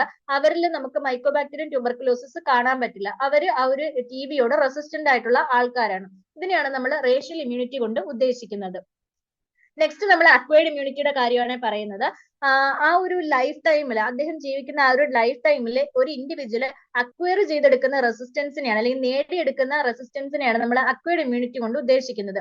ഇത് തന്നെ നമുക്ക് രണ്ട് രീതിയിൽ പറയാം. ആക്റ്റീവ് ഇമ്മ്യൂണിറ്റി ഉണ്ട്, പാസീവ് ഇമ്മ്യൂണിറ്റി ഉണ്ട്. ആക്റ്റീവ് ഇമ്മ്യൂണിറ്റി എന്ന് പറഞ്ഞു കഴിഞ്ഞാൽ ആ ഒരു ഇൻഡിവിജ്വലിന്റെ സ്വന്തം ഡിഫൻസ് മെക്കാനിസം സ്റ്റിമുലേറ്റ് ആവുന്നത് വഴിയിട്ട് ആന്റിബോഡീസ് പ്രൊഡ്യൂസ് ചെയ്യുന്ന ആ ഒരു പ്രോസസ്സാണ് ആക്റ്റീവ് ഇമ്മ്യൂണിറ്റി കൊണ്ട് ഉദ്ദേശിക്കുന്നത്. സ്വന്തം ഡിഫൻസ് മെക്കാനിസം സ്റ്റിമുലേറ്റ് ആക്കി അത് ആന്റിബോഡീസ് പ്രൊഡ്യൂസ് ചെയ്യുന്നു, അതിനെയാണ് ആക്റ്റീവ് ഇമ്മ്യൂണിറ്റി കൊണ്ട് ഉദ്ദേശിക്കുന്നത്. അപ്പം ഇതിനൊരു ലേറ്റൻ പീരീഡ് ആവശ്യമാണ്. അതായത് കുറച്ച് ടൈം എടുത്തത് മാത്രമേ ഈ ഒരു ഇമ്മ്യൂണിറ്റി ഡെവലപ്പ് ചെയ്ത് വരുള്ളൂ. അപ്പം ഇങ്ങനെ ഡെവലപ്പ് ചെയ്ത് വരുന്ന ഇമ്മ്യൂണിറ്റി എന്ന് പറയുന്നത് ലോങ് ലാസ്റ്റിംഗ് ആയിരിക്കും. ചില കേസിൽ മാത്രം ഇത് ഷോർട്ട് ലാസ്റ്റിംഗ് ആയിരിക്കും. ഓക്കെ, ഇനി ഒരു ഇമ്മ്യൂണിറ്റി അത് നമ്മൾ ഒരു റെസിപ്പിയന്റിലേക്ക് ട്രാൻസ്മിറ്റ് ചെയ്യുക. ഒരു റെഡിമെയ്ഡ് ഫോമിൽ നമ്മൾ ഉണ്ടാക്കിയെടുത്ത ഒരു സാധനം മറ്റൊരാളിലേക്ക് ട്രാൻസ്മിറ്റ് ചെയ്യുന്നു. അത്തരത്തിലുള്ള ഒരു ഇമ്മ്യൂണിറ്റിയാണ് നമ്മൾ പാസീവ് ഇമ്മ്യൂണിറ്റി കൊണ്ട് ഉദ്ദേശിക്കുന്നത്. അപ്പം അതിനൊരു എക്സാമ്പിൾ ആയിട്ട് നമ്മൾ പറയുകയാണെങ്കിൽ ആന്റിബോഡി കണ്ടെയ്നിങ് ആയിട്ടുള്ള സീറ ഒരാളിലേക്ക് ആന്റിബോഡീസ് കുത്തിവെക്കുന്നു. ആ ഒരു ഇതിനെയാണ് നമ്മൾ പാസീവ് ഇമ്മ്യൂണിറ്റി കൊണ്ട് ഉദ്ദേശിക്കുന്നത്. അവിടെ നാച്ചുറൽ ആയിട്ട് വരുമല്ല, നമ്മളൊരു റെഡിമെയ്ഡ് ഫോം അവിടെ കൊടുക്കുകയാണ് ചെയ്യുന്നത്. ഇവിടെ റെസിപ്പിയന്റിന്റെ ഇമ്മ്യൂൺ സിസ്റ്റം എന്ന് പറയുന്നത് ഇവിടെ പ്രത്യേകിച്ച് അവർക്ക് ആക്റ്റീവ് റോൾ ഒന്നുമില്ല. സ്വന്തം ഇമ്മ്യൂൺ സിസ്റ്റത്തിന് പ്രത്യേകിച്ച് ആക്റ്റീവ് റോൾ ഒന്നുമില്ല. പക്ഷെ ആക്റ്റീവ് ഇമ്മ്യൂണിറ്റിയുടെ കാര്യത്തിലാണെങ്കിൽ അവർക്ക് അവരുടെ റിസോഴ്സ് ആവശ്യമാണ്. അവരുടെ ഇമ്മ്യൂണിറ്റി അവരുടെ ഡിഫൻസ് മെക്കാനിസം ആണ് ഡെവലപ്പ് ചെയ്ത് എടുക്കുന്നത്. അപ്പം ഈ ഒരു പാസീവ് ഇമ്മ്യൂണിറ്റിയുടെ കാര്യത്തിൽ അങ്ങനെ ലേറ്റൻ പീരീഡ് ഒന്നുമില്ല, പെട്ടെന്ന് തന്നെ ഇതിന്റെ ഒരു ആക്ടിവിറ്റി നടക്കും. ഇവിടെ ഉണ്ടാവുന്ന ആ ഒരു ഇമ്മ്യൂണിറ്റി എന്ന് പറയുന്ന ഷോർട്ട് ഡ്യൂറേഷൻ ആണ്, കുറച്ച് നാളത്തേക്ക് മാത്രമായിരിക്കും ഉള്ളത്. ഇനി ഈ ഒരു ആക്റ്റീവ് ഇമ്മ്യൂണിറ്റി തന്നെ നാച്ചുറലോ ആർട്ടിഫിഷ്യലോ ആയിട്ട് വരാം. നാച്ചുറൽ ആക്റ്റീവ് ഇമ്മ്യൂണിറ്റി ആണെന്നുണ്ടെങ്കിൽ ഒരു ക്ലിനിക്കൽ അല്ലെങ്കിൽ ഒരു ഇന്നപ്പാരന്റ് ഇൻഫെക്ഷൻ കാരണം നമുക്കിപ്പോ ഒരു അസുഖം വന്നു, അത് മാറിയതിന്റെ ഭാഗമായിട്ട് അല്ലെങ്കിൽ ആ ഒരു ഇൻഫെക്ഷൻ വന്നതിന്റെ ഭാഗമായിട്ട് നമുക്ക് നാച്ചുറൽ ഒരു ഇമ്മ്യൂണിറ്റി കിട്ടുവാണെങ്കിൽ അതിനെ നമ്മൾ നാച്ചുറൽ ആക്റ്റീവ് ഇമ്മ്യൂണിറ്റി എന്നാണ് പറയുന്നത്.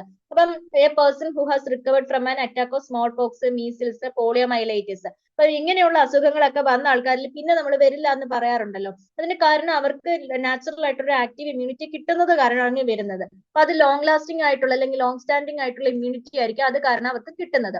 ഇനി ആർട്ടിഫിഷ്യൽ ആക്റ്റീവ് ഇമ്മ്യൂണിറ്റി ആണെന്നുണ്ടെങ്കിൽ എന്തായിരിക്കും? നമ്മൾ വാക്സിൻസ് വഴി കൊടുക്കുന്ന ഒരു റെസിസ്റ്റൻസ് ആണ് ആർട്ടിഫിഷ്യൽ ആക്റ്റീവ് ഇമ്മ്യൂണിറ്റി കൊണ്ട് ഉദ്ദേശിക്കുന്നത്. അപ്പൊ വാക്സിൻസ് എന്ന് പറയുന്നത് നമ്മുടെ മൈക്രോ ഓർഗാനിസംസ് അല്ലെങ്കിൽ അതിന്റെ പ്രോഡക്ട്സിനെ ലൈവായിട്ടോ കില്ല് ചെയ്തോട്ടോ ഉണ്ടാക്കുന്ന പ്രിപ്പറേഷൻസ് ആണ് വാക്സിൻസ് എന്ന് പറയുന്നത്. അത് നമ്മൾ ഇമ്മ്യൂണൈസേഷന് വേണ്ടി അല്ലെങ്കിൽ വാക്സിനേഷന് വേണ്ടി യൂസ് ചെയ്യുന്നു. അപ്പം ലൈവ് വാക്സിൻസിന്റെ കാര്യത്തിൽ പറയുവാണെങ്കിൽ അത് പ്രിപ്പയർ ചെയ്യുന്നത് അറ്റന്യൂവേറ്റഡ് അല്ലെങ്കിൽ നോൺ പാത്തോജനിക് വേരിയൻസിൽ നിന്നുമാണ്. ഇവിടെ നമ്മൾ ആ ഒരു ഓർഗാനിസംസിനെ കില്ല് ചെയ്യുന്നില്ല, നശിപ്പിക്കുന്നില്ല, പകരം അതിന്റെ പാത്തോജനിസിറ്റി കുറയ്ക്കുകയാണ് ചെയ്യുന്നത്. അതിന്റെ ആ ഒരു ഡിസീസ് ഉണ്ടാക്കാനുള്ള ഒരു കഴിവ് കുറച്ചിട്ട് നമ്മൾ വാക്സിൻ ആയിട്ട് യൂസ് ചെയ്യുന്നു. അതെന്ന് പറഞ്ഞു കഴിഞ്ഞാൽ ആ ഒരു ഡിസീസ് ഉണ്ടാക്കാതെ തന്നെ നമുക്ക് ഇൻഫെക്ഷൻ ഉണ്ടാക്കുകയാണ് ഇതിനെ ചെയ്യുന്നത്. അങ്ങനെ ഇതിനകത്തോട്ട് നമ്മൾ ഇൻജെക്ട് ചെയ്യുന്ന സമയത്ത് അല്ലെങ്കിൽ വാക്സിൻ അപ്ലൈ ചെയ്യുന്ന സമയത്ത് അവര് അത് കാരണമുള്ള ഡിസീസ് ഉണ്ടാക്കാതെ ജസ്റ്റ് ഒരു ഇൻഫെക്ഷൻ മാത്രം ഉണ്ടാക്കുന്നു. അങ്ങനെ നമുക്ക് നാച്ചുറൽ ആയിട്ട് ആക്റ്റീവ് ഇമ്മ്യൂണിറ്റി കിട്ടുന്നു. ഇപ്പൊ നാച്ചുറൽ ആയിട്ടല്ല, നമുക്കൊരു ആക്റ്റീവ് ഇമ്മ്യൂണിറ്റി കിട്ടുന്നു. ഇതിനെയാണ് നമ്മൾ ആർട്ടിഫിഷ്യൽ ആക്റ്റീവ് ഇമ്മ്യൂണിറ്റി കൊണ്ട് ഉദ്ദേശിക്കുന്നത്. ഇതിപ്പോ നമുക്ക് ഓറലിയും അഡ്മിനിസ്റ്റർ ചെയ്യാം. പേരന്റലി എന്ന് പറയുമ്പോൾ നമുക്ക് ഇഞ്ചക്ഷൻ ആയിട്ട് അപ്ലൈ ചെയ്യാം. ഇപ്പൊ സാബിൻസ് വാക്സിൻ അല്ലെങ്കിൽ OPV എന്ന് പറയുന്നത് നമ്മൾ ഓറലി അഡ്മിനിസ്റ്റർ ചെയ്യുന്ന ഒരു വാക്സിൻ ആണ്. അതേസമയം ഹെപ്പറ്റൈറ്റിസ് ബി എന്ന് പറയുന്നത് ഇഞ്ചക്ട് ചെയ്യുന്ന പേരന്റലി അപ്ലൈ ചെയ്യുന്ന ഒരു വാക്സിൻ ആണ് അതെന്ന് പറയുന്നത്. അപ്പം ഇത്രയാണ് ആർട്ടിഫിഷ്യൽ ആക്റ്റീവ് ഇമ്മ്യൂണിറ്റിയുടെ കാര്യത്തിൽ പറയുന്നത്. ഇപ്പൊ നാച്ചുറൽ ആണെങ്കിൽ നമുക്ക് നോർമലി ഒരു ഡിസീസ് വരുന്നത് കാരണം വരുന്നതാണ്. ആർട്ടിഫിഷ്യൽ ആക്റ്റീവ് ഇമ്മ്യൂണിറ്റി ആണെന്നുണ്ടെങ്കിൽ നമ്മളെ വാക്സിൻസ് വഴി പ്രൊവൈഡ് ചെയ്യുന്നതാണ് ആർട്ടിഫിഷ്യൽ ആക്റ്റീവ് ഇമ്മ്യൂണിറ്റി. ഇനി കിൽഡ് വാക്സിൻസ് ആണെന്നുണ്ടെങ്കിൽ കുറച്ചുകൂടെ ഇമ്മ്യൂണോജനിക് കുറവായിരിക്കും. കാരണം നമ്മൾ അവരെ കില്ല് ചെയ്തിട്ടാണ് നമ്മുടെ ഉള്ളിലേക്ക് കടത്തി വിടുന്നത്. പക്ഷെ അതിന്റെ ഒരു പ്രൊട്ടക്ഷൻ എന്ന് പറയുന്നത് കുറച്ച് നാളത്തേക്ക് മാത്രമേ കാണുള്ളൂ. ബാക്ടീരിയൽ പ്രോഡക്ട്സ് അല്ലെങ്കിൽ അതിന്റെ ടോക്സിൻസ്, ബാക്ടീരിയൽ പ്രോഡക്ട്സ് അല്ലെങ്കിൽ അതിന്റെ ടോക്സിൻസ് ഒക്കെ നമ്മൾ നോൺ ടോക്സിക് ആയിട്ട് മാറ്റിയിട്ട്, ഇപ്പം ടോക്സിൻസ് എന്ന് പറയുന്ന ഒരു ബാക്ടീരിയൽ പ്രോഡക്റ്റ് ആണ്. അതിനെ നമ്മൾ നോൺ ടോക്സിക് ആയിട്ട് മാറ്റുന്നത് ടോക്സോയിഡ് ആയിട്ടാണ്. അത് നമ്മൾ ഡിഫ്തീരിയയിൽ ഇഞ്ചക്ഷൻ ആയിട്ട് അഡ്മിനിസ്റ്റർ ചെയ്യാറുമുണ്ട്. ഓക്കെ, കിൽഡ് വാക്സിൻസ് ലെസ് ഇമ്മ്യൂണോജനിക് ആണ്. അതിന്റെ പ്രൊട്ടക്ഷൻ എന്ന് പറയുന്നത് ഷോർട്ട് പീരീഡിലേക്കായിരിക്കും ഉള്ളത്. അപ്പൊ ഇവിടെ നമ്മൾ ബാക്ടീരിയൽ പ്രോഡക്ട്സ് ആയിട്ടുള്ള ടോക്സിനെയൊക്കെ നോൺ ടോക്സിക് ആക്കി മാറ്റും. എന്നിട്ട് ആ നോൺ ടോക്സിക് ആയിട്ട് മാറ്റിയുള്ള ടോക്സോയിഡിനെയാണ് നമ്മൾ ഇഞ്ചക്ഷൻ ആയിട്ട് അഡ്മിനിസ്റ്റർ ചെയ്യുന്നത്. ഡിഫ്തീരിയയുടെ കേസിലൊക്കെ നമ്മൾ അങ്ങനെയാണ് ചെയ്യുന്നത്. ഇനി നാച്ചുറൽ പാസീവ് ഇമ്മ്യൂണിറ്റിയുടെ കാര്യം പറയുകയാണെന്നുണ്ടെങ്കിൽ ഇവിടെ റെസിസ്റ്റൻസ് നമ്മൾ പാസീവ്ലി ട്രാൻസ്ഫർ ചെയ്യുന്ന, അമ്മയിൽ നിന്നും കുഞ്ഞിലേക്ക് പാസീവായിട്ട് നമ്മളൊരു റെസിസ്റ്റൻസ് ട്രാൻസ്മിറ്റ് ചെയ്യാണ്. അതിന് നാച്ചുറൽ ആയിട്ടുള്ളതാണ്. അതുകൊണ്ടാണ് ഇതിനെ നാച്ചുറൽ പാസീവ് ഇമ്മ്യൂണിറ്റി എന്ന് പറയുന്നത്. ഹ്യൂമൻ ഇൻഫൻസിന്റെ കാര്യത്തിലാണെന്നുണ്ടെങ്കിൽ മെറ്റേണൽ ആന്റിബോഡീസ് നമുക്ക് കൂടുതലും ട്രാൻസ്ഫർ ചെയ്യുന്നത് പ്ലാസന്റ് വഴിയാണ്. ഇപ്പം കുഞ്ഞ് നമ്മുടെ അമ്മയുടെ ഗർഭപത്രത്തിലായിരിക്കുന്ന സമയത്ത് തന്നെ പ്ലാസന്റ് വഴിയിട്ട് മെറ്റേണൽ ആന്റിബോഡീസ് കുഞ്ഞിലേക്ക് പോകാറുണ്ട്. ഇത്തരത്തിൽ കിട്ടുന്ന ആ ഒരു ഇമ്മ്യൂണിറ്റിയാണ് നമ്മുടെ നാച്ചുറൽ പാസീവ് ഇമ്മ്യൂണിറ്റി കൊണ്ട് ഉദ്ദേശിക്കുന്നത്. നെക്സ്റ്റ് വൺ എന്ന് പറയുന്നത് ആർട്ടിഫിഷ്യൽ പാസീവ് ഇമ്മ്യൂണിറ്റി ആണ്. അതെന്ന് പറഞ്ഞു കഴിഞ്ഞാൽ ഒരു റെസിസ്റ്റൻസ് ആണ്, പാസീവ്ലി ട്രാൻസ്ഫർ ചെയ്യാണ്. നമ്മുടെ ആന്റിബോഡീസ് അഡ്മിനിസ്റ്റർ ചെയ്തുകൊണ്ട് ഒരു പേഴ്സണിലേക്ക് ആന്റിബോഡീസ് അഡ്മിനിസ്റ്റർ ചെയ്ത് പാസീവ്ലി നമ്മളൊരു ഇമ്മ്യൂണിറ്റി കൊടുക്കുന്ന ഒരു മെത്തേഡാണ് ആർട്ടിഫിഷ്യൽ പാസീവ് ഇമ്മ്യൂണിറ്റി എന്ന് പറയുന്നത്. ഓക്കെ, ഇവിടെ കോമൺസ്റ്റ് ആയിട്ട് നമ്മൾ യൂസ് ചെയ്യുന്നത് ആന്റി ടെറ്റനിക് സീറോ ആണ്. നമ്മുടെ ടെറ്റനസിനെതിരെയുള്ള ആന്റി ടെറ്റനിക് സീറോ ആണ് ഇതിൽ കോമൺ ആയിട്ട് നമ്മൾ യൂസ് ചെയ്യുന്ന ഒരു എക്സാമ്പിൾ ആയിട്ട് പറയുന്നത്. ചില സമയത്ത് നമ്മൾ ഈ ആക്റ്റീവ് മെത്തേഡിന്റെയും പാസീവ് മെത്തേഡിന്റെയും കോമ്പിനേഷൻ ഒക്കെ യൂസ് ചെയ്യാറുണ്ട്. അതായത് സൈമൾട്ടേനിയസ്ലി നമ്മൾ വാക്സിന് കൊടുക്കും, ഇമ്മ്യൂണോഗ്ലോബുലിന് കൊടുക്കുന്ന ഒരു മെത്തേഡ് ഒക്കെ ഉണ്ട്. അതിനെ നമ്മൾ കമ്പൈൻഡ് ഇമ്മ്യൂണൈസേഷൻ എന്നാണ് പറയുന്നത്. ഇപ്പൊ നമ്മൾ എക്സാമ്പിൾ ആയിട്ട് പറയുകയാണെങ്കിൽ ടെറ്റനസ് ഡെവലപ്പ് ചെയ്യാതിരിക്കാൻ വേണ്ടിയിട്ട് ഈ ക്രഷ് ഇഞ്ചുറീസ് ഒക്കെ വരുന്ന സമയത്ത് നമ്മൾ ഒരേ സമയം ആക്റ്റീവ് ഇമ്മ്യൂണിറ്റിയും പാസീവ് ഇമ്മ്യൂണിറ്റിയും കൂടെ പ്രൊവൈഡ് ചെയ്യാറുണ്ട്. ഓക്കെ, ഇനി ലോക്കൽ ഇമ്മ്യൂണിറ്റി എന്ന് പറയുന്ന ടേം നോർമലി നമ്മൾ അപ്ലൈ ചെയ്യുന്നത് ഒരു പാത്തോജന്റെ എൻട്രി സൈറ്റ് നമ്മൾ പ്രൊട്ടക്ട് ചെയ്യാണ്.